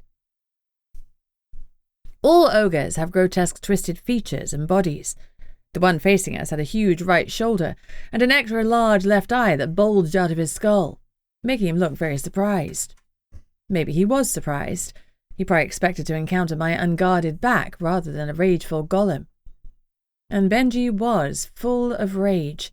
His eyes burned with fury, and as he shifted from being defensive to offensive, his fingers fused together and lengthened to form a single, deadly spike. The ogre was 8 feet tall, and that should have given him a long reach, but he was hunched over in the confined space of the tunnel and had no room to pull back his mace to deliver another blow. He threw it aside and reached for a blade instead, but Benji was quicker. He reached around me and struck the ogre's overly large eye with his newly sharpened limb. The ogre gave a cry as the stone sword penetrated his eye and his skull. Then he fell silent as he staggered back and fell to the floor. My heart was hammering, and the instinct to flee was almost overwhelming, but I needed to calm the heck down and stay the course. I took several deep breaths, and my stomach roiled as I breathed in the coppery blood smell of the dead man before me. Dead, because of me. Is he definitely dead? I asked Benji. Maybe the sword hadn't penetrated too deeply. Perhaps I could heal him and question him. I didn't want to step closer to my would-be murderer to check. Benji reached out and sliced the ogre's throat.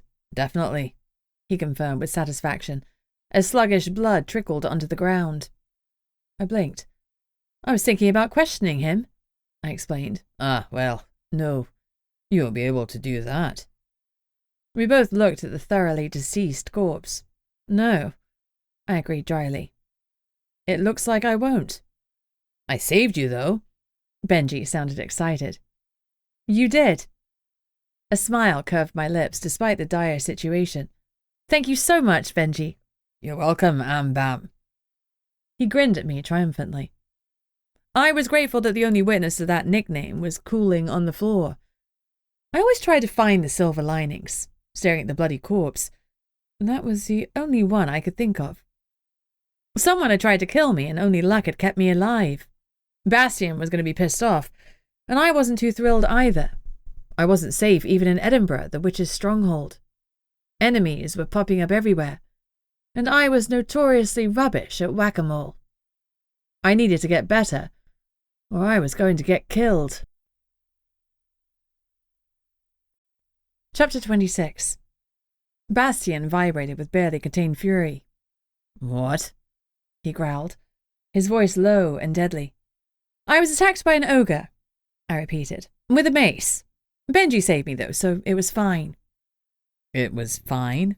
He echoed incredulously. Maybe fine was the wrong word. All's well that ends well, I said brightly. The phrase made me think of Mum, and my heart ached. I needed to see her. There's nothing like a strong dose of fear to get you running to your mum. Shall we go? After the attack, I'd insisted that Benji still take me to the market, where we'd search for the rare strain of vervain, with no luck. I'd been so sure that I'd find something there, and it was rare for the underground market to let me down. Hopefully Tobias would come through. That dragon could acquire anything for the right price. If the price was too high, I'd get the council to cough up the rest. The meagre grant they had offered at the start of the project had barely accounted for 1/4 of my ingredients. But I didn't want to rock the boat too much by asking for more, not when I was hoping for the symposium position. Soon they would announce the shortlist, and I had no doubt I'd be on it. Then it was a small matter of a few exams, and bam, congratulations, ma'am. Dream big, or go home. Bastion was staring at me, his jaw working as he fought to keep his temper under control. I'm not leaving you now. Not even for the damned council. I didn't know quite what to say, so I said nothing. Bastion followed me as we entered the restaurant again. I ignored the way several of the acolytes batted their eyelashes at him and started twirling their hair around their fingers. I was gratified to note that he was ignoring them just as studiously as I was. Is she in? I asked the maitre d' and nodded towards the stairs. She nodded. She's expecting you. Of course she was. I headed upstairs. The rooms above the restaurant were available for hire. At nearly £1,000 per night, they weren't cheap, but they were luxurious. No wonder the crone had ensconced herself there. Plus, she loved the food that she could sneak down and steal from the kitchen. There are perks to being old and having very few F's to give. I knocked on her door. Come in, Amber, she called. I entered, with Bastion following on my heels. Do we need witnesses for this conversation? She asked mildly, gesturing at him. Her lips shone with a bright pink lipstick, and her eyes were twinkling with mischief. When I grow up, I want to be exactly like Aunt Abigail. Before I could reply, Bastion growled, She was attacked in the underground city after your council made me stay behind. You think someone in the council is behind the attacks? The crone leaned forward intently. Don't you? Bastion shot back. Someone accidentally leaks a document and suddenly the attacks start? No, it's all happening too fast. Hiring assassins takes time. We get the file, we verify the information, we scout ahead, we plan and observe. Only then do we attack. You're assuming a level of professionalism that Amber's assassins may not have. Not every killer is a griffin, Aunt Abigail pointed out. This time the attacker was an ogre. Luckily he brought a mace to fight within a confined space. If he'd actually been prepared. He trailed off and grimaced. I scowled. If it hadn't been for Benji. I should carry my athame, I muttered. You'll be carrying more than that the next time we go out, Bastion promised darkly. She won't need it if she has you, Aunt Abigail said. Bastion shook his head. We can be separated or overwhelmed by attackers. She needs to be able to protect herself. I have a potion bomb, I pointed out. Which you didn't use, he said flatly. Well, no. It would have collapsed the tunnel onto our heads. Exactly. You need more than one weapon in your arsenal. I have you. His eyes darkened. You do. Aunt Abigail was grinning. Well, you two seem to be getting on better. I scowled. We're not here to talk about Bastion. We're here to talk about the council. Someone has hired people to kill me and I need suspects. Is there anyone you don't trust on the council? As the crone, Abigail operated outside the council. The crone is there to advise, but she can't vote in council matters, though in reality, her guiding words pretty much dictate the outcome of the vote. Her position is respected because she has the goddess's visions to guide and inform her. Only a fool ignores the crone. The mother and the maiden are different. Those positions only have a tenure of a year or so because, as the witches age, they are no longer the optimal ages for those roles. Not so with the crone. It is the only lifelong role available to a witch. Aunt Abigail flashed me a smile. Is there anyone I don't trust? She snorted. Better to ask me who I do trust. Well, who do you trust? Willow and Hillary. That's it. That's the whole list, I demanded incredulously. Hillary Mitchell hadn't been on the council today, but she was an ornery old witch who was a little older than Aunt Abigail. They were friends, two old birds of a feather snarking away together. That's it, Abigail agreed grimly, her humour fading. There are others I like, but I only trust those two. Who turned up for your council session today? Arthur Starling, Willow Blackwood, Tristan Farhand, Siren Songbird, Carl Greenwood, I listed. That's only 5. Who else? I shrugged helplessly. I don't know, the other 2 didn't speak. They had their cowls up? She raised an eyebrow. Yes. Her frown deepened. They don't usually do that for the Coven mothers these days. I'll see what I can find out. It's telling that I wasn't summoned to attend the meeting. Her lips tightened into a grim line. I respected that decision because my relationship with you is well known, but perhaps I shouldn't have. Leave it with me. I'll find out who else was there today. You think whoever ordered the hit was at the meeting? Bastion asked sharply. You don't? Someone knew exactly where Amber would be and managed to smuggle in and hide an ogre until it was time for an attack. Believe me, I'll be looking into how that happened. Anger crackled in her voice. Be careful, I urged her. I don't want you sticking your head in a bee's nest. She waved away my caution. I've been stung many times in my life. I can handle it. Her gaze sharpened. Now, what are you doing about this black witch of yours? I sighed. Honestly, the whole thing feels a little amateurish. Someone cancelled the runes and planted a bomb in your room, Bastion protested. That's not mucking about. No, but the thing with Ada and Frankie, why didn't they hurt Frankie? If it's a necromancer who can control vampires, why leave him alive? Whoever this black witch is, or witches are, they could have harnessed his life energy to become even more powerful, but instead they let him sleep. You think there's more than one black witch? Abigail asked. I nodded. I do. When Bastion's daughter was kidnapped, I found her covered in complex, well-drawn runes. Someone experienced had done them, but some of the recent things I've seen have come from amateur hour. The first clue I'd had that there was a black witch in my midst was Fehu fluttering into my life with both wings broken. A true black witch would have kept him caged and fed off his pain for an extended period before killing him. Instead, he'd managed to escape. A black witch and an acolyte? Bastion suggested. I nodded reluctantly. That was the conclusion I'd reached. A pair, at least. What are you going to do about it? Abigail quirked a thick white eyebrow in challenge. I'm going to catch them, I confirmed grimly. How? I'm going to set a trap. I cracked my knuckles. My adversaries weren't going to know what hit them. Because if they did, they'd counter it. And then I'd be screwed. Chapter 27. The helicopter had us back in England within a couple of hours. Bastion and I didn't speak as we contemplated the numerous difficult tasks ahead of us. I stared dully at the scenery beneath us as I tried to fine-tune my plans, even though I knew those plans would be chucked out of the window when the poop hit the fan.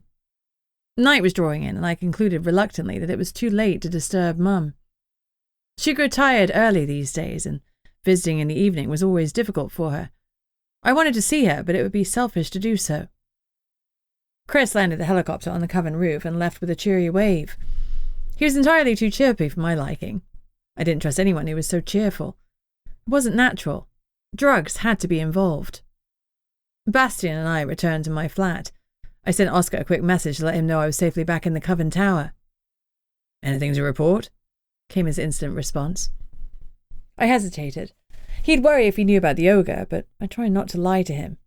He has a thing about being lied to, and an admission is just as bad in his eyes. An incident with an ogre. Nothing serious. I downplayed it as much as I could. Shall I come up?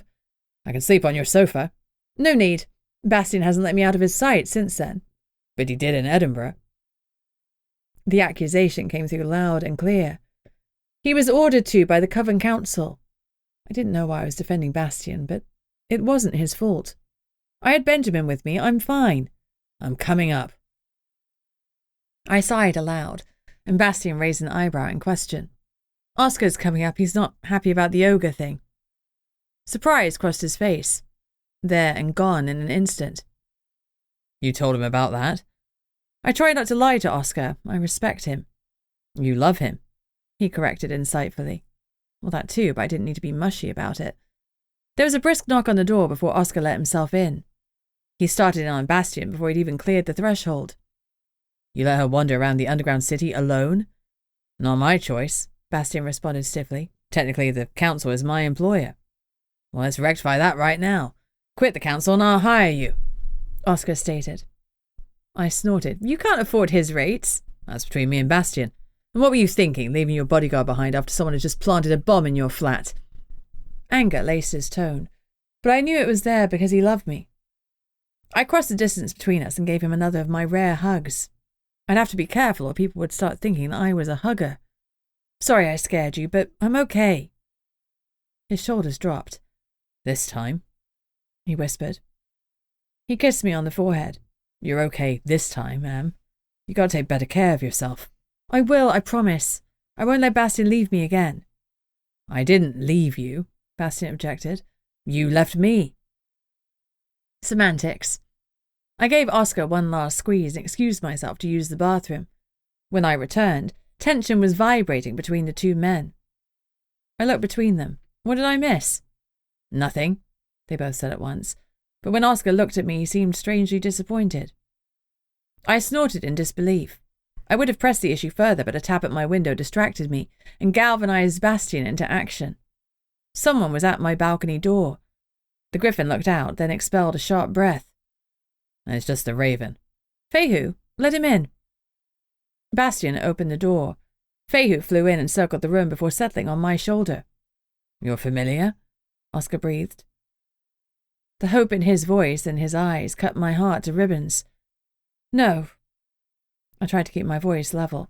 Not mine. He belongs to someone, but not to me. You can't just let someone else's familiar in here, Oscar huffed. What if he's working against you? He's not, I argued. There's no ill intent in Fehu. Oscar threw up his hands in exasperation. There may not be any ill will in the damn bird, but what about in his owner? For all we know, it could be the Black Witch's familiar. No, I said firmly. The first time I met him, the Black Witch had hurt him. Snapped his wings. That could have been a ploy. How did the bird get to you with his wings snapped? He could have been planted. Oscar set his hands on his hips. He's mine, Bastion interrupted. What? Oscar demanded, startled. He's my familiar, Bastion repeated. Something in me ached. So even Bastion had a familiar.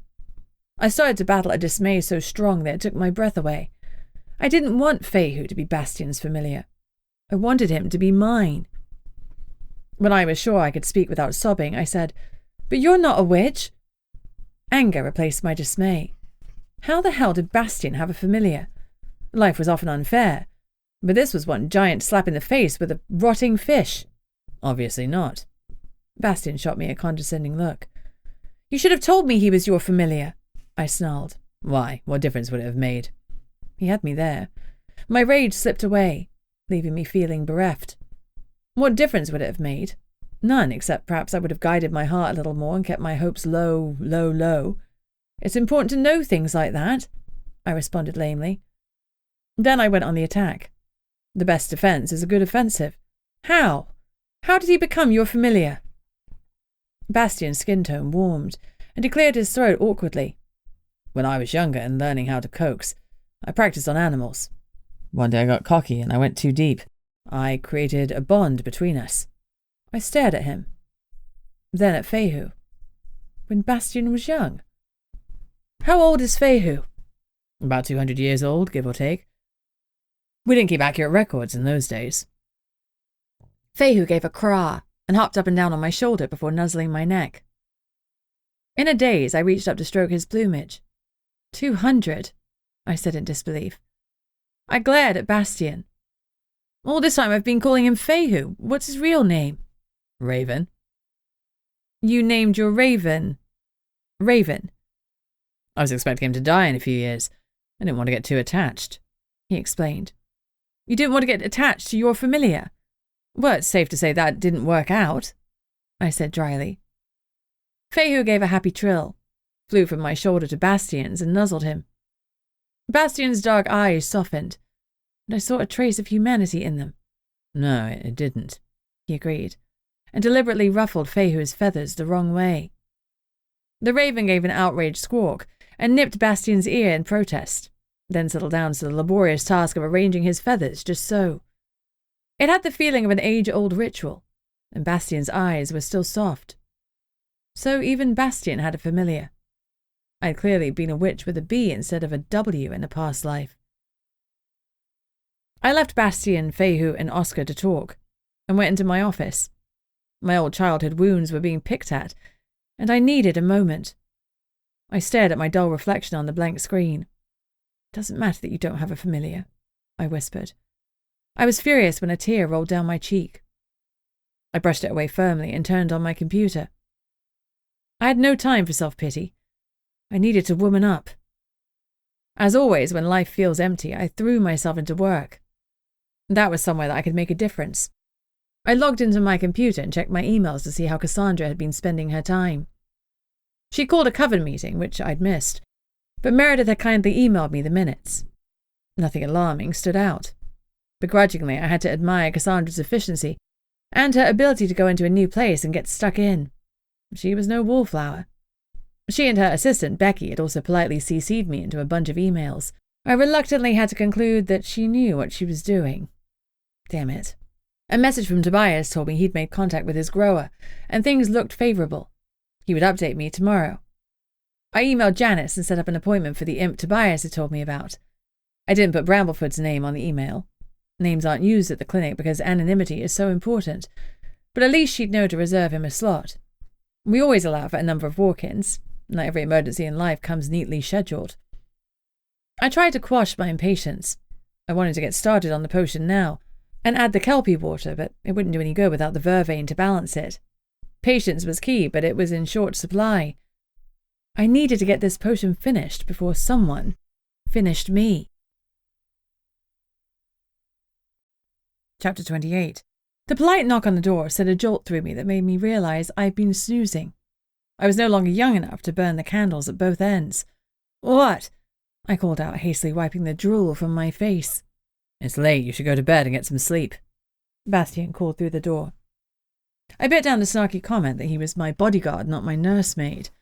Yes, I had been asleep, but sleeping hunched over your desk isn't as comfortable as sprawling in a bed. I wanted to refuse because it was his idea, but I really did want to go to bed. Stubbornly, I worked for 5 more minutes and locked up my office and prepared for some much-needed shut-eye. Bastion walked into my bedroom wearing jogging trousers and nothing else. His body was covered in a fine sheen of sweat. It was clear that he'd been working out while I'd just been plain working. I'll shower, but I won't be long, he said gruffly, and disappeared into the bathroom. I turned to the bed and stopped. On top of my pillow was the book I'd been browsing at Court Curiosities, The Dragon's Hoard. My mouth dropped open and stayed that way. Bastion had bought me a book I'd wanted, even though once before he'd smirked derisively at my romance novels. I didn't know what to think of that, so I decided not to think about it at all. Instead, I slid into the sheets and started to read about the huntress who was going to get her dragon in more ways than one. I slid into escapism, and my troubles fell away. I was absorbed in the book, but when Bastion strolled out with a towel hooked around his waist, I was momentarily distracted from my page. He sauntered forward to retrieve his holdall from under the bed, snagged a pair of black boxer shorts and disappeared back into the bathroom. It was then that I realised I'd been staring the whole time. My face reddened with embarrassment, and I wished with all my might for the bed to swallow me whole. Maybe he hadn't noticed. Yeah, right. The hypervigilant assassin didn't notice me staring at his abs. Ugh. I hit myself in the face with my book and felt no better. I was still groaning to myself when Bastion strolled out again. This time I kept my eyes firmly glued to the page. Just because he looked nice didn't mean I should ogle. No one likes to be judged for their looks alone, except, maybe, runway models. They probably don't mind it so much. I realised I'd been staring at the same page for too long and hastily turned to the next. Focus, Amber. I was jolted out of my thoughts when Bastion grabbed a pillow and rolled under the bed. I opened my mouth to tell him he didn't need to bother, but closed it again. I opened my mouth to thank him for the book, but nothing came out. I grimaced and tried again. Third time lucky, right? Good night, Bastion.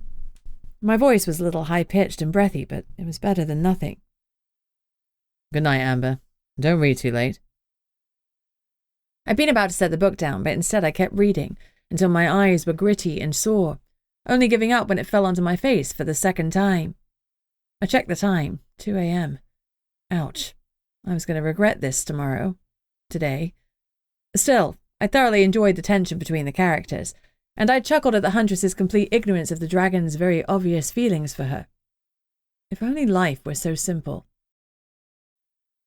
As I shut off my alarm and threw my phone across the room in a fit of pique, I heard a rumbling laugh beneath me. Good morning, Amber. I stifled a yawn. Good morning. How was the book? His voice was knowing.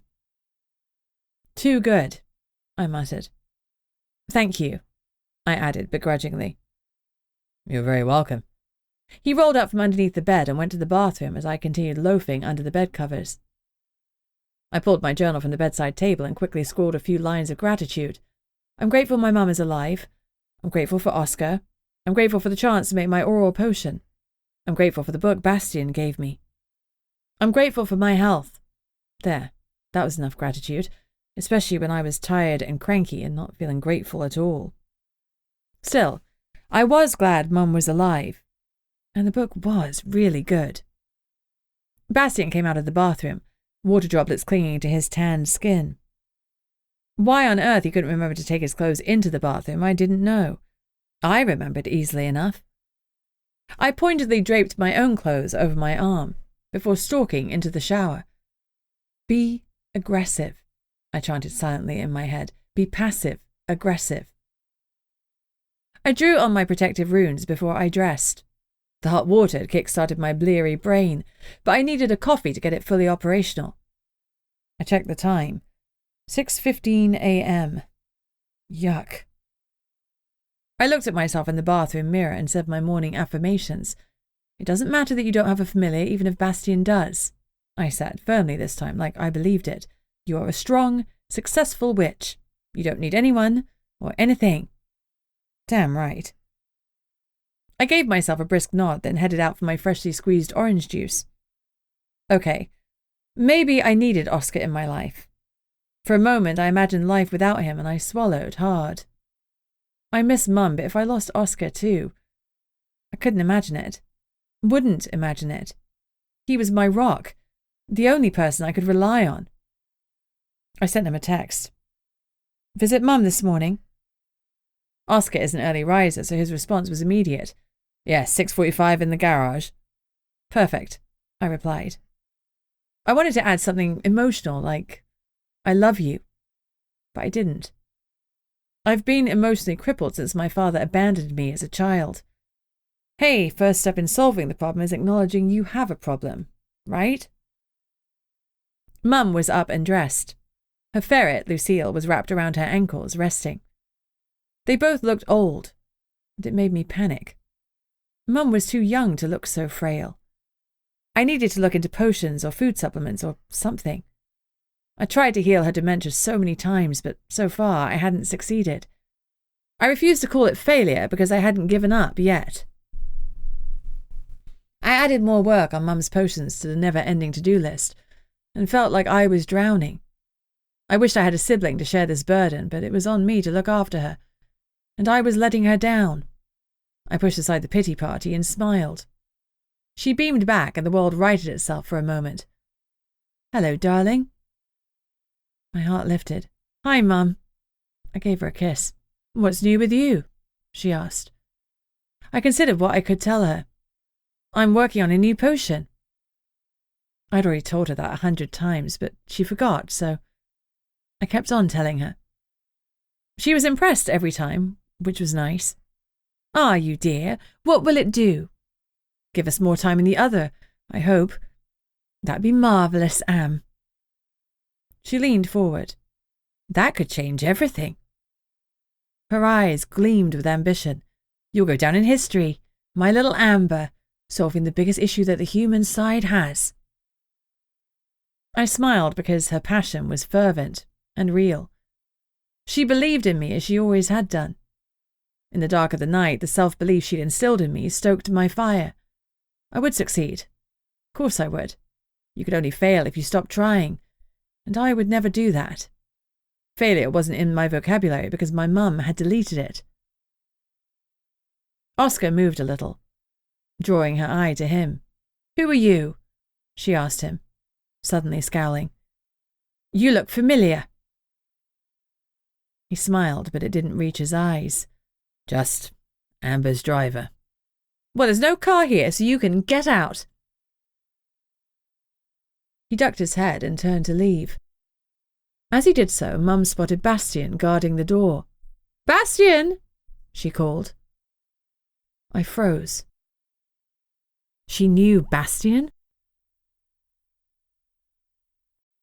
Chapter 29. My mother was looking at Bastion, seeing him. "Hello, Bastion, is it time then?" she asked, genuine curiosity lighting her tone. "Perhaps," he answered evenly.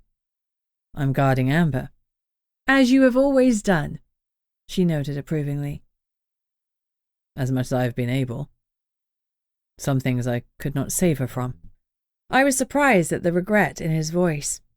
Mum, ever practical, waved that away. "Hurt is a part of life. It moulds us, shapes us. How we deal with adversity defines us. You cannot wrap her in cotton wool any more than I could." "No," Bastion agreed. "What the heck are you two talking about?" I demanded. "Is it time?" Mum asked again. Bastion grimaced. "Too much time, I think, Luna." He looked at her pointedly, and I knew I was missing half the conversation. The undercurrents were not meant for me. She laughed and tossed her red hair that glittered with silver strands over her shoulder. "I regret nothing." "No, you never did," he replied ruefully. "You were a stubborn child." "And now I'm a stubborn adult." She winked at him before her expression grew serious. "There's only forward motion, Bastion. Forward motion, Amber. Stagnation is the enemy. Help her." "You know that I will." Mum looked out of the window. When she looked back, she wasn't behind her eyes anymore.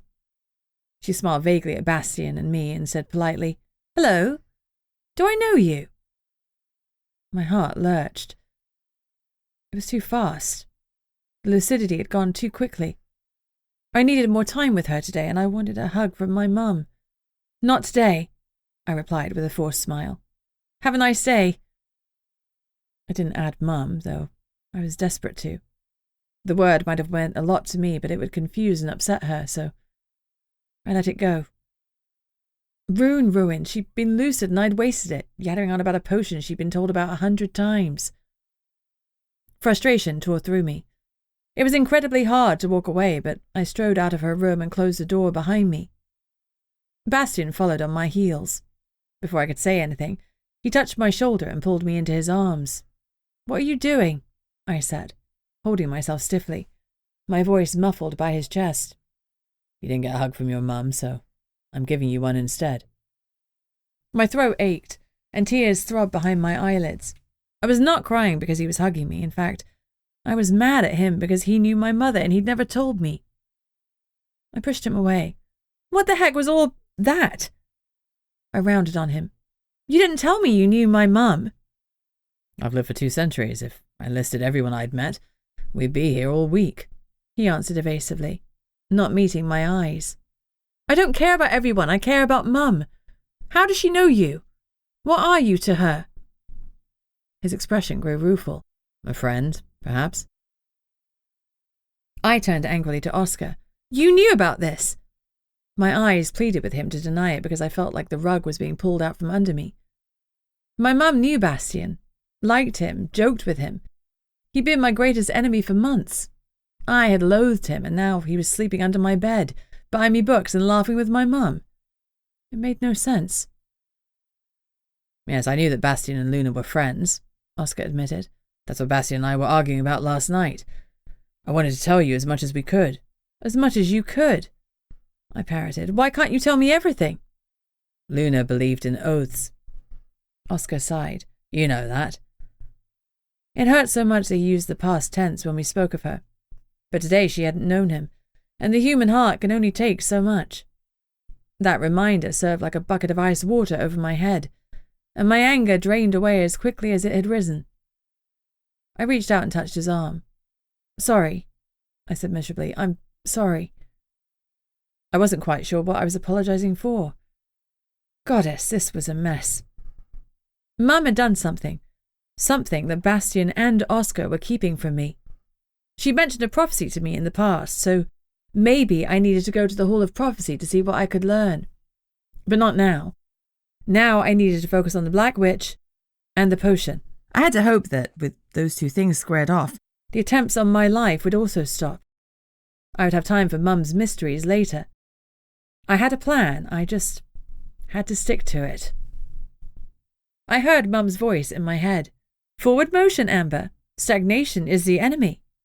Maybe it was, but so was whoever had me in their crosshairs. Forward motion wasn't enough. I needed to duck and dive to survive, and at some point, I would have to shoot back. Chapter 30. After the disastrous visit to Mum, my day went from bad to worse when I got a call from Jeb.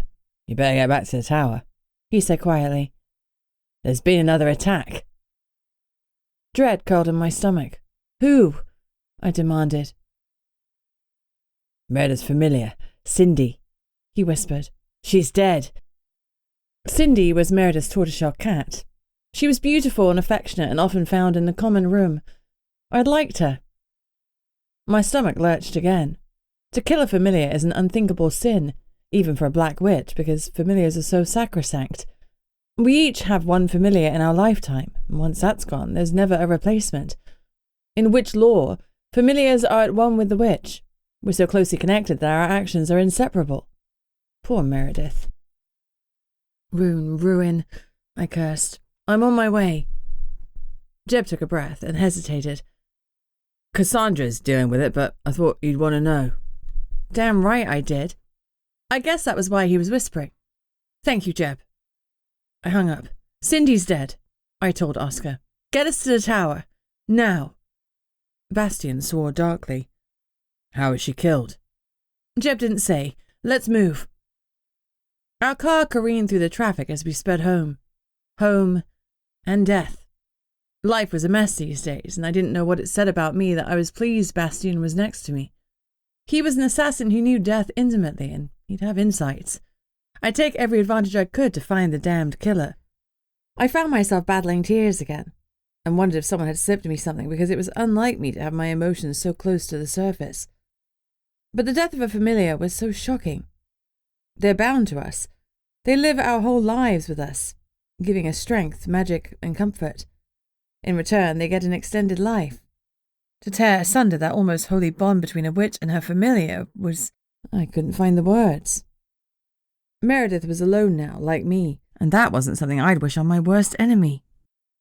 We parked and hurried into the tower. I went straight to the flat Meredith shared with Rhea.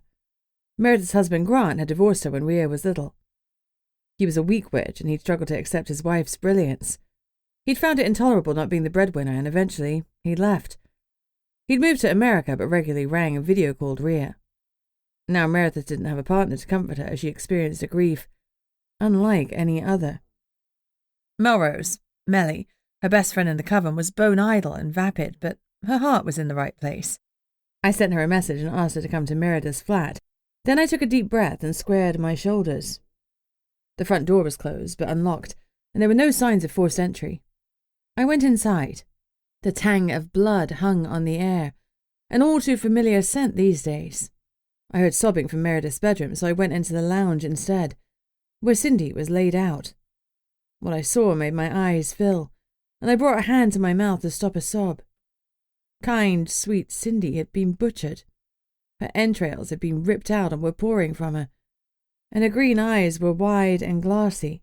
The thing that makes us alive, that unique spark that animates us, was gone. As was her tail. I looked around, but I couldn't see it. No doubt it had been taken as a sick trophy. I clenched my jaw and refused to let the tears fall. I'd known Cindy for more than 20 years, and my heart ached as much as if I'd lost one of my witches. I knelt by her small body and stroked her head. Her fur was still so soft. I took several deep breaths before I stood up. Bastion was so close behind me that I almost stumbled. His hand shot out and he caught me. Cindy is a cat? I suddenly realized that he hadn't heard Jeb's side of the call because Jeb had been whispering. Bastion had been expecting a witch's body. Yes, sorry, I didn't think. Cindy's Meredith's familiar. You probably don't know much about familiars. I trailed off. Of course he knew about familiars, after all, he had one. But maybe not what they meant to witches. Witches' familiars, I amended. They're special, so special to a coven.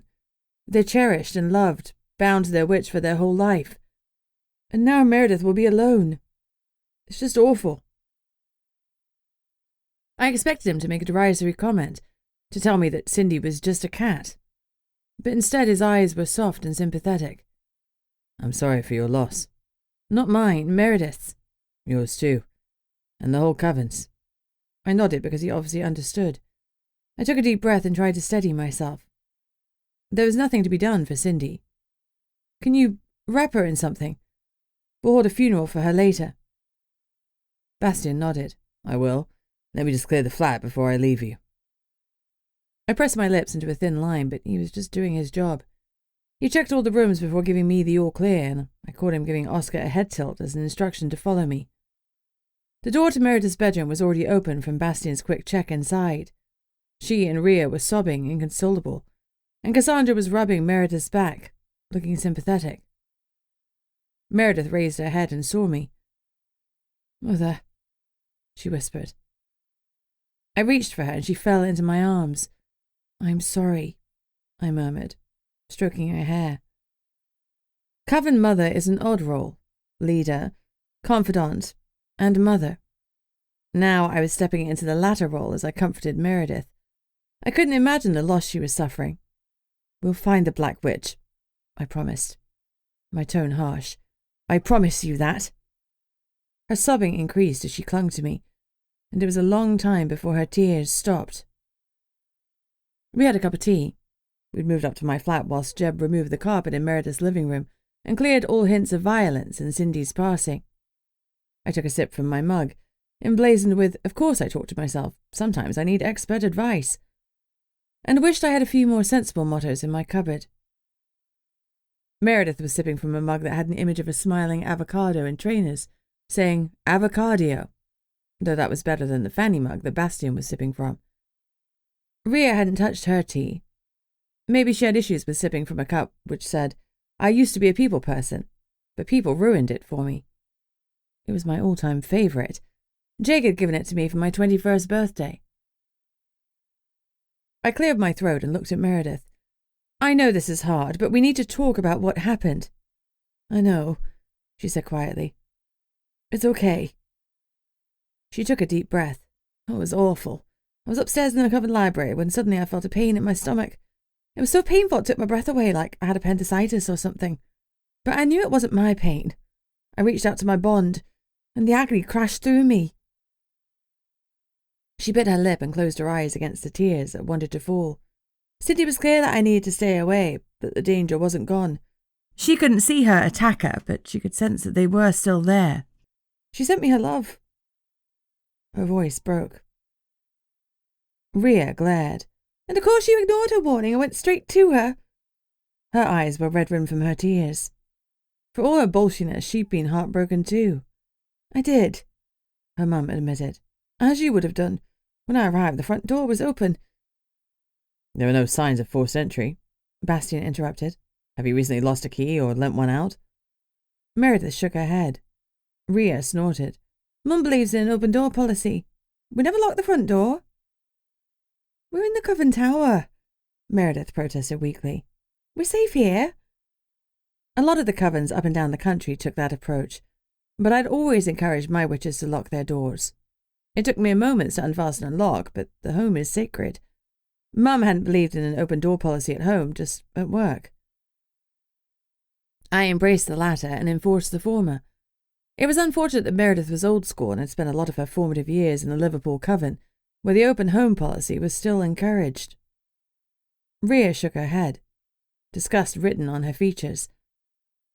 I felt sorry for Meredith. Not only had she lost her familiar, but her teenage daughter wasn't showing empathy for her mother's plight. Kids. I'll send an email reminding everyone to lock their doors until the situation is resolved, Cassandra interjected, pulling out her phone to do just that. I nodded my permission for the Coven-wide email, but it grated that she wasn't asking if she could do it. Sharing a role was harder than I'd expected because, right now, didn't give a toss about my potion. I just wanted to find the perpetrator of this heinous crime and bring them to justice, one way or another. Can I suggest we work together on this? I said tightly. Of course, let's put together an action plan. Cassandra paused and slid her eyes to Meredith and Rhea. Later. I nodded. Later, when we were alone. There was a knock at my door. Oscar opened it and Melrose flounced in. Mary! She cried. My God, Mary, I'm so sorry. Melly. Meredith collapsed in tears again as her best friend barreled in. I grimaced as I noted that Melrose had her bodyguard familiar with her. Bringing Rocky hardly showed great sensitivity. He flew from Melrose's shoulder and settled on my coffee table lamp. I nodded towards my office. Cassandra and I could talk in there whilst the other three witches grieved together. Bastion rose as he saw my intention, and once more directed Oscar. This time he told him to stay and watch over the three women whilst he watched over me and Cass. I felt like I was being wrapped in cotton wool, but the stakes just kept on rising. Something had to give. Chapter 31. I waited until we were all safely ensconced in my office before saying, We need a trap. I love traps, Cassandra grinned. What are you thinking? We use the one thing black witches always want. Pain and death, Cassandra said dubiously. Power, I corrected. Well, let it be known that in order for me to hunt down the Black Witch, I will carry out a power-boosting ceremony using one of the crystals in my office, a Himalayan crystal which, when used, temporarily amplifies a witch's powers. Cassandra looked impressed. I didn't know you owned a Himalayan crystal. I don't, I said dryly. That's why it's a trap. Bastion, can you discreetly arrange cameras in my office that we can monitor? He nodded. I already have them installed. My eyes narrowed at the blatant invasion of my privacy. He hadn't told me he'd taken that step, and it felt rude and invasive. He interpreted my glower correctly and held up his hands. I had them installed last night so that the Coven would be none the wiser, bar the receptionist who let in my security man. Who did you use? Tom Smith. He was in the area doing a job for Emery, so rather than delegate, he came himself. I trusted Tom as much as I trusted anyone, but I trusted Emery in his judgment more. I settled down. Okay, and what about my flat? He's going to come by. Bastion checked his watch. Half an hour to deck it out. I want a visible deterrent, so he'll check in with reception and march up and down telling everyone he meets that he's here to install security for you. I nodded begrudgingly. I didn't want another bedtime explosion. We're getting off track, Cassandra pointed out. How are we going to disseminate the information about the crystal? Simple. I'll tell Rhea. Cassandra stared at me, waiting for me to elaborate. Rhea will tell her boyfriend, Henry, and her friend Sarah, who tell her mother, Venice, who tell everyone she meets. Henry will tell his dads, and before you know it, the whole coven will know. Cassandra laughed. It's not just my tower that's full of gossips, then. No, I groused. I think it comes with the territory. Witches just love to gossip and gab. Who doesn't? Me, but I am weird in lots of ways. My business is my own, and I find the thought of the witches gossiping about Mum and her condition abhorrent. However, I am realistic enough to accept that it is a favourite pastime. We'll tell everyone that I'll do the ritual tomorrow at midnight when the moon is full. That'll put the Black Witch under time pressure to do something stupid, I said grimly. Obviously no one outside of this room knows it's a setup. Not even Oscar? Bastion queried. I trust Oscar with everything in me, but there's no need to tell him or anyone else. I was only telling Cassandra as a courtesy since she was acting Coven mother. Plus she'd arrived after the incident with Fehu's wings and the vampire. I was almost certain she wasn't involved. If the Black Witch didn't enter my trap, I'd be taking a harder look at her. After all, she had been in the area the day before. She wasn't off the suspect list, she was just way down on it. We keep this between ourselves, I ordered. Cassandra nodded solemnly. All right then, let's put things in motion.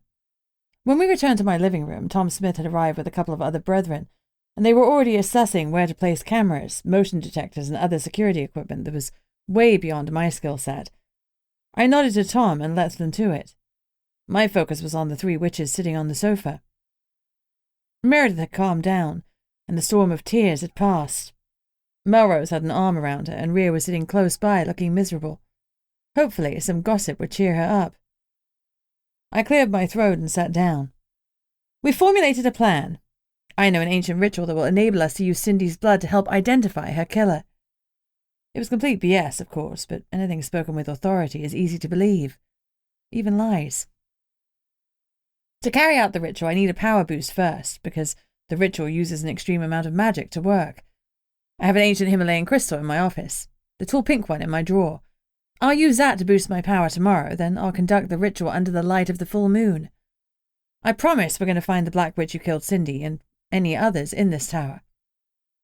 At least my last statement was true. The rest of it would have had Jinx's lie detector ringing like a klaxon. Not for the first time. I wish that Jinx was with me. It would have been so much easier if she could have questioned all the witches in the tower.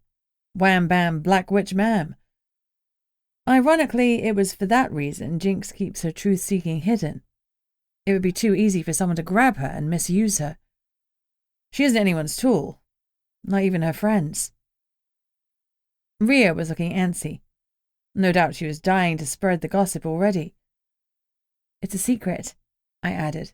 Don't tell anyone. Not a single soul. I fixed my eyes on her. Not even Sarah. There. That would do it. By the end of the day, everyone in the tower would know my plan. Chapter 32. My phone rang. Tobias. I swiped to answer. Hello? Amadelia, I have sourced the vervain for you. Lavender golden wind vervain, I specified. I could get blue vervain anywhere. Of course, but there is a complication. Of course there was. What?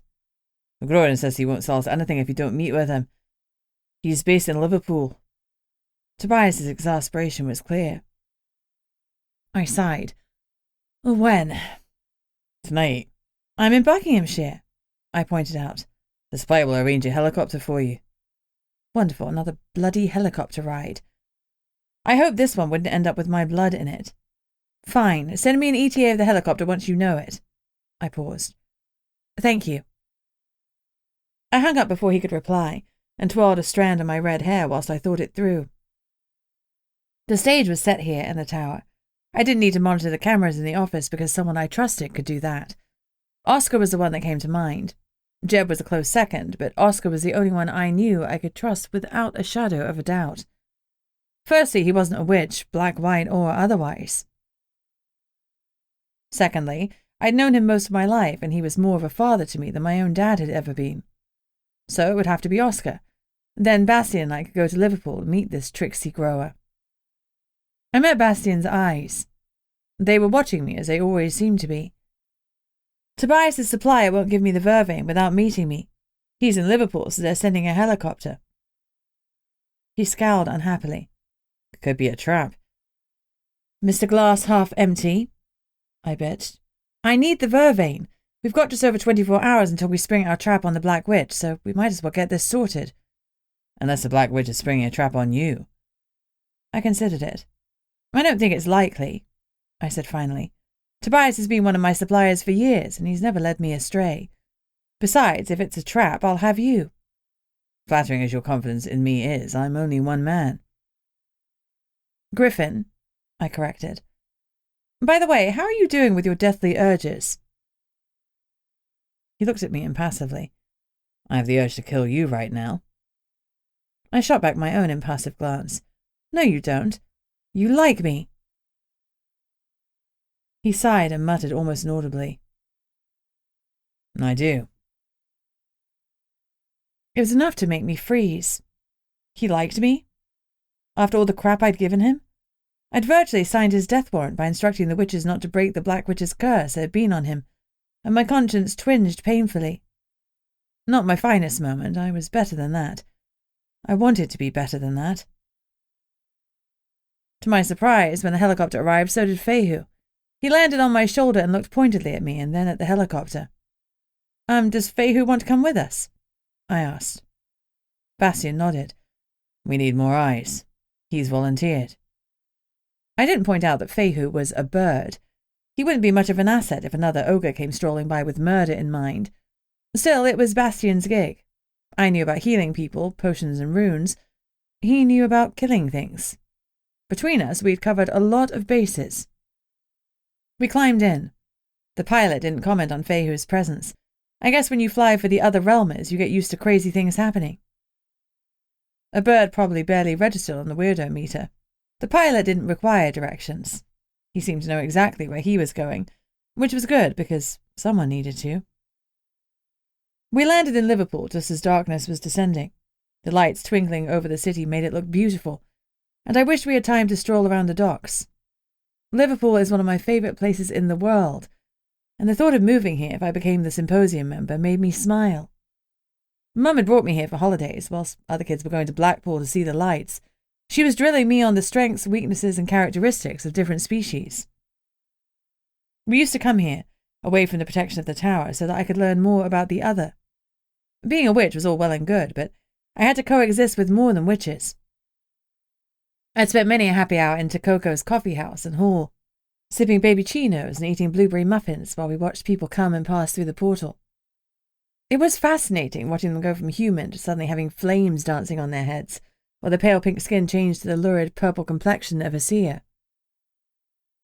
I looked down longingly as we passed over Lark Lane. The little street was one of my favourite places, full of independent cafes and restaurants and with an amazing potion shop. Finally, we landed in the huge space that is Sefton Park. By day, this area of greenery is a hotspot for families and tourists, in the middle of a glorious cosmopolitan city that I'd always loved. The farmhouse, the pilot grunted. Well, at least we knew where we were heading. Chapter 33. I'd been to the Palm House before. It's a monumental greenhouse parked like a UFO in Sefton Park. The dome-shaped Victorian building is filled with lush flora and fauna. It should have come as no surprise that a dragon was the one who wanted to meet me in this verdant area. As we started towards the Palm House, Bastion gave a low whistle, and Fehu took to the skies to scout the path ahead. The place had long since closed to visitors, and the tourists were gone for the day. At the entrance, we were greeted by Pixie. She was just shy of a foot tall, with butterfly wings the size of my hands. She wore a sage green dress and had matching green skin, the same as the dryads. "Hello," I called as we approached. "We're looking for a dragon." She sniffed disdainfully. "You've kept Peter waiting long enough. He's in his glen. I'll take you to him." She flew not towards the main entrance, but to a small side entry that said staff access only. I guess the pixie was staff because she pulled out a key and unlocked the door. Bastion went to open it for her, but I touched his arm to hold him back. Pixies are incredibly proud and stubborn to boot. If she needed help, she'd ask for it. But if Bastion opened the door for her in a gentlemanly manner, she'd be hissing at us for the rest of the way. Her little arms flexed as she pulled open the door. It was a struggle, but she managed it, then shot us a triumphant look. I kept my expression neutral, but inwardly I gave her a little cheer. She'd gone for it, worked hard, and got the result she needed. She was my kind of girl. "This way," she breathed like it hadn't been a gargantuan effort. As we followed her down the corridors, I had to stop myself from reaching out and touching the plants around me, some of which I'd never seen in real life. It was more than 3 years since I'd last been to the Palm House, and even then I hadn't been behind the scenes like this. I'd been with the hoi polloi, a paying visitor like everyone else. It was clear that the team of growers had been busy since I'd last visited. The common realmers who worked here had no idea that these pretty, exotic plants were hotbeds for potion ingredients. I gasped suddenly as I spied black ketine. Those dark purple leaves were worth more than my entire flat. They were incredibly rare, and my coven had been trying to source them for at least the last year. I should have approached Tobias before, but we hadn't reached emergency stations, though perhaps we had now. I swear the pixie took us the long route on purpose, winding this way and that so I could gasp in delight at plant after plant that I would have given a limb to possess. Luckily, dragons don't like being paid in limbs, or I'd have had nothing left. Movement up ahead caught my eye, and I saw Feihu flying above us on the other side of the glass. He didn't look distressed, so I took that to mean that there wasn't a battalion of ogres waiting up ahead. No ogres, but an unassuming man with black hair and a neat pair of glasses, who was beavering away in the soil. The glasses were an affectation because all dragons have perfect eyesight. He turned and rose when he heard our footsteps, dusting his filthy hands on his trousers. That made little difference. The hand that he extended towards me was still filthy. I blinked at it, not because of the dirt, but because we don't shake hands in the other. There are too many seers, empaths and wizards floating around who can use physical touch either to compel you or to gather information from you. No doubt that was this man's intention, but what information was he after? I hesitated a beat too long, and his youthful face drew down in a frown. Damn it, I needed that vervain, so I reached out and clasped his hand. He shook it, then held it a moment longer. The moment became a minute, and my skin prickled uncomfortably at his prolonged touch. Finally, he smiled, flashing warm brown eyes at me. "I had to be sure," he murmured. "Sorry for the intrusion." "Sure of what?" "Your intentions." I frowned at him. "I need to know what you want to do with my plants," he elaborated. "Many of the ingredients here could do a great deal of damage in the wrong hands." "I know. I saw the black ketine." I tried to keep the wonder out of my voice, but I suspect I failed miserably. "Exactly. It can bring life if used sparingly, or death if you're heavy-handed. And that's only one of my ingredients. There are thousands of others." "Geez, don't brag, Peter." "It's your hoard," I noted. This was a dragon that hoarded potion ingredients, rather than wealth, although the one would surely lead to the other. If he was an indiscriminate seller, he was sitting on a hoard of millions. Indeed, I hoard potion ingredients, which is why I can't give them away willy-nilly.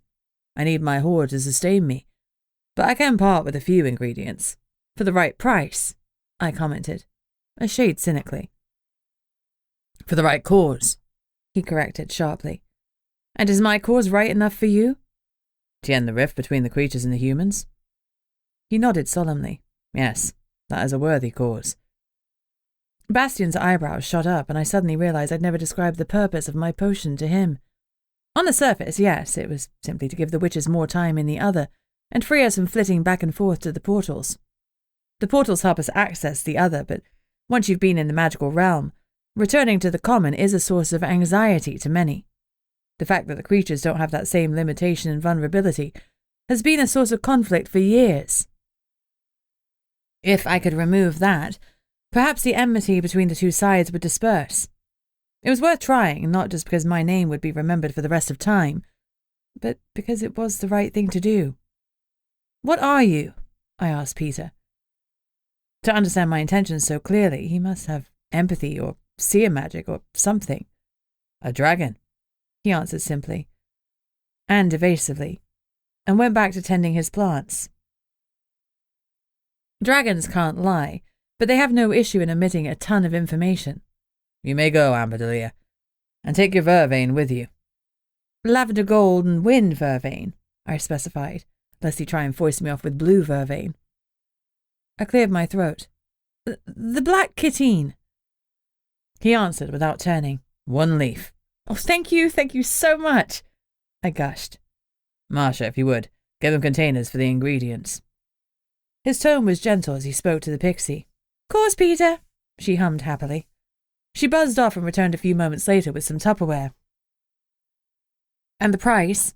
I asked reluctantly. That's been settled through Tobias. Your terms with him are what they are. My terms with him are what they are. Yes, but the black kitine is extra, I pointed out. I'm a woman of principle and I would never steal anything. Taking the ingredient without payment felt like I was bending my own rules. He finally looked up. You will use it as it should be used. Yes, I swore fervently. Then it's a gift. A buy one, get one free special. A BOGOFF. I don't often do those, but you did fly all this way so that I could shake your hand. I didn't point out that he had given me no choice.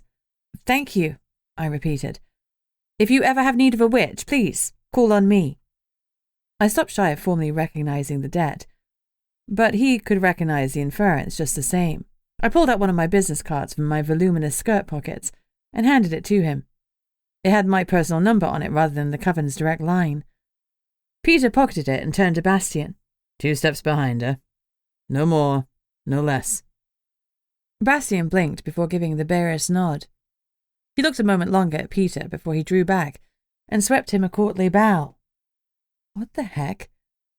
2 steps, Peter repeated. Then he turned his back on us again. I followed Marcia down the winding corridors lined with greenery, and Bastion stayed the prescribed 2 steps behind me. When Marcia stopped and pointed imperiously, I carefully harvested the selected potion ingredients and placed them in the containers. She produced a small woven tote bag for me to put them in. The tote bag said, "Become a tree hugger. They can't run." I wonder what the dryads would think of people coming and hugging their trees. Marcia seemed a little mischievous, so I could fully imagine she'd guide people to hug the wrong tree. Dryads are possessive, and some of them carry knives. It is best not to upset the wrong one. I shouldered the tote, almost preening at the feel of the ingredients close by. This was a coup of epic proportions. Not only would the vervain enable me to complete the oral potion, but the black kitine would make my coven, the much-derided hula coven, the first to produce more of the last defense potion in more than a decade. And now I knew where there was more black kitine. I had a bargaining chip. A huge one. Chapter 34. Marcia was done for the day. As night had well and truly descended, we offered to escort her back to her tree as we returned to the helicopter. "Well, this is me," the pixie said when we reached a grove of willow trees. "Good night." A yawn cracked her little face. She reached and touched her tree in greeting before gasping and whirling around. "Watch out!" she screeched in panic.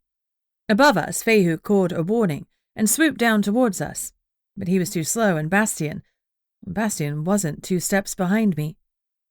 A green-skinned arm reached out around my middle and yanked me backwards towards a tree. A dryad. At the same time as I saw the arm, a flash of light reflected off a blade that was swinging towards me. Being grabbed from behind like that awoke the old instincts Mum had instilled in me. Make a scene and sing. Solar plexus, instep, nose, and groin. I screamed loudly, then slammed my right elbow as hard as I could into my attacker's solar plexus before I stamped with all of my might on his foot. As I flung back my head, I heard a satisfying crunch as I broke his nose. Fehu dived down and his claws raked my attacker's face. The arm around me loosened, but before I could complete the next maneuver, kicking him in the groin, I felt an agonizing pain in my stomach. I stared down in disbelief at the knife that now protruded from my blouse. I had been stabbed. I'd seen a lot of wounds in my time as a healer, but it was somewhat different when the wounds were your own. I touched the handle dumbly. There was an animalistic screech of rage, and I felt a warm spray of something splattering my neck and back. The coppery tang of blood scented the air, but I wasn't sure if it was mine or someone else's. "Amber," Bastion said urgently. I looked up at him, but I felt sluggish and weird. Shock. I was probably in shock. Motherfucker, he swore. Bastion was in human form, but his eyes were shining gold instead of their usual black, and his hands were taloned. Doing a partial shift is a very rare talent indeed. No wonder he was recognized as the paramount assassin of the Griffin's Guild. Bastion let out a stream of swear words, some of which were amusingly inventive. I was 4 steps away, he confessed. His voice strained. The bastard dryad came out of the damn tree. Not the tree's fault, I said mildly. I turned and looked at my attacker. The dryad's skin was dark green, and it looked darker still in the depth of the night. His throat had been ripped out, revealing his spinal column, C2, C3, and C4, I noted clinically. His hazel eyes stared at the canopy of trees above him, sightless and unmoving. Fehu's claws had done good work on his face, and blood oozed from the claw marks. He was definitely dead. Amber, Bastion said urgently. Are you okay? I turned back to him and wobbled a little. I guessed he hadn't seen the black handle of the knife protruding from my stomach. I gestured towards the offending area just as my legs failed me. He cursed violently as he caught me. He glared at the pixie and let out a low, threatening growl. If you were involved in luring us here... No, I swear, she jabbered in fear. I had no idea Finnegan was here. I promise on my magic. May I lose it if I lie. So mote it be.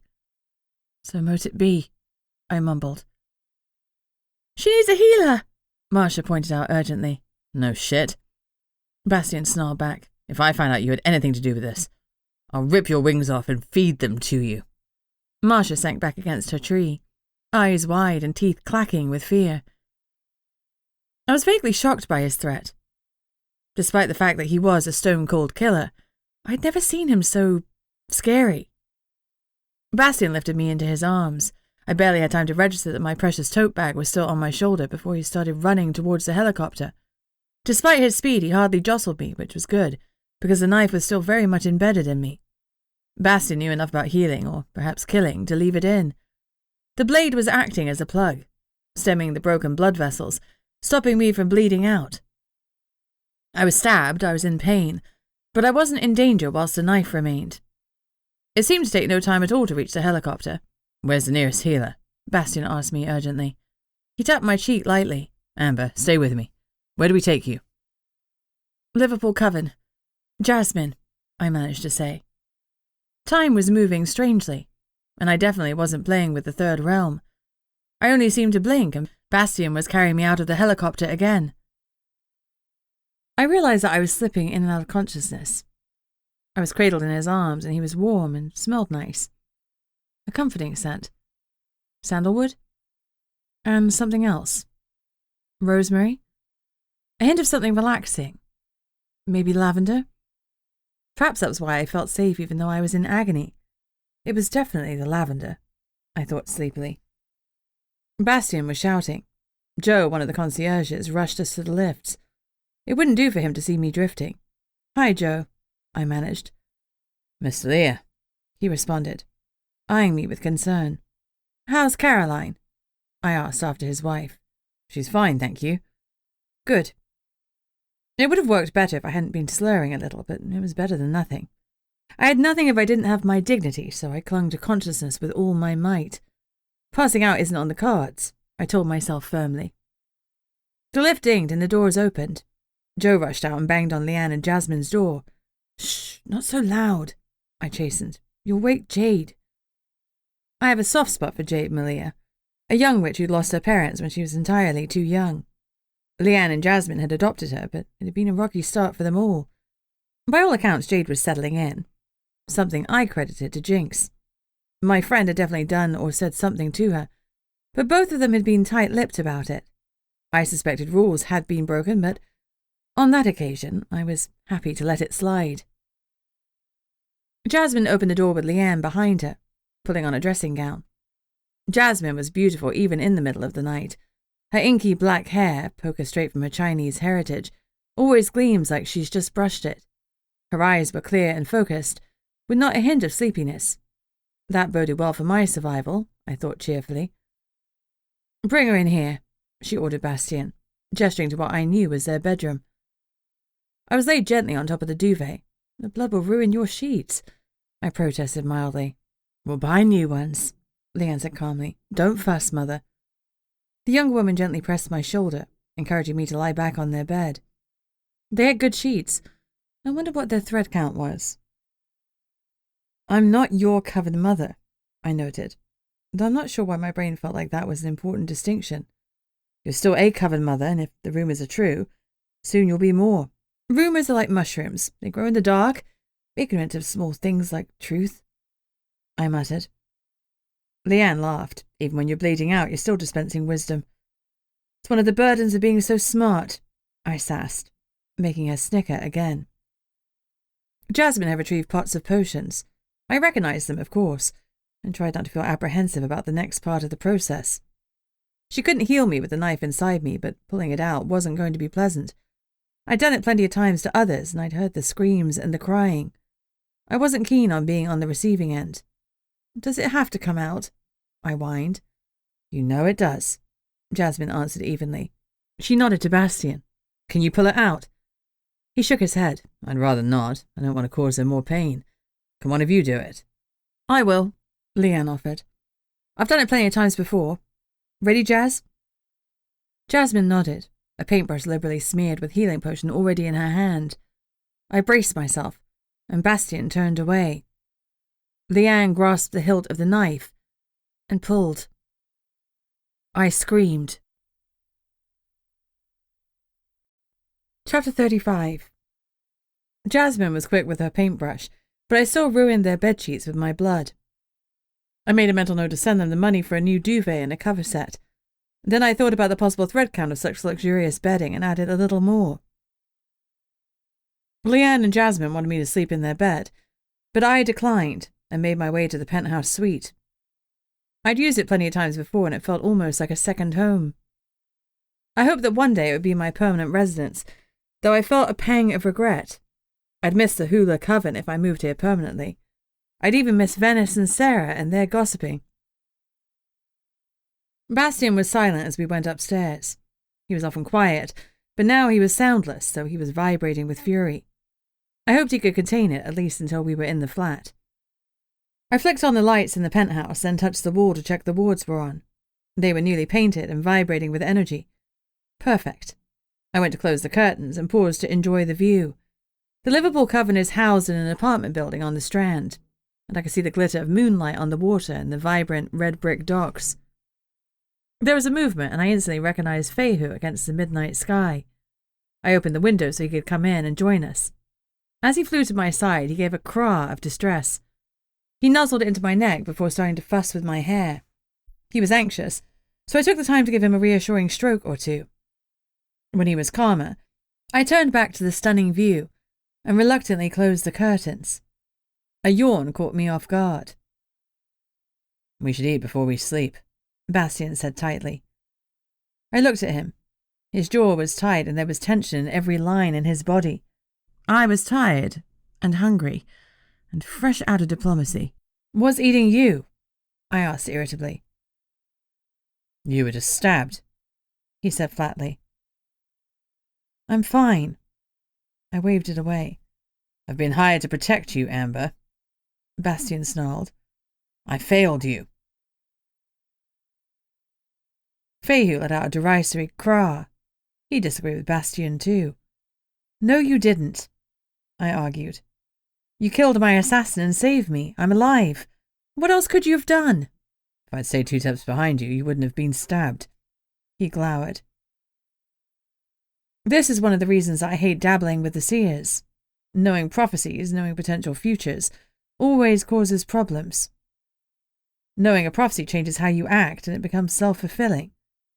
Keep me ignorant any day of the week and let my choices be my own. That was the main reason I hadn't visited the Hall of Prophecy, despite Mum referring to a prophecy several times. Ignorance is bliss, isn't it? We don't know that Peter was right, I dissented. Maybe he just meant a general warning to stay close. Yeah, right. Even I didn't believe that. I pushed Bastion's concerns aside and rifled through the kitchen cupboards for some quick, easy food. I found some tins of soup and put them on the kitchen counter. Not exciting, but they would do. Soup, I called to Bastion. He grimaced with distaste at the tins. I'll sort food. You grab a shower. Tactfully, he didn't point out that I was still covered in my own blood, and probably rather a lot of the assassins, too. Fayhu gave me one last snuggle before he left my shoulder to join Bastion, and I watched as he gave the griffin a little nuzzle. No doubt Bastion needed some comfort, too. I guess he was feeling bad about failing a mission, even though I disagreed with his assessment. I didn't argue. Now that he'd reminded me, the stench of blood was making my nose recoil. I smelled like wet pennies. I went into the master suite for a shower, leaving the boys to have some bonding time. I left my dirty clothes in a pile on the bedroom floor before I stepped into a scaldingly hot shower. I scrubbed my body, paying particular attention to my stomach, where there should have been a scar. Jasmine was so good that there wasn't the slightest trace that I'd been injured a short time before. A wave of tiredness rolled over me. Healed or not, blood loss was still a thing. Jasmine hadn't had a hydration potion, and the potion store was locked for the night. I would have to deal with it the old-fashioned way. I slid down the shower and sat, as a wave of dizziness swept over me.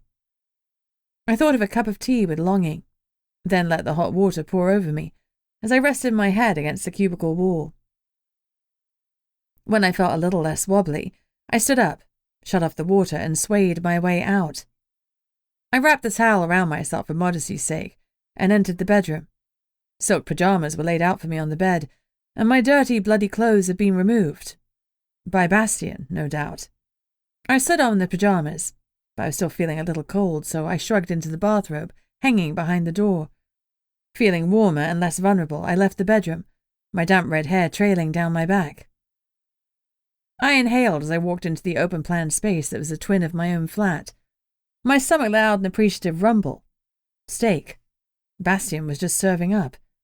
I've done your steak rare for now. Do you want it medium or well done? I can cook it for longer. He looked oddly domesticated, standing in a kitchen, clutching a pair of tongs. No, rare is great. Thanks, I said awkwardly. Where the heck had he found steak? The steak was served with lentils, chips, wilted spinach, and broccoli. Virtually the whole meal was designed to help me recover from blood loss, complete with a glass of orange juice to help me absorb the iron. I almost inhaled my food, and Bastion did the same. It had been far too long since our last meal, and that hadn't been a satisfying one, so this one hit the spot. When I'd finished eating, Bastion wordlessly flicked on the kettle, made us a brew, and brought over a blueberry muffin. My eyes lit up at the sight of my favourite dessert. I couldn't have stopped my smile if I'd tried. How'd you do all this? I waved at the empty plates. I know people, he answered evasively. I know people, but I couldn't have put this together at... I checked the time. 11 p.m. I know people and I'm rich, he added. I gave a wry smile. He was right. Money talks. He'd greased palms to get me steak. Thanks anyway, I muttered again. I'm going to bed. I'm exhausted.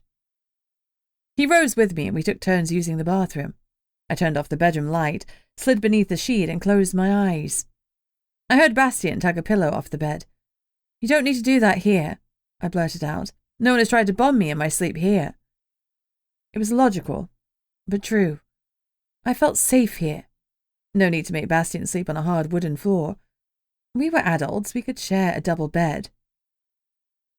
I paused. Just check under the bed first, okay? My voice sounded small and embarrassed. I was glad the light was off so he couldn't see the heat rising in my cheeks. He said nothing, but grabbed his phone from the bedside table, flicked on the torch and looked under the bed. Then he crawled underneath and checked even more thoroughly. When he crawled back out, he shone the torchlight in a few other places, checked the lampshade, the drawers and the cupboards. Finally, he double-checked the window was secure before clicking off the torch. He set his phone back down. All clear, he promised calmly. No trace of mockery in his voice. He stood at the foot of the bed. Are you sure you're okay to share the bed with me? Absolutely not. Of course, we're adults, it's fine. Get in, I said firmly. He slid in next to me, careful not to touch my skin. He was wearing his usual teeny-tiny boxer shorts and nothing else. His scent was strong in the air, He just showered and the sandalwood washed over me. It was a nice smell, and it was the only reason I was feeling weird. It was odd to share a bed. That was all. I hadn't shared a bed in at least a decade, platonically or otherwise. "Good night, Sebastian," I said finally. "It's just Bastion," he corrected. "Huh. I assumed that you dropped the Seb." "No, it's just Bastion." "As in a stronghold that gives protection?" "Yes." That was oddly fitting, considering his current role in my life. "Why did your father name you that?" Seemed weird to name any griffin something that meant protection. There was a long pause, and I worried that I'd inadvertently offended him. Maybe his father had been absent, like mine. "The seer's name is for something important that's going to happen in our lives," he said finally. I felt like I was in dangerous territory, so I sought a way to segue the conversation. "What does Sherdle's name mean?" I asked curiously. "The meaning behind our names is considered very private, but Sherdle's is common knowledge, so I'll tell you. Sherdle means griffin in Persian, and there the Sherdle is a symbol of leadership." Because he was going to become the leader of the guild. I breathed. I felt rather than saw Bastion's nod. The seers had been interfering again. I wondered what my name would have been if my destiny had been divined at birth. What would be my greatest contribution to the other? What would I do to make myself proud? Bastion's breathing evened out seconds after our conversation on names, while my brain went on whirring. Thoughts tumbled to the confines of my skull. I was exhausted, and I knew I needed sleep. After all, the next day we would spring the trap on the Black Witch. I'd need all my wits about me to survive the coming confrontation. Chapter 36. I awoke warm and relaxed. I hadn't had such a good sleep in years. I was rejuvenated in a way that I couldn't recall experiencing before. It felt glorious, until I realized that at least 50% of my warmth was borrowed. I was plastered onto Bastion like fake tan on a scouser. I couldn't move too suddenly or I'd wake him. How could I extricate myself without embarrassing the heck out of both of us? I was supposed to hate him, and here I was, pressed up against him like cheese against a grater. The analogy felt apt. He was sharp and could cut me with no effort at all, and I was fattening, and liable to give you a heart attack. I was still stuck on top of him when his breathing changed. "Good morning, Amber," he said calmly. "Yep," I squeaked. I rolled off like he was burning me and ran to the bathroom. I didn't need a shower, but I decided to take one anyway. Hopefully by the time I'd finished, my absolute mortification would have gone down the drain with the water. Bastion wasn't in the bedroom when I stepped out, so I dressed in the clothes that he had helpfully laid out. Somehow he'd found a black skirt in my usual style, complete with pockets, and a vibrant green shirt. I suspected he greased more palms, but nevertheless, I pulled them on gratefully. I left my hair loose to dry as I said my affirmations into the mirror.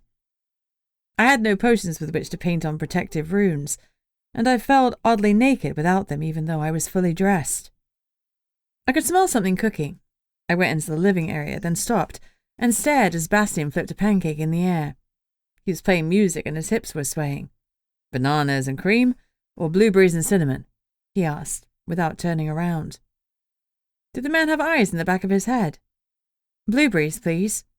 Did he even have to ask?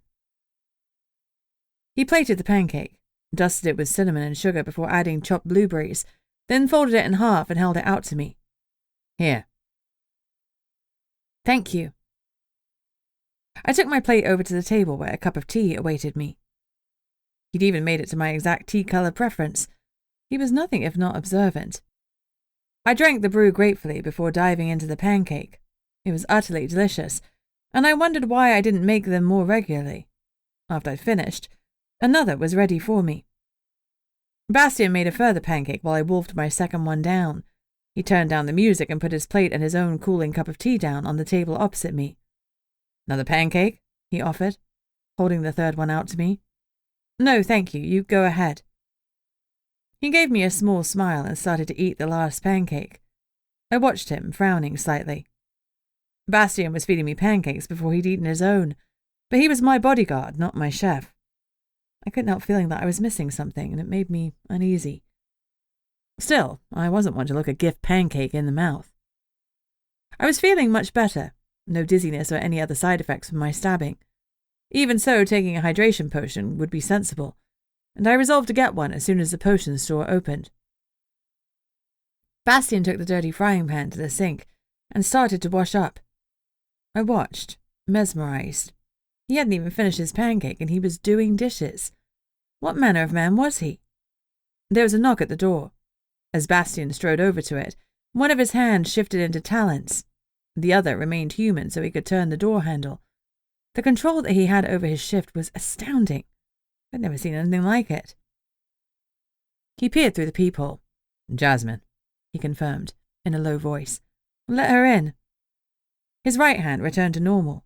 If Jasmine had wanted to do me harm, she could have refused to open her door to me last night, or somehow messed up the healing runes. Bastion opened the door and she stepped in. She'd obviously made an effort with her appearance, and taken the time to curl her hair. Mum taught me that it's rude to ignore it when someone makes an effort, so I commented, "Your hair looks lovely." Really did, though I preferred it straight. I often think that our faces suit our hair the way it grows naturally. My hair looks weird when it's straightened, and I think the waves suit the shape of my face. "Thank you, it's something I do to de-stress." She checked me over anxiously. "You okay? Any lasting issues? Any pain?" "She was dizzy yesterday when she was in the shower," Bastion answered for me as he sat down again. I glared at him. "I've been fine since you cooked me that steak." Jasmine smiled. "Great, a steak is ideal for low iron. Here, I've brought a hydration potion from the stores for you." "Thank you." I took the vial from her, unstoppered it and swallowed it in one, grimacing at the foul taste. Without speaking, Bastion cut a small corner of his pancake and held it to me on his fork.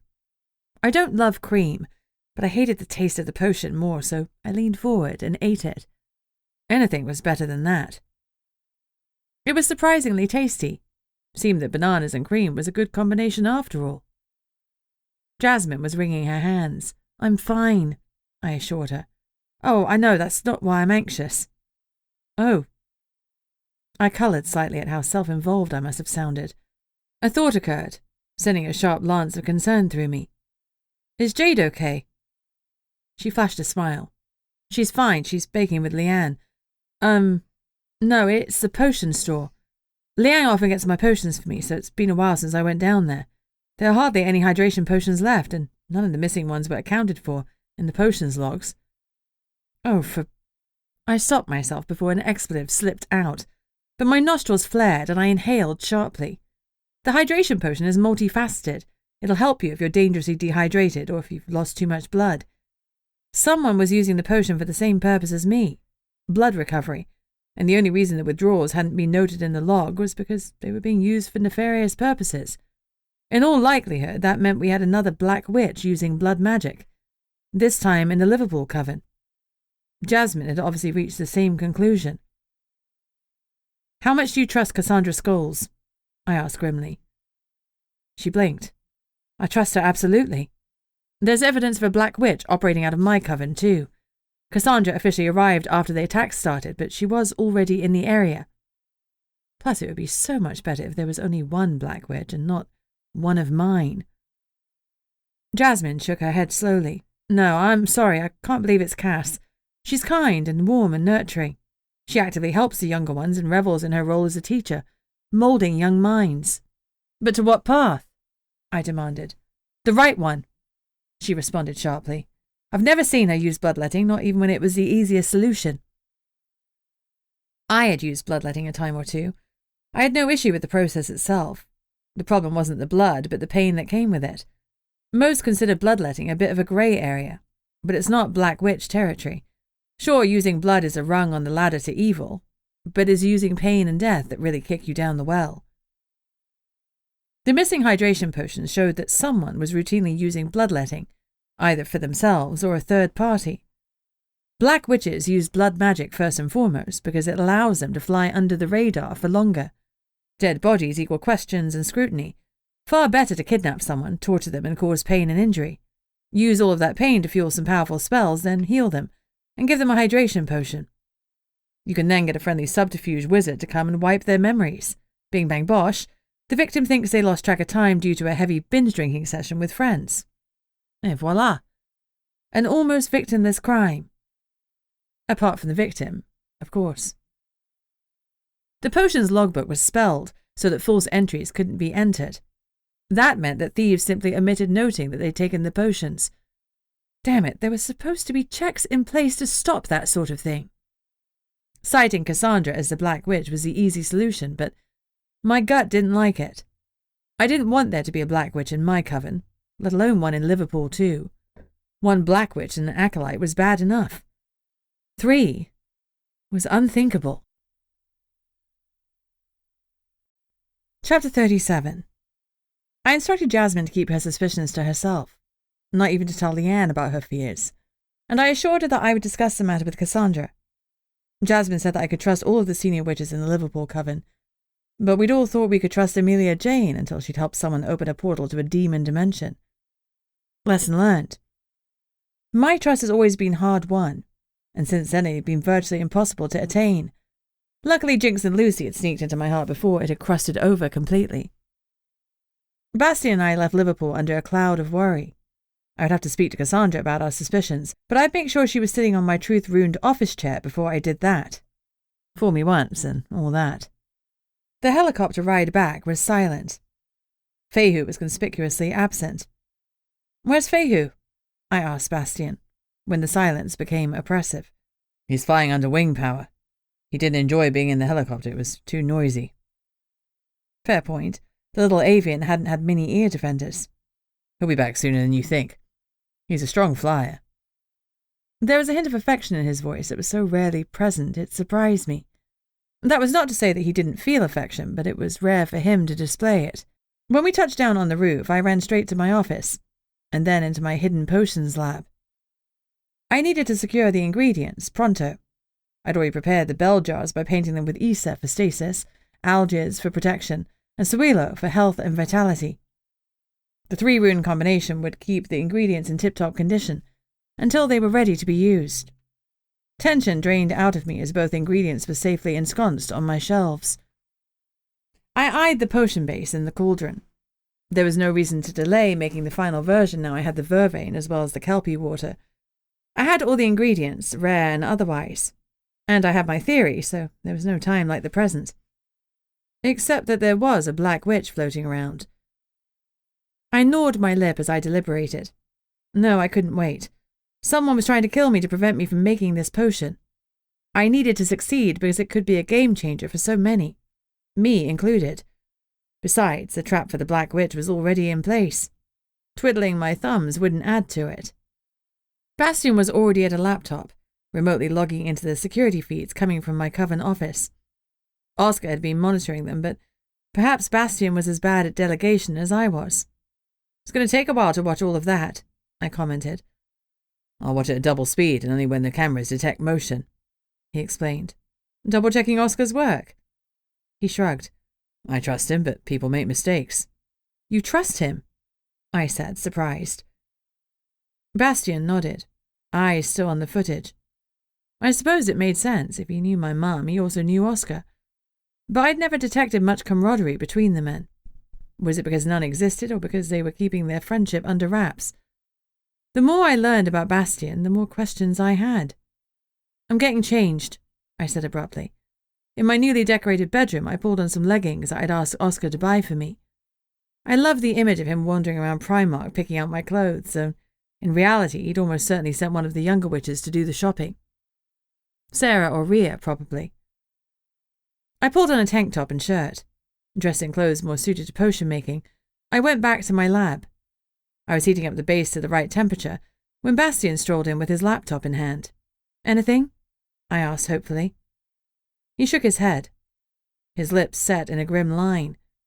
If our trap wasn't attractive enough to the Black Witch, we'd have to resort to other methods. Grimmy would no doubt have 1 or 2 other options, but I wasn't keen on using him and bartering away weeks of my life in exchange for some ancient, long-forgotten spell work. The distinction between white and black witches wasn't so clearly defined in my ancestors' time, and some of them clearly hadn't given 2 figs about the difference. My ancestry was peppered with witches determined to change our world, some by means fair and others by means foul. It was still early afternoon, so I had time to finish the potion and prepare for the Black Witch. I hoped the culprit would try to snatch the crystal from my office, but if that didn't work, I'd go through a whole fake ritual at midnight and hope to be accidentally interrupted by someone. In the meantime, I needed to focus. I had everything I needed for success, but I was so excited that I risked making a mistake. I took a deep, calming breath. I could make the Other Realm additional length potion today, and it could be tested and in people's hands within a week. I could have the contract on me called off and Bastion banished from my life. I wonder why I felt uneasy at that last thought.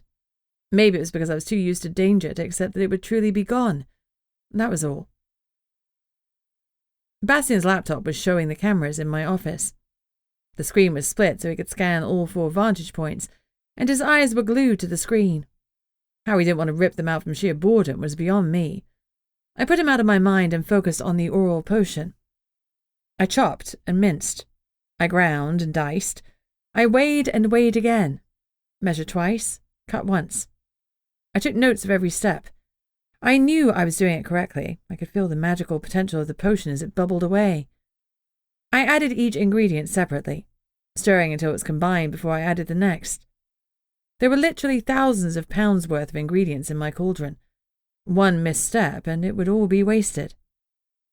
I checked the temperature, turned the gas down a little, and tested the temperature again. We were optimum combining temperature, so I added the Kelpie water and waited with bated breath. The mist rolled off of the cauldron, and the scent of ocean spray filled the room, despite the fact that the Kelpie we'd taken the water from had been in a river. I stirred until my arms ached, and the mist stopped rolling. I was sweating. I took a moment to dab myself dry and remove my shirt. It wouldn't do to drip sweat into the cauldron. My hair was coming loose, so I stepped away and undid my braid, then retied it and tucked in the loose strands. I rolled the braid into a bun and secured it with bobby pins. I didn't want to contaminate the potion with my hair either. It was time for the lavender golden wind vervain. Anticipation hummed through me, and I gave myself a stern reminder not to get lost in flights of fancy.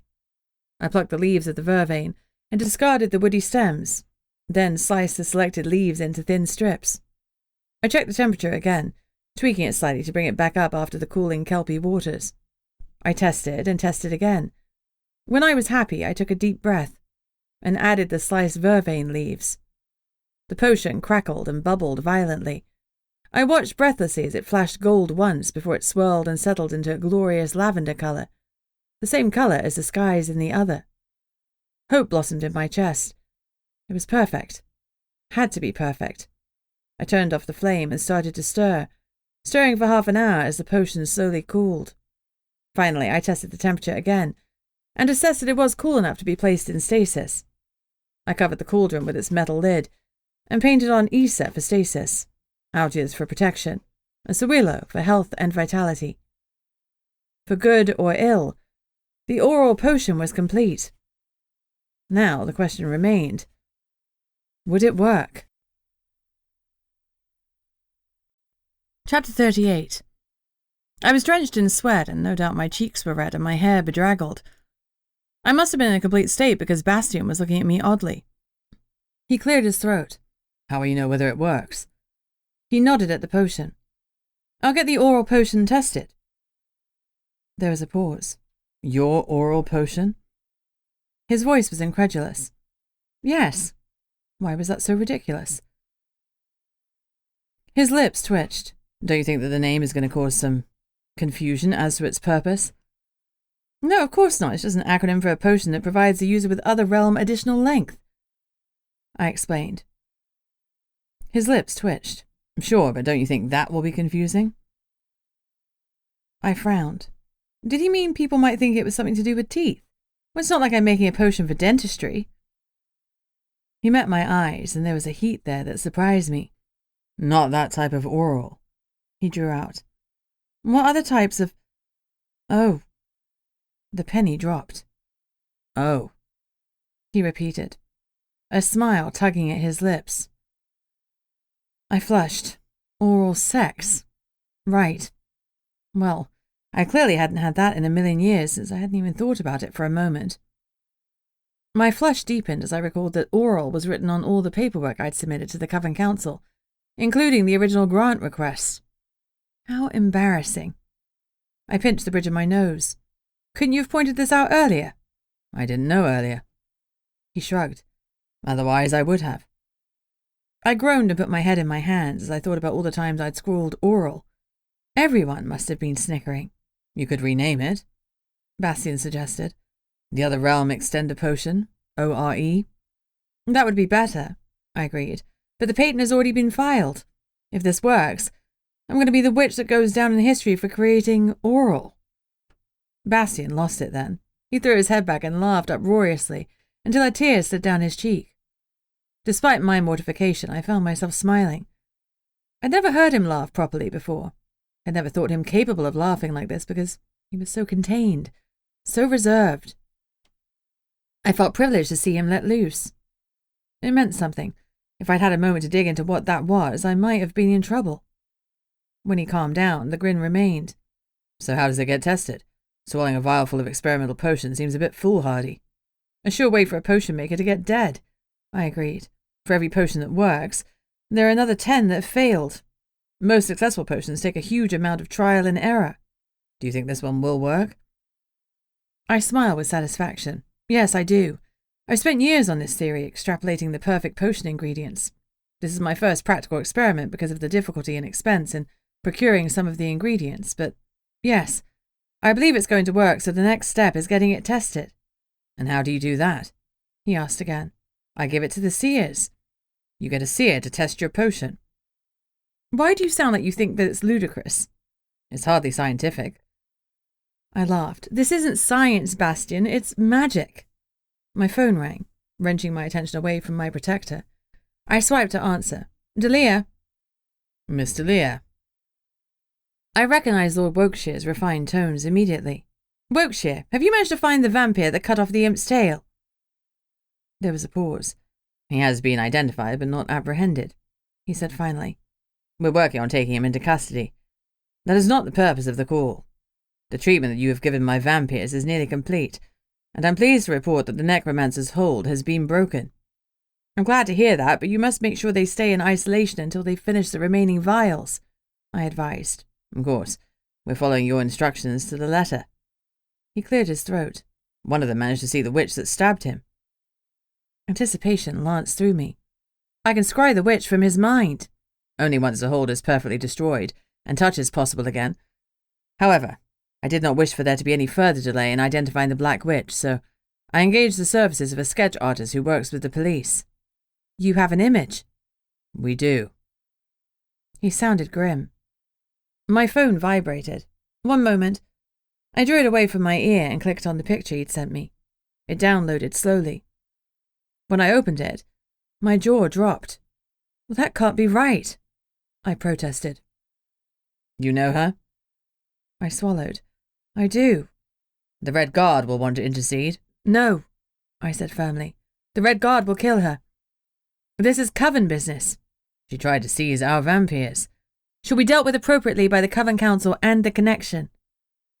There was a long pause. I owe you, so I'll give you 24 hours. After that, I must turn over what I have to the Red Guard. I appreciate that, I said evenly. Don't make me regret it. He hung up, leaving me feeling lost. What had she been thinking? Chapter 39. I lowered my phone from my ear slowly. Bastion was motioning urgently at me. We've got something, he said grimly. I put my phone on the workbench and turned to the laptop. When I saw who had crept into my office, I sighed softly. The Vampyrs were on the money. We watched as Rhea searched in my desk drawers for the Himalayan crystal. She found the pink crystal, shoved it into a bag, and left. Bastion was watching my reaction. You're not surprised? No. The potion I made released the Vampyrs from her hold. One of them had seen her, and Wokeshire arranged for him to work with a sketch artist. I picked up my phone, unlocked it, and swiped to the picture. Rhea's face was sketched in pencil. It wasn't perfect, but it was unmistakably her. Damn it. I'd really wanted it to be Bryony or Timothy, someone I didn't think was an asset. Rhea was young and she'd struggled a lot to find her place, but I'd hoped her relationship with Henry would settle her. It had been hard for the girl. Her mother was one of the Coven's stars, but Rhea had struggled so much. No matter how hard she studied, she didn't have Meredith's power and she would always be a mid-level witch. I was hurt that she seemed fit to plant a bomb under my bed. I thought that our relationship was okay, but evidently it wasn't. She must have harbored some sort of resentment towards me. Had I done something wrong as her Coven mother that she'd gone down this dark path? Then I thought of what she'd done to Feihu, and my blood boiled. Empathy aside, what she had done was wrong. Can you call Feihu? I asked Bastion tightly. Bastion's eyes flashed gold for a moment. He'll be with us shortly. I blinked. That's not possible. He must be miles away. We were in Scotland. As I said, he's a strong flyer. That's not strong. That's something else. That's magic. That too? He can teleport. I asked incredulously. No, not exactly, but one beat of his wings can carry him a long distance. So, Feihu was virtually supersonic. That's insane. That's magic. He threw back my own words. He had a valid point. And he's already here, Bastion confirmed. We left the lab through my office. Feihu was hovering outside my balcony door. When I opened it, he flew in. Well, I greeted him. Aren't you a clever bird? He gave a happy craw, landed on my shoulder, and gave me an affectionate cuddle, nestling into my hair. I went to my fridge to give him some of his favourite ham. Once he'd swallowed several pieces, it was time to show him the picture. Do you recognise this person? I asked, showing him the picture of Rhea. Feihu tilted his head, carefully considering before letting out a negative craw. Bastion's eyes glowed again for a minute. He didn't see his attacker, he said finally. The witch was wearing a cloak with a cowl pulled up to magically cast shadows on their face. Feihu was trembling slightly at the reminder of the witch who'd snapped his wings. I stroked his tummy. It's okay, Feihu, you're safe now, I promised. He nuzzled me again, this time for his own benefit. After giving me one last affectionate nip on the ear, he flew to Bastion and settled on his shoulder. Bastion's eyes glowed as the two of them conversed somehow. Because Bastion can coax, he can sense people's feelings and intentions in a way that transcends language. I guess that skill extended to his familiar. I watched as he comforted his avian friend, settled his ruffled feathers, and let him snuggle in close. We need to confront Rhea before she does any more damage. You stay here, Feihu, I ordered. Cra-ah, he argued, and hopped up and down. He shook his feathered head firmly once. He's coming. Bastion's tone brooked no argument. He needs to see this. I nodded. Bastion knew his familiar best, and if Feihu needed to see justice, who was I to deny him? I took my athame from my bedside table and slid it into a holster that fastened on my hips. I had a potion bomb and a blade, but I doubted that I'd use either of them. Because I didn't know what to expect, I loaded my black tote full of potions and paintbrushes and put it over my shoulder. When young Freddy had said that a girl had taken him, I'd assumed he just meant a female. But now I knew it was a young girl. It was Rhea. This was an absolute mess. She was so young. A misguided child, but a child nonetheless. She couldn't be trialed and treated as an adult. Not yet. She'd made bad choices, but she was only just starting her dark journey. Surely we could reverse the damage that had been done. I still held on to a faint hope that she'd been compelled by a wizard or something like that. After all, a compulsion could be broken. Chapter 40. Meredith's smile was tight when she opened her door. Can we come in? I asked. Now's not a good time, with Cindy and everything. Her eyes darted back into the room. Please, I said a little more firmly. A suspicion was growing in my mind. You know why we're here.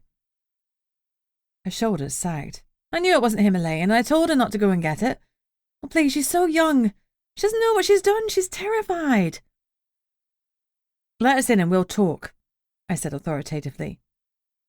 Meredith held the door wide, and Bastion, Feihu and I went into her room. Rhea was sitting in the living room looking miserable. She was sitting on a chair, Her arms wrapped around her legs, heartbreakingly young in her long, flowery dress.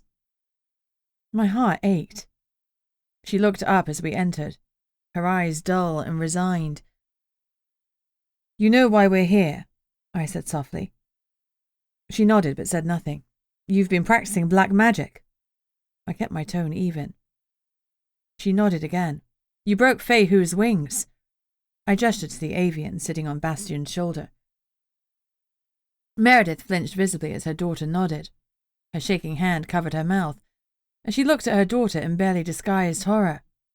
"You stole the hydration potions from the stores, and you've been practicing bloodletting." I continued the list of accusations.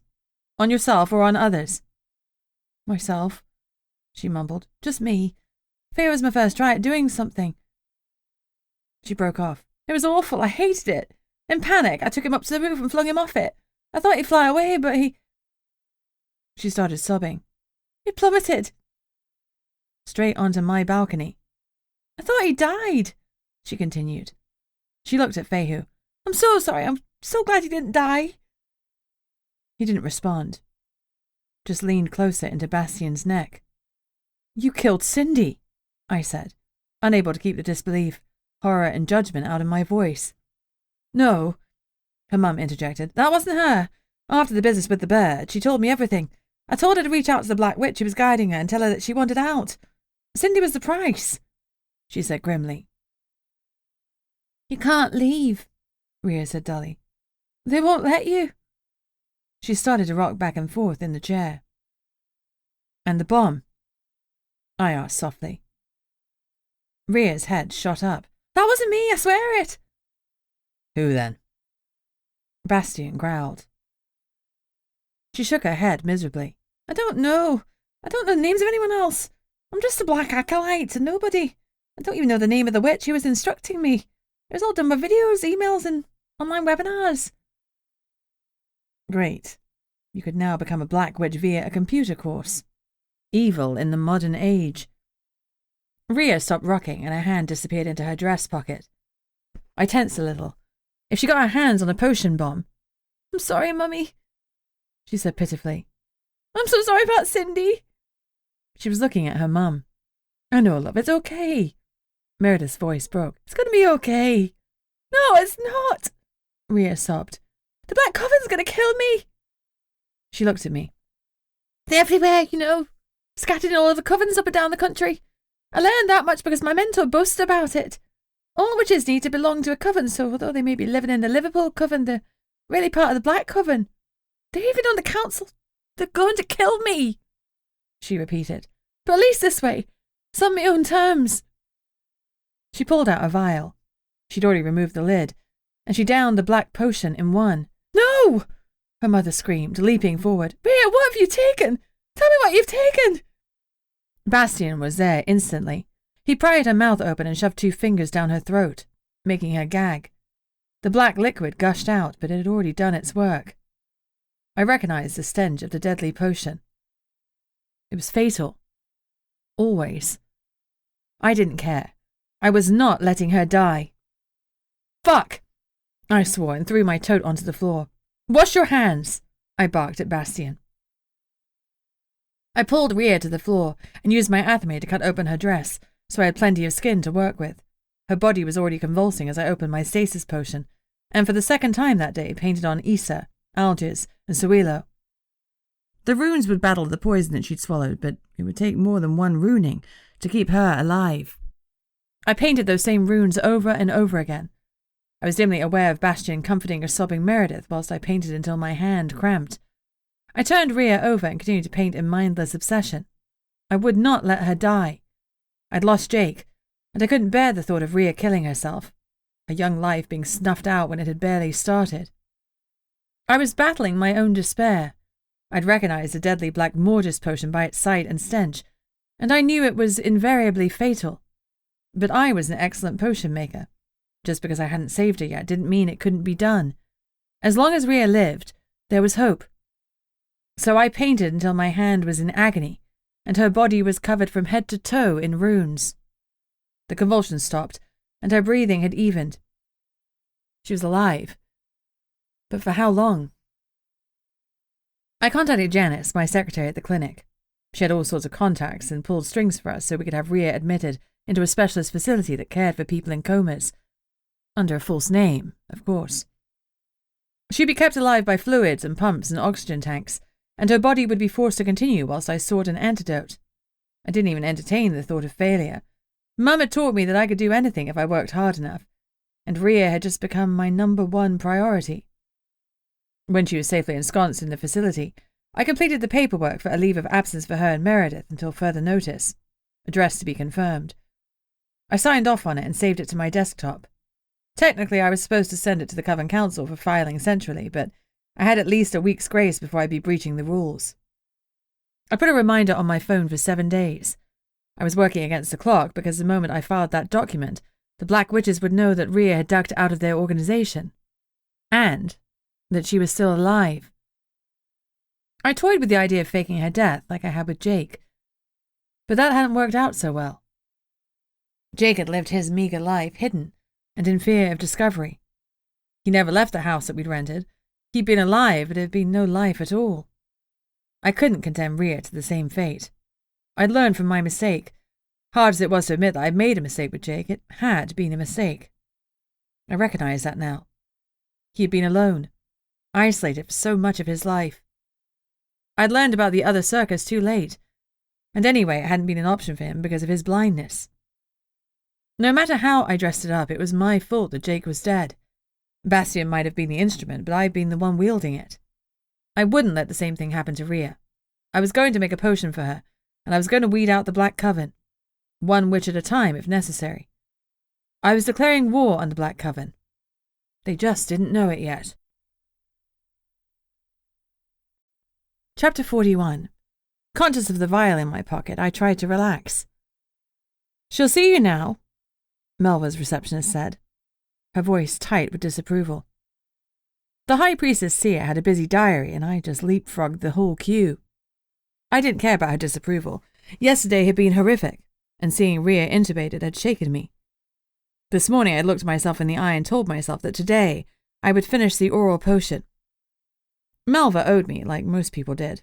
I worked my butt off for years helping others, and now it was time to call in some debts, specifically Melva's. I didn't want to wait 3 weeks until a slot became available to see her, so she was fitting me in during her lunch break. I walked into her office. Melva's purple skin was lined with age, and her grey hair loosely framed her face. She was dressed in a deep green smock, despite the old adage that purple and green should never be seen. She followed her own rules. Deep laughter lines surrounded her eyes, suggesting she smiled and laughed often, though I had no idea how when she had the responsibility of being the High Priestess for all the seers. I struggle sometimes being a coven mother of one coven. "Delegation," Melva said as I walked in. "Delegation is key." I glared. "Stop it." Her smile widened. "It's my honor to see you this day, Amber Delia, the Huntress." I frowned at the title she gifted me at my birth. "Yes, thank you for that one. You and I both know the only thing I've ever hunted so far is the finest champagne." She flicked her eyes to Bastion. "Protector," she greeted him. "High Priestess," he responded, inclining his head respectfully. Melva leaned forward eagerly. "The goddess told me that today would be a great day, and my skin is tingling, Amber. What have you brought me?" "A potion." "What sort of potion?" Her eagerness was endearing. She was nearly as excited as I was. "The Other Realm Additional Length Potion." She blinked. "Oral?" I sighed. "Yes." "How unfortunately named," she commented, and a smile tugged at her lips. Then she snickered, and I sighed again. Even Bastion was grinning. I was never going to live this down. "Show me your potion," she ordered. When I passed it to her, she took it reverently. The lavender-coloured liquid swirled in the tube. Even when the vial was still, it shimmered with a pearlescent glow. It looked like magic. I loved everything about my potion, except perhaps its unfortunate name. Melva unstoppered the vial and sniffed at it. Wonderful. It smells heavenly. Hopefully it'll be pleasant to imbibe." She pulled out a crystal ball, a test tube holder, and a small bone tray. She poured a little of the potion onto the bone tray before stopping the vial again and laying it in the test tube holder. Then she closed her eyes, and her crystal ball started to glow with a white light. As if in a trance, Melva lifted her thumb, dipped it in the potion, and smeared it across the crystal ball. Her eyes remained closed. Finally, she opened them and peered into the globe. I waited, breathlessly. A triumphant look crossed her face. "Victory, Huntress! Victory! The potion works as you intend. 1 vial will give you 1 to 2 weeks longer in the other with no need for the portal. As always, it depends on your magical strength. The more magic you have, the longer the oral potion will boost your extension." Her brows drew together. "There is a constraint, however. You cannot continue imbibing the oral potion indefinitely. 3 or 4 doses in a row will work, depending on your magic. But after that, you will still need the portal. After a portal recharge, you can commence imbibing the potion again and delay the use of the portal by another 3 to 6 weeks. This is wonderful news." She focused her eyes on me instead of the crystal ball. "Congratulations, Amberdelia. This is amazing." The reverence in her tone was gratifying. "May I?" She gestured to the vial. I nodded, giving her permission to be the first person to test it. She downed it in one. Lovely." She licked her lips. It even tastes good. This is going to change everything." Her joy was infectious. The only problem was that people are often allergic to change. My potion would be celebrated by the human half, but the elementals who ran the portals might not be so delighted, and neither would the creatures, because this potion had the potential to even the playing field. Unfortunately, not everyone wanted to play fair. Chapter 42. Congratulations. Bastion's voice was warm. You must be thrilled. I was, but less so than I'd expected. Ria's condition was weighing heavily on me, and it hurt that this success, one I dreamed of for so long, couldn't be shared with my mother. I could tell her about it, of course, but it was a coin toss whether she'd know me, let alone remember me for long enough to celebrate my victory. Still, I managed to smile. "Thank you." "What do you plan to do now?" Bastion inquired curiously. "I'll have to file the seer's verdict with the council. That'll automatically validate my patent. Then I can decant all the potion I've made so far. We still have enough Kelpie water and vervain for another batch, but after that I will need more ingredients. I'll reach out to Tobias for the vervain, and I think Peter will be willing to provide us more, for a price." "And the Kelpie water?" "I have a plan," I said vaguely as I slid into the car. Oscar looked up as I took my seat. "Well?" he asked impatiently. I grinned. "It works." Congratulations, my girl. Your mum will be thrilled. "I'm so proud of you." "Thanks, Oscar." I leaned forward to give him an awkward hug, and he kissed my forehead. When we pulled apart, he was still grinning. "Where shall we go to celebrate?" I laughed. "Just home. I have some champagne in the fridge. We can pop that." It wasn't the finest vintage, but it would do at a pinch. "Home it is."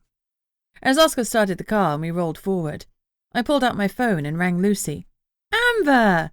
Her voice was warm. "How are you?" "I'm good. I have a favour to ask." She laughed. "Now I understand how annoying it is when I ring you and say I need a favour. How are you? It's been too long." "It's only been a few weeks." "Weeks? Plural?" she said dramatically. "See, that's ages. We used to talk every day." Her warmth and enthusiasm made me smile. I liked Lucy. We'd recently worked together on a joint project to create a charm for Jinx, and we had spoken daily.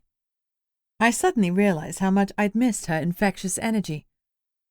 "Our phone bills cost me an arm and a leg," Lucy joked. "No," she muttered to her wolf, Esme. "It didn't really cost us an arm and a leg. We still have all of our limbs." There was a pause. "Obviously I wouldn't barter away our limbs without discussing it with you first. It's just a saying. It's tradition." "Hi, Esme," I said to the wolf who shares Lucy's skin. Their brains, however, are very different. "She says hi, and she hopes you've had happy hunting. I think she's asking how life is, but sometimes it's hard to tell." "Things are good," I assured them both. "And how is the yummy, scrummy Bastion?" Lucy said his name in a sing-song voice. I rolled my eyes even though she couldn't see. Fine. Is he guarding your body? Lucy asked, her innuendo clear. I felt myself blush as I recalled waking up, sprawled across his body again this morning. He's saved my life a number of times, I said instead. Has he? All jovialty fled from her voice. Who needs their ass kicking? There was a pause. You rip off their heads and I'll kick their asses. There was a pause. Yeah. Okay. I guess it makes sense for the ass kicking to go first. Talking with Lucy always involved imagining Esme's contribution to the conversation. I like Esme. She's a tough broad, for a wolf, and I respect the heck out of that. We're working on identifying the mastermind, I admitted. A black witch, certainly. Another one? Lucy asked, her tone full of horror. She'd had some fairly horrific experiences with her own black witch. Maybe even a couple, I confessed. Fuck on a stick, Lucy swore. I don't think that would be terribly comfortable, I responded dryly. She snorted with laughter before calming down again. Do you need help? The offer warmed me. Not with this, not yet, but I need help with something else. Anything. I smiled again, and suddenly my heart felt like it might burst. This must be what true friendship felt like. I blinked away the sudden hotness in my eyes and cleared my throat. Thanks. I created a potion, the Other Realm Additional Length Potion. The imbiber gets to stay in the Other Realm for a whole week or two per vial they drink, up to a maximum of 3 or 4 vials, depending on their magical strength. Amber, this is amazing! Oh my god! I hate being in the common. I'll put in an order right away. How much can I get? It's still being approved by the council, then you'll be able to order through the normal channels. But there's a fly in the ointment. Of course there is, Lucy sighed. Not an actual fly. She muttered to Esme. Killing flies isn't the solution. One of the ingredients isn't very easy to get, I continued, ignoring Esme's fly-related input. What is it? Water that's currently possessed by a Kelpie spirit. I want your help with that. You want me to what? She asked, confused. I'd like you to use your piping abilities to talk to a Kelpie. I made my request as if it were a normal thing to ask of a friend, like, can you pick up some wine and pipe a Kelpie on the way home? Thanks. There was a pause. I thought Kelpies weren't real. They're very real, they're just not very well known. Mostly because they killed everyone they encountered. According to the tales, I thought they were just malevolent water. They are, if you're just malevolent blood. I rolled my eyes. They're sentient, Lucy, like you and me. This potion is only sustainable if you can get them to agree to help us. Why would they do that? That's what we need to figure out. Where do I need to go to find these Kelpies? She asked finally. There are a few around. There's a pair near Falkirk, near the metalwork Kelpie statues. And there's a pair on Landwin Island. Where the hell is that? In Wales, near Carnarvon. Okay, nearer than Scotland, she muttered. Are there none down south? I could use a holiday. Any in Dorset? Is all this Queen stuff getting a bit much? Like you wouldn't believe. I could almost hear her eye roll. I don't know about Dorset. The Kelpies tend to stay in one location. You could try and find another pair, I suppose. Just look for an area by the river or the sea that's had a lot of deaths. A lot of deaths? Yep. And you want me to go and ask the Kelpies nicely? She asked dubiously. Nothing easy is worth doing, I said lightly. I believe in you, and if you sing nicely, they don't attack you right away. Top tip. Can you sing? Like a nightingale, she answered with no false modesty. Great. Take Manners with you. You bet I'm taking his fine ass with me. I need backup. Her voice turned sly. And if I help you get a sustainable ingredient stream, the Coven Council will give the British werewolves the potion for free. It was my turn to snort. Nice try, Lucy. I'll ensure you get a discount. A sizable one. How sizable are we talking? I'm not risking life and limb for 10%. 50%, I offered. I'd never offered a discount that high in my life. But she was my friend, after all. Deal, she said briskly. Done and done. So mote it be. So mote it be, she agreed. Now that the serious stuff is out of the way, can we talk about why you've made an oral potion? Does Bastion not know how to... I hung up, blushing. Damn that sassy werewolf. Bastion raised an eyebrow at my flushed skin. She made a cunnilingus joke. I sniffed. His lips twitched. About you, I elaborated, keen to wipe the amused smirk off his face. She implied you didn't know how to... He scowled. Lucy Barrett has always been a cheeky little thing. I'll drop by when I've got some free time and teach her some respect. Now it was my turn to snicker. Chapter 43. Oscar popped the cork, letting it hit the ceiling as he poured me a glass of champagne. He gave a glass to Bastion, too. To Amber's success, he toasted. To Amber, Bastion murmured, raising his glass. To success. I took a sip and let the bubbles explode on my tongue. Oh, yum, this definitely wasn't the cheap Dom Perignon I'd had in my fridge. I turned the bottle around so I could see the label. It was a 1907 Charles Heidsieck champagne, and far superior to any other bottle I'd tried. I gave a happy hum. We talked quietly for a while, and then I surreptitiously Googled the vintage. My eyes popped a little as I discovered it retailed for over £500 a bottle. I thought that Oscar had swapped the bottle, but now I turned my eyes to Bastion. He met them with his warm, dark gaze and smiled. He looked almost proud of me, and it made my tummy flutter. It's the alcohol, I told myself firmly. Nothing more, nothing less. As the hour wore on, Oscar excused himself. He kissed me on the forehead as he left. Congratulations again, Amber, he murmured. I'm so proud, though. I've no right to be. You have every right to be. The alcohol loosened my tongue. You're my father in every sense of the word. You helped raise me even when my own dad abandoned me. Did I imagine a little flinch as I said that? He smiled. You're my daughter in every sense of the word, he whispered, kissing my hair. Your mum would be so proud. Past tense, because in the present she probably wouldn't grasp what a success this was. I nodded, my throat full and aching. Oscar gave me one last hug and left me alone with Bastion, a man I'd once thought was my enemy. Now I had no clue what he was. Are we friends? I asked abruptly. He studied me. I don't know, he said finally. I don't have any of those. You have Jinx. She's more like family to me. And I'm not like family to you. His eyes darkened. No, you're nothing like family. Oh. I felt a little sting of hurt and looked down at my feet. Friends, he continued, moving closer. We could do that. He reached out and gently tilted my chin upwards, making my eyes meet his. Would you like to be my friend, Amber? The way he said my name made me shudder deliciously. Didn't think there was anything friendly about it. It was just the champagne. Too much champagne. I swallowed and stared into his dark eyes. They warmed, and I watched as they shifted from black to gold. I nodded.